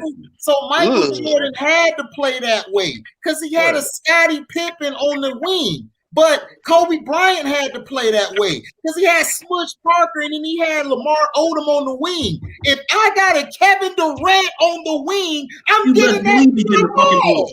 You best believe he's getting the ball.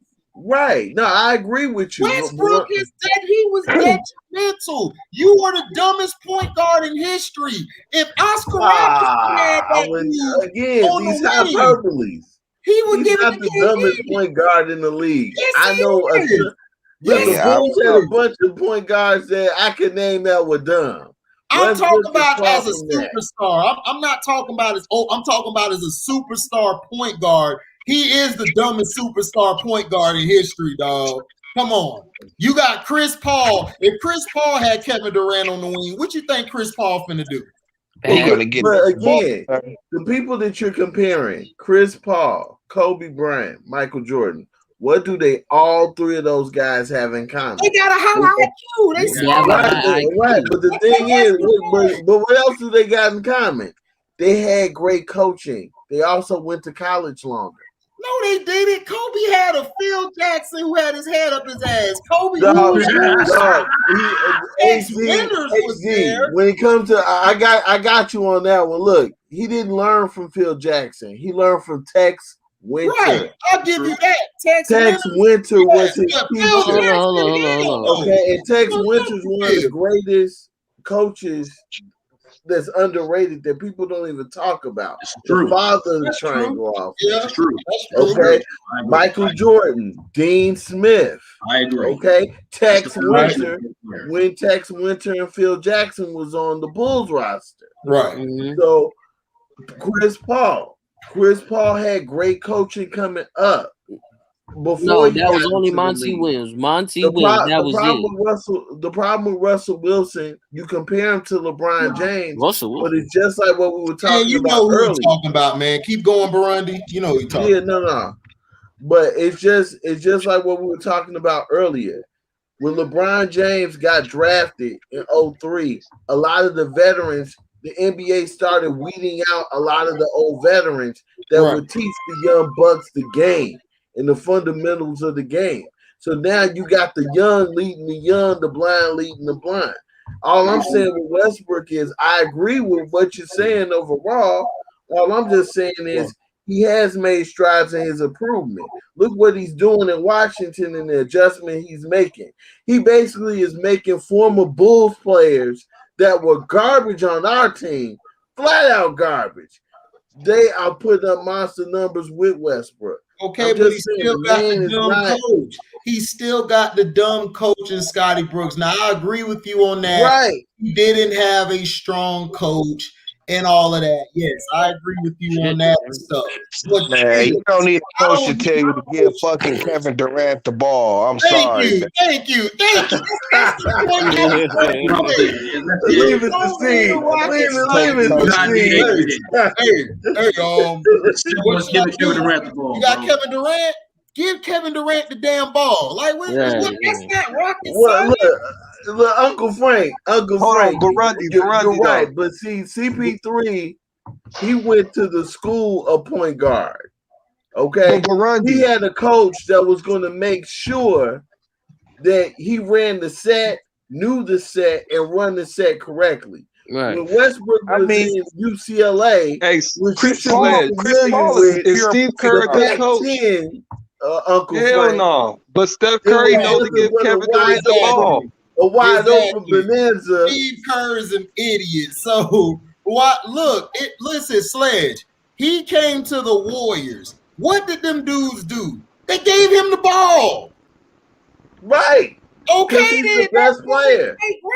That's it, dude. That's the Right? only No. I'm just saying, HG. I'm saying that who he was back then, he has made improvements to his game. That's my only point. I agree with you. I don't really see it. To me, the only way to prove his improvement is raise that IQ. That was it. Just raise that IQ. Like I said, when you look at Washington, where they are right now versus where they were dead last behind the Pistons.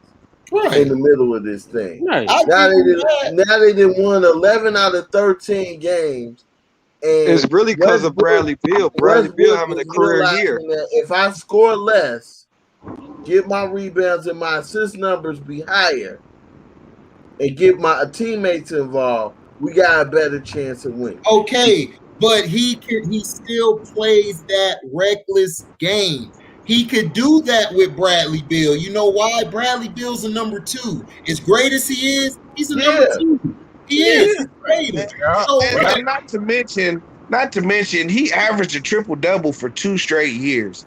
And I think the climax of that team, the climax of that team was first-round exit. And I think one of those years, they didn't even make the playoffs. Right. So, I mean, listen, man, James Harden is a better player than Westbrook. I would say offensively, James Harden is a better player. He's better defensively. But overall, I'd rather if I want to take a dog with me to the playoffs, I'm taking Westbrook. Defensive ratings in the league. Listen, I'm not the biggest James Now Harden we're looking at stats. I'm not a fan, but I'm not a James Harden fan either, T. I'm not a fan at all. What does the tape show you about Harden? I'm more of a fan of Westbrook. I'm more of a fan of Westbrook than Harden. But dog, Harden is way better than Westbrook, dog. If we're talking about just offense, I give it to you. Pass better. He does the same thing. He's a better scorer. He's a better passer. Shoot, he's just as good of a rebounder. He's just as good of he's just as good of a defender. Right, and he gives you like 50 they points. Both come up short. Westbrook only giving you about 15 points or 20 points in his triple doubles. He giving you 60. Harden giving you 60 with a triple double. If we own that. Yeah. Look, I say that Harden is a better player as far as offense is concerned, but overall he can't rebound like Westbrook. Overall, he is better than Westbrook. Way better. Overall, he's better. Yeah, he's way better. Coast to coast, he might be better than Harden because he's faster. Yeah, you know what I'm saying? He's better at strength. He don't have more. He's a better rebounder than Harden is. He can't shoot better than Harden. They probably rebound about the same. He's not a better passer. He's not a better passer than Harden.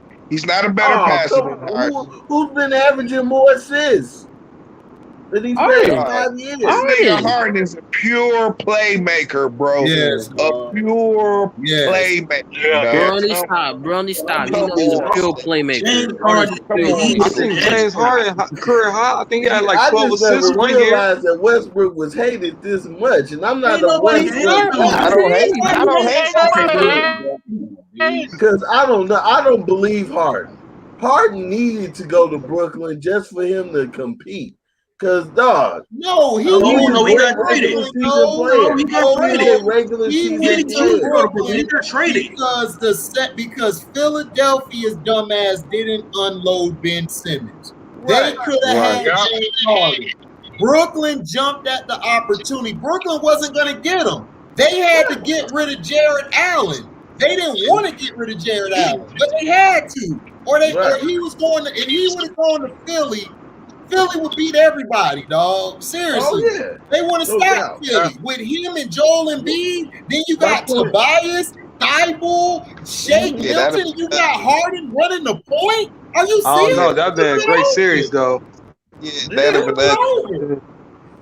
It was over. If he was running the point in Philly, if he ran the point in Philly, dude, it was over, dog. It was over. Nobody was beating Philly if he would have gone there. It would have been an easy nada. It's like no. I mean, Listen, now, Sledge, I'll give you credit. Harden has I'll to give. prove it in the playoffs to me. No, that's what I'm saying. I'll give you credit. He's a career playoff choker. You know what I'm saying? Yeah, we know. both of them are though. Both of them But chokers so in is the Westbrook. playoffs. What That's has what it Westbrook is. done? So is Westbrook. They both Westbrook chokers. got the heart to fight. Right. No, he Man, don't. That's No, what I'm no, saying. he He didn't. didn't fight. He didn't The fight L with is the Dame L, Lillard. He bro. didn't fight with Dame Time. Right. Dame Time took his heart Come on, away. man. Dame Dame Time is on a whole nother level, AC. You Dame know that. Time. Dame Dame Time, Time. right? Dame Time got that Kobe syndrome. Exactly. He got that Kobe syndrome, That's dog. what I'm Like, trying to tell you. Dame Time won 5 games. He chokes in the playoffs. I'm sorry, but I man. would rather take Harden because Harden's going to get me at least 10 to 12 consistent assists, and he's going to get the ball to who I need him to get the ball to. This idiot going to run down the court, can't shoot the shot, and give it to Steven Adams. Yep. That's what we had, though. Steven Adams is his best player when Durant left. He had Kevin Durant and he wasn't getting him the ball. That's the point I'm trying to make. That's the reason why they lost to Golden State. But HD, I agree with you. That's what I'm saying. With that, I agree with you. But you telling me a player can't grow from that? Hey, not him. But a player can grow. A player can grow from that. He's doing the same thing he's doing when he was there in Washington. The only difference is Bradley Beal has the patience to deal with that because he's like CJ McCollum. They're number twos. The only difference is the fact that Russell Westbrook is not Grundy, what happened last year in Houston? The only difference is the fact that Russell Westbrook is chucking up less shots this season. Last year in Houston, them dumbass niggas had a 6'6" nigga at center. That's what happened to them niggas last year. And they had bad coaching. It's like, but dog, I love Westbrook. Westbrook is one of my favorite players, dog. But Westbrook, dog, I would take him to battle with me over Harden any day. I'm not. I can't do it, dog. If I'm a GM, and then now I will give you this. I can put Westbrook on a team full of random niggas. He can carry that team. I give you that. He can carry that team better than Steph Curry can. Exactly. But I'm taking James Harden over him and Curry because Harden is 6'5", close to 6'6", and James Harden can make everybody 100 times better than them two guys. That's just me personally. James Harden. The only way I take Westbrook is if I can have him for that one 2013 year. If I can get him to play like that, like his whole career.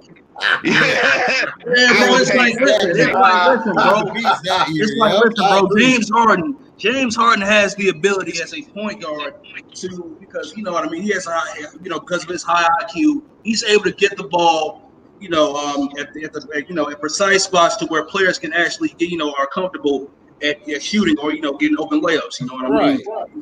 Let's see it when it counts in the playoffs. Dude, they both choke in the playoffs. I know. I agree. In the playoffs, he chokes, but guess what?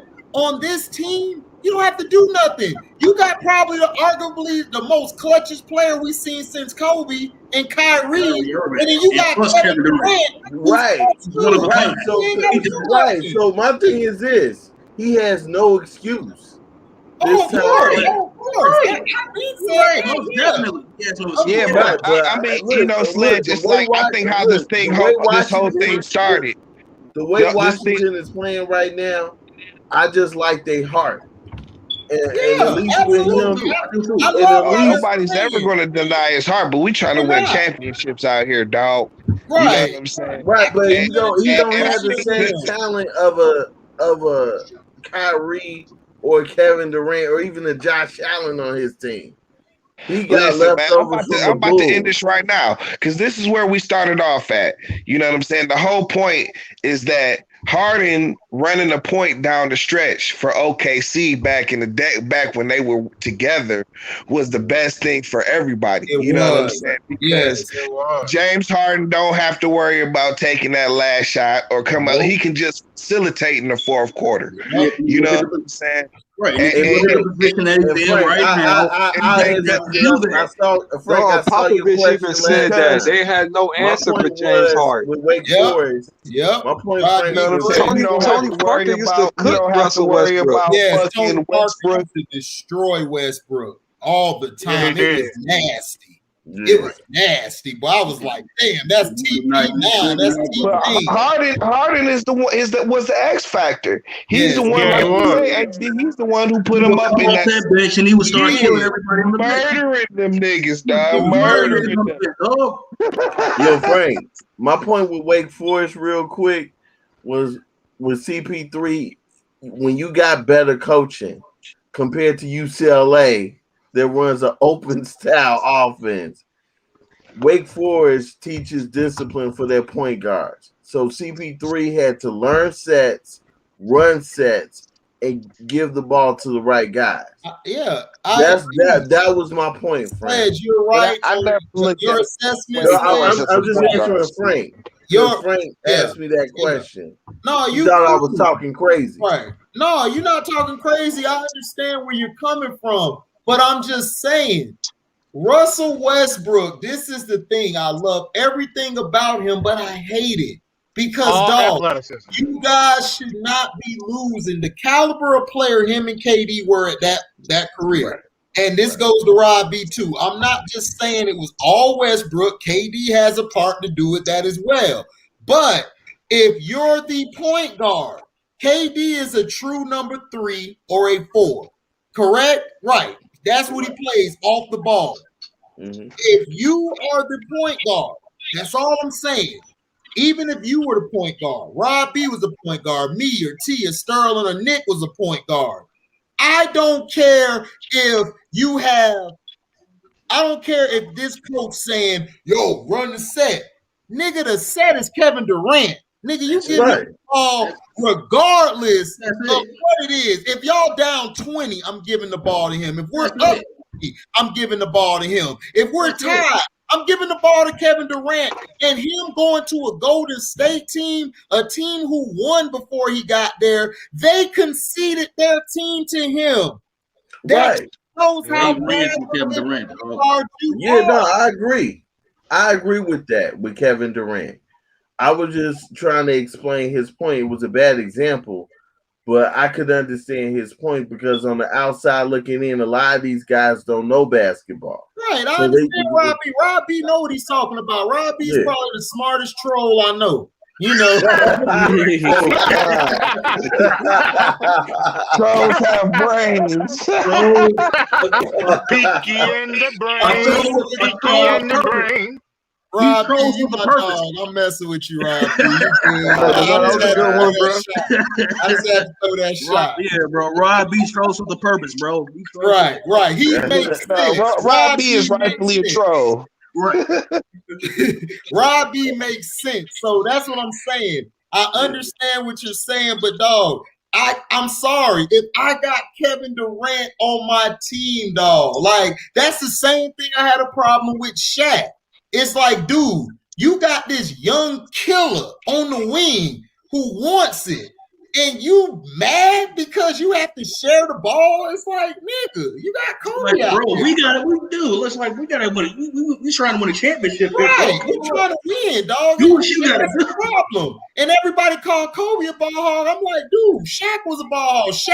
Shaq's PER is higher than Kobe's ever was, and he's taking more shots during that whole era with Kobe.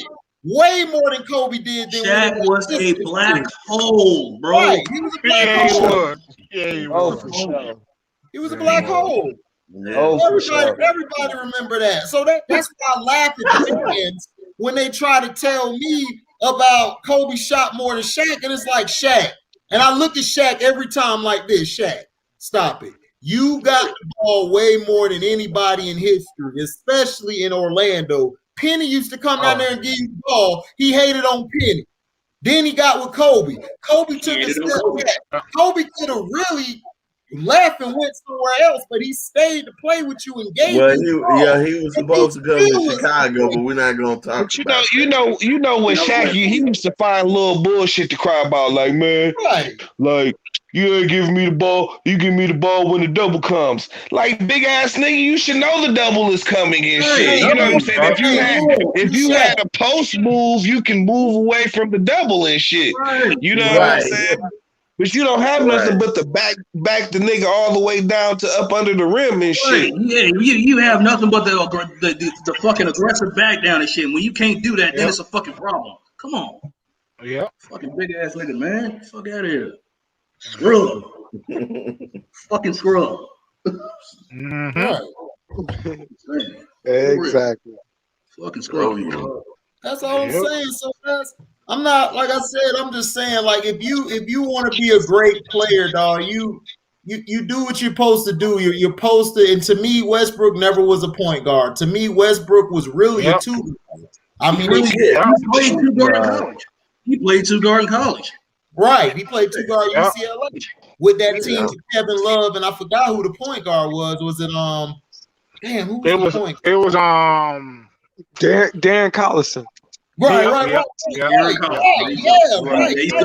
A true point guard. Kept getting hurt, but that's who it was. So that's what I'm saying. Like, I can't put all the blame on Westbrook because Westbrook was allowed to be the a-hole he was. Sam Presti was the one I blamed for everything. I blamed him for everything because Sam Presti wanted Westbrook to play the point guard. KD kept telling them, look, we need to get a point guard. And he even said, look, well, we're going to have to trade this guy because I can't play with this guy. KD tried to get this guy traded, like, because he couldn't play with him. So, and they just kept him. So KD was like, look, man, I'm tired of this crap. So I left. I mean, Westbrook is a guy who is a black hole who doesn't elevate your team. Now, can he carry your team? Absolutely. He can carry any team in the league that has a bunch of random 4 players out there that's from down the street in Cucamonga, wherever the hell they from. Yeah, and but as far as pushing them over the top, he's not that guy. He's not that guy. Over the top. That guy. Yeah. Right. But he should just run down the court and just jack up shots. Right. Kobe used to do that with that sorry team he had, but Kobe actually had game and made shots. He wouldn't make those shots. This guy don't make no shots. He just exactly. I'm like, dog. That's what he do all day. Yeah, Lil Rage. That's Lil Rage, dog. That's the freaking nickname that Steve Smith gave him, Lil Rage. Oh my gosh. Right. Like I love Westbrook. Look, I am a bigger fan of Westbrook over Harden, but dog, Harden's a better player, dog. It's just the facts. I've watched these guys their whole career. Now, do both of them choking? Does Harden choke in the playoffs? You are correct. Harden is the biggest damn choker probably since who was a choker that was terrible, just choked all the time. Can't even think of the name, but he's in the dictionary under choker. You know, that's James Harden. Got his beard with the little mohawk. Hey, you got me there. But dog, I cannot put this dude over Harden, dog. I'm sorry. Harden was balling. He was balling. I take Westbrook because of that heart, man. If I need a game, he got more heart. He got more heart as far as the person who got more. But as far as the person who got more game, I'm going with James Harden all day. So he got more. Yeah, he got game until the pressure gets on. That's both of them. That's both of them. Yeah, it's both of them. But I go with the man with the heart because that little effort can push us over the top with a win. Who that? With one win. Yeah, with one win. Westbrook. Harden can't give you that. He ain't gonna show you no heart. You can take the heart out of Westbrook. I'm not out of Harden easily. Man, Westbrook got the heart taken out of him by that nigga right there. Game time. Dame Dollar. Dame Dollar. With Dame is he got to play defense. Hey, you gotta play defense, but Westbrook wasn't doing nothing that series, and Dame was guarding him. Dog, look, nobody can do nothing against Dame. Nobody can do nothing against Dame Dollar, but you man. just said Westbrook, though. You just said defense. Dame was locking Westbrook up in that finals. Wait a minute. He was still averaging 20 a game, and he was still getting his numbers. But 20 a game is nothing now. Westbrook wasn't getting what he was getting usually. It was a hard 20 he was getting. He wasn't getting no easy 20 on Dame. Dame was going at him. The whole series, both sides. The problem was when they had Carmelo and PG-13, they weren't doing anything against the other guys. And that was the problem I had. Okay, but we know this about PG. We know he no planners Paul. We know he ain't got no nuts. You telling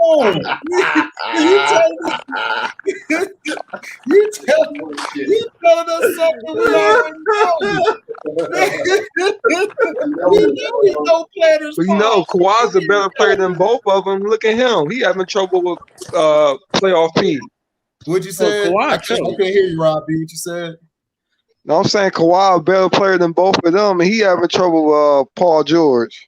Right, yeah. So that's what I'm saying. Like, no planners, Paul, dog. Is we know he can't. We know we don't care about the regular season no more with him, James Harden, Westbrook, any of them. It's what you do in these playoffs now. Right. We gotta see what you do in the playoffs. If you can't step up, I can't mess with you, dog. It's like, but my point is this, right? With Westbrook versus Dame, right? It's like, okay, I got a tough matchup because I'm going against Dame. Dame gonna be Dame. You know what I mean? Yeah, absolutely. So if I got PG-13 or Planet P, it's like, damn, give me something, Carmelo, give me something. I got a hard matchup with Dame. There's no reason why McCollum is going off. Yeah, but guess what? Why. But guess what though? If your dumb ass would not have alienated Kevin Durant, you could have had that better. You were better. You were in a better situation. You decided to alienate, not giving this man the ball. You decided to always play 100 miles per hour. You had a guy who was better than them two. My brother Kraken says this the best. Nigga, Michael Jordan had Pippen. Nigga, you had Durant. What's the problem? Come on, bro. You got somebody that's one of a kind. You have a once in a lifetime player on your team, dog. You better give him the damn ball. You feel me? I mean, Westbrook was young and dumb. He's still young and dumb. He's still young and dumb. Him, Durant was the same man. He's old and a little bit wiser, but still, he was really young and dumb. Hold on. So, Burundi, you think the Wizards gonna win a series in the playoffs? I mean, look, I watched this team go from the bottom of the bottom to getting there. Nobody would predict that Washington. Here comes the cap. Here comes the cap. It's not cap. It's going. He capped. No, I didn't know. What I'm saying is Washington with the same team other than getting Bulls players, former Bulls players. Right. We're at the bottom of the East. Okay. With Detroit. So I'm sure that sounds familiar. I hear you. In the Detroit Pistons. Bottom of the Bulls. You know what I'm saying? At least they got more wins than the Pistons, though, T. We going for the lottery, man.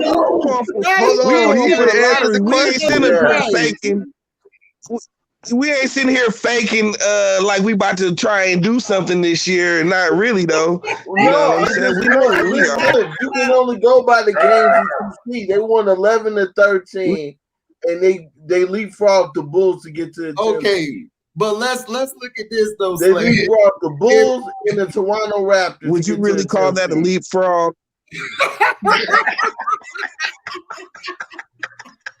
Talking about the Bulls. But Sled, just look at this. If we didn't have the playing game, would we really be talking about Westbrook? Hell no. We wouldn't be talking about Westbrook. We'd be talking about, man, Save Russell Westbrook because he deserves better. Dog, if they make the playoffs, man, they'll get swept. If I had James Harden, if I replaced James Harden with Russell Westbrook, this team would be in the 6 or 7 seed right now. Hell no. I put money on it. Hell no. All right. Listen, man. Hell no. They one Charlotte game away from being out the playoffs and shit. Charlotte will murder them niggas. You know what? I might have to put money on that game because I don't know now. Charlotte versus Washington. I'll take Washington. Them young horses out there, man. Look, I see why you high on the Wizards because they got a bunch of trash. Chicago didn't want no more. You know what I'm saying? Shout out to them because they balling right now. They are balling. On the Wizards. If you watch the Lakers game, you'll see a bunch of them on the highlight reel doing a dunker-ton on the Lakers. All right. Let's look know why nobody knows who used to play for the Bulls. The Washington Wizards are in 10th place. If we took away the play-in game, they would be like they're 2 games out behind the Pacers and the Hornets. They would not even be in contention. This is why the play-in game is trash. You know what I'm saying? Because you got teams that don't deserve the. Now look, if we didn't have the play-in game, I would say trying to get in the fucking playoffs. The NBA is actively trying to ruin themselves. They're trying to put 10 seeds in the playoffs, y'all. The NBA is putting the gun to their head, literally, dog. Literally putting the gun to its head. Terrell, there's a lot of hate for the Bulls, man. It's okay, dog. It's okay. This is not even about the Bulls anymore. We know in the room. It's all good. And as you see, T got cut himself off trying to diss the Bulls. You see what happens? Trying to diss the Bulls. For real. You're right, for real. True, bro. I'm just saying if we didn't have this playing game, that man would not be talking about Westbrook. I agree. You know what I would have said? I would have said, yo, Nick, you all right, G? Yeah. That's what was funny, man. Hey, come back to life. Oh, bro. Come back to life, Nick. Bruh, I'm just saying, dog. I'm sorry, dog. I can't deal with Westbrook. I feel where you're coming from, but I can't deal with Westbrook no love. Man, look, if we didn't have the play in, I'd be like, rescue Russell Westbrook. Rescue. Okay, but I'm just saying, this is what Westbrook wanted. Westbrook said, I'm finally in a place where I love to be at, where I can do what I want to do. You know, the Houston Rockets said, we're going to trade you for the best compensation you're going to get. Him, when he sat down and talked to the GM and them, they were going to run a different system. That's what the coach was talking to Harden about.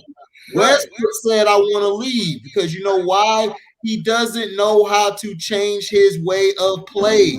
You saw how bad that team is. Houston is terrible right now. No, if James Harden and him would have stayed on that team, they would have did a lot better than they are now. The problem is they didn't want to move the ball like that. Harden and Westbrook love to dominate the ball. It's just how they play their game.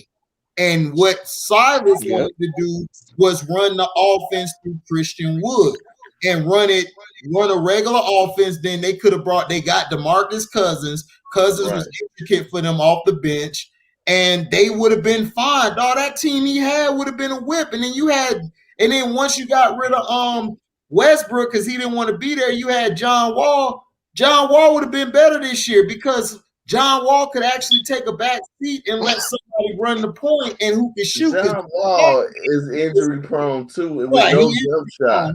Right, that's his biggest problem. But even if he got hurt, dog, you still had your squad. You still had a good enough team. But the problem I'm just happy for DeMarcus Cousins to get out of that dump. I feel yeah. I mean, I don't have a problem with leaving, but I'm just saying, like, the team wasn't as bad as everybody made it out to be early on. They could have been straight. Yeah. If they would have just bought in, you know. Right, but that's not Westbrook. Westbrook doesn't buy in unless it's his way. If it ain't his way, he's not doing it. I would have saw that situation with Silas, a guy that hasn't had no coaching experience whatsoever, and you telling me we're not going into free agency? Okay, Steve Kerr had no coaching experience, but they played for him. But you know what that was about. You know what Steve Kerr was about. That was all politics, baby. Come on, man. They used the black man to get the white man. Come on, man. Honestly, how many great coaches are in the NBA right now? I mean, you got Pop and then somebody please tell me. Pop and Doc. Where else you go with that? Doc, I don't even consider Doc a great coach. Really a great coach. Hold on, bro. Hold on, bro. Wait a minute, please. Come on, dog. He's funny as hell, bro. Dog. He said, no, bro, hold on. No, he was like, no, the only reason why Baroni's so high on the Wizards is because they got a whole bunch of trash Bulls players on Well, you know what? Like I said, man, there's a lot of hate for the Chicago Bulls. I get it. You know what I mean? Ain't no hate. You know? Them niggas trash, dude.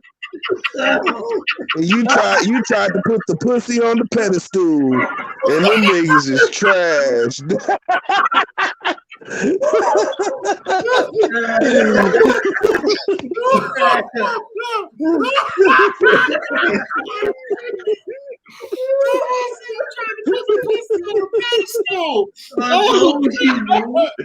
Well, you know what? Look, man.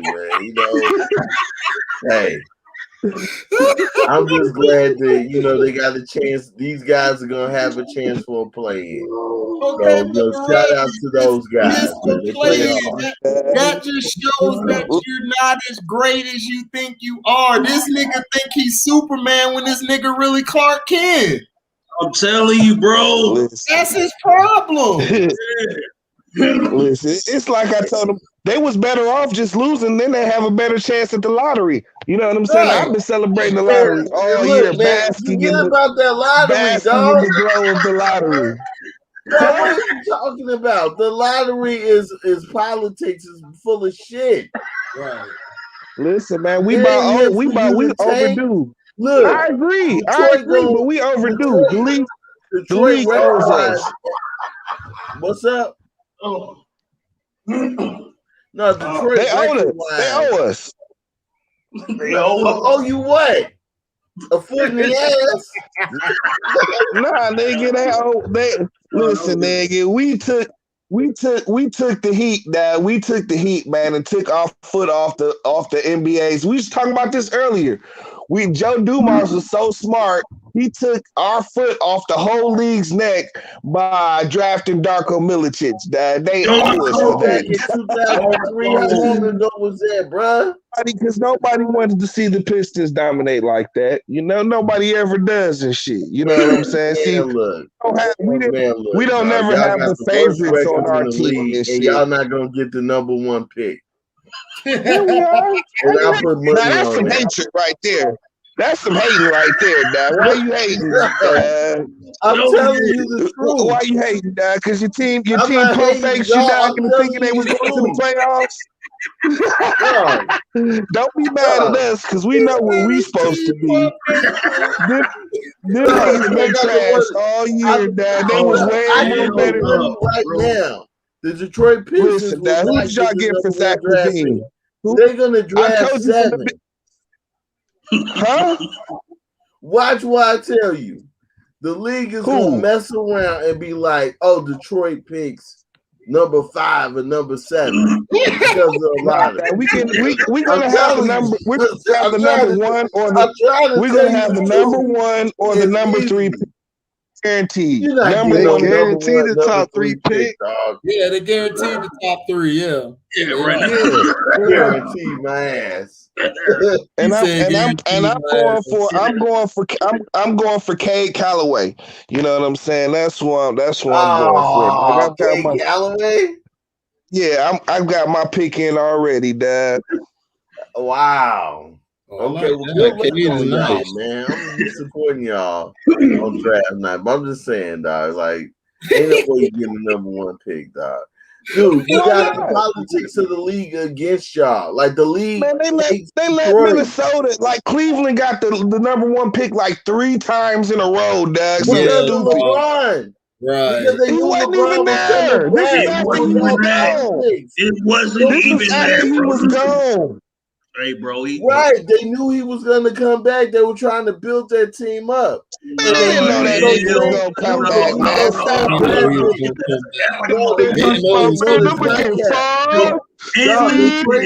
Hold on. They traded Bennett, who was the number 1 overall pick, to Minnesota for the Kevin Love trade.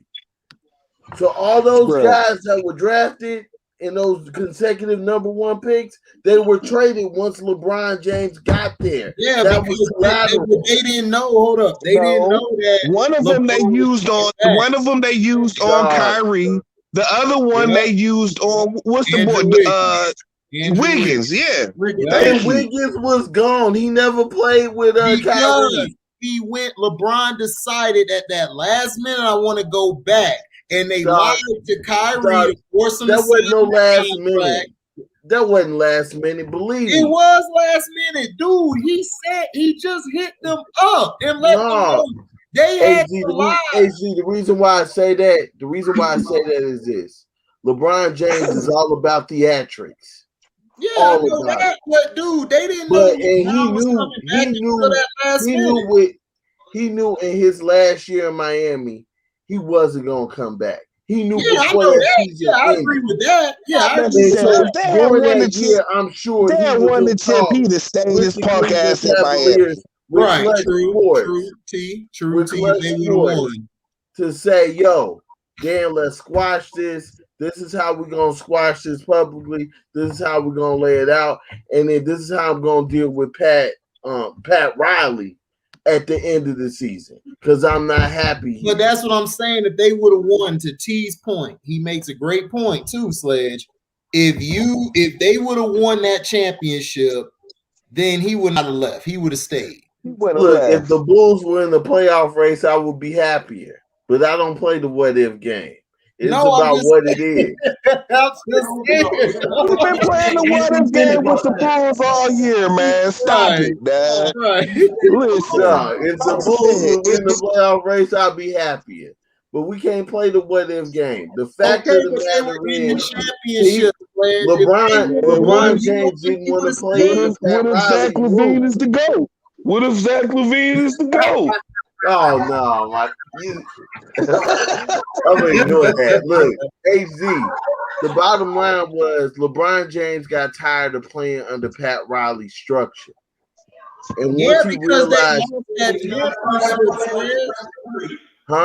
they lost that championship. If they would have won, LeBron is not leaving. He's not. I don't see him leaving. That would be dumb for you to leave after you just won it. LB here. LB. Huh? You a Miami fan, right? I mean a D Wade fan. So if Dwayne Wade, right, if they would have won the championship that year, do you believe LeBron would have left that year if they won? So about the year in 2014? Where they lost to the Spurs by a record margin. If they would have won that year. No, they would have won that year. LeBron would have probably stayed. I don't see him leaving to go to Cleveland. Right. The only reason if he did go to Cleveland is because of him and Pat Riley or something. Right, and him and Pat Riley was not getting along.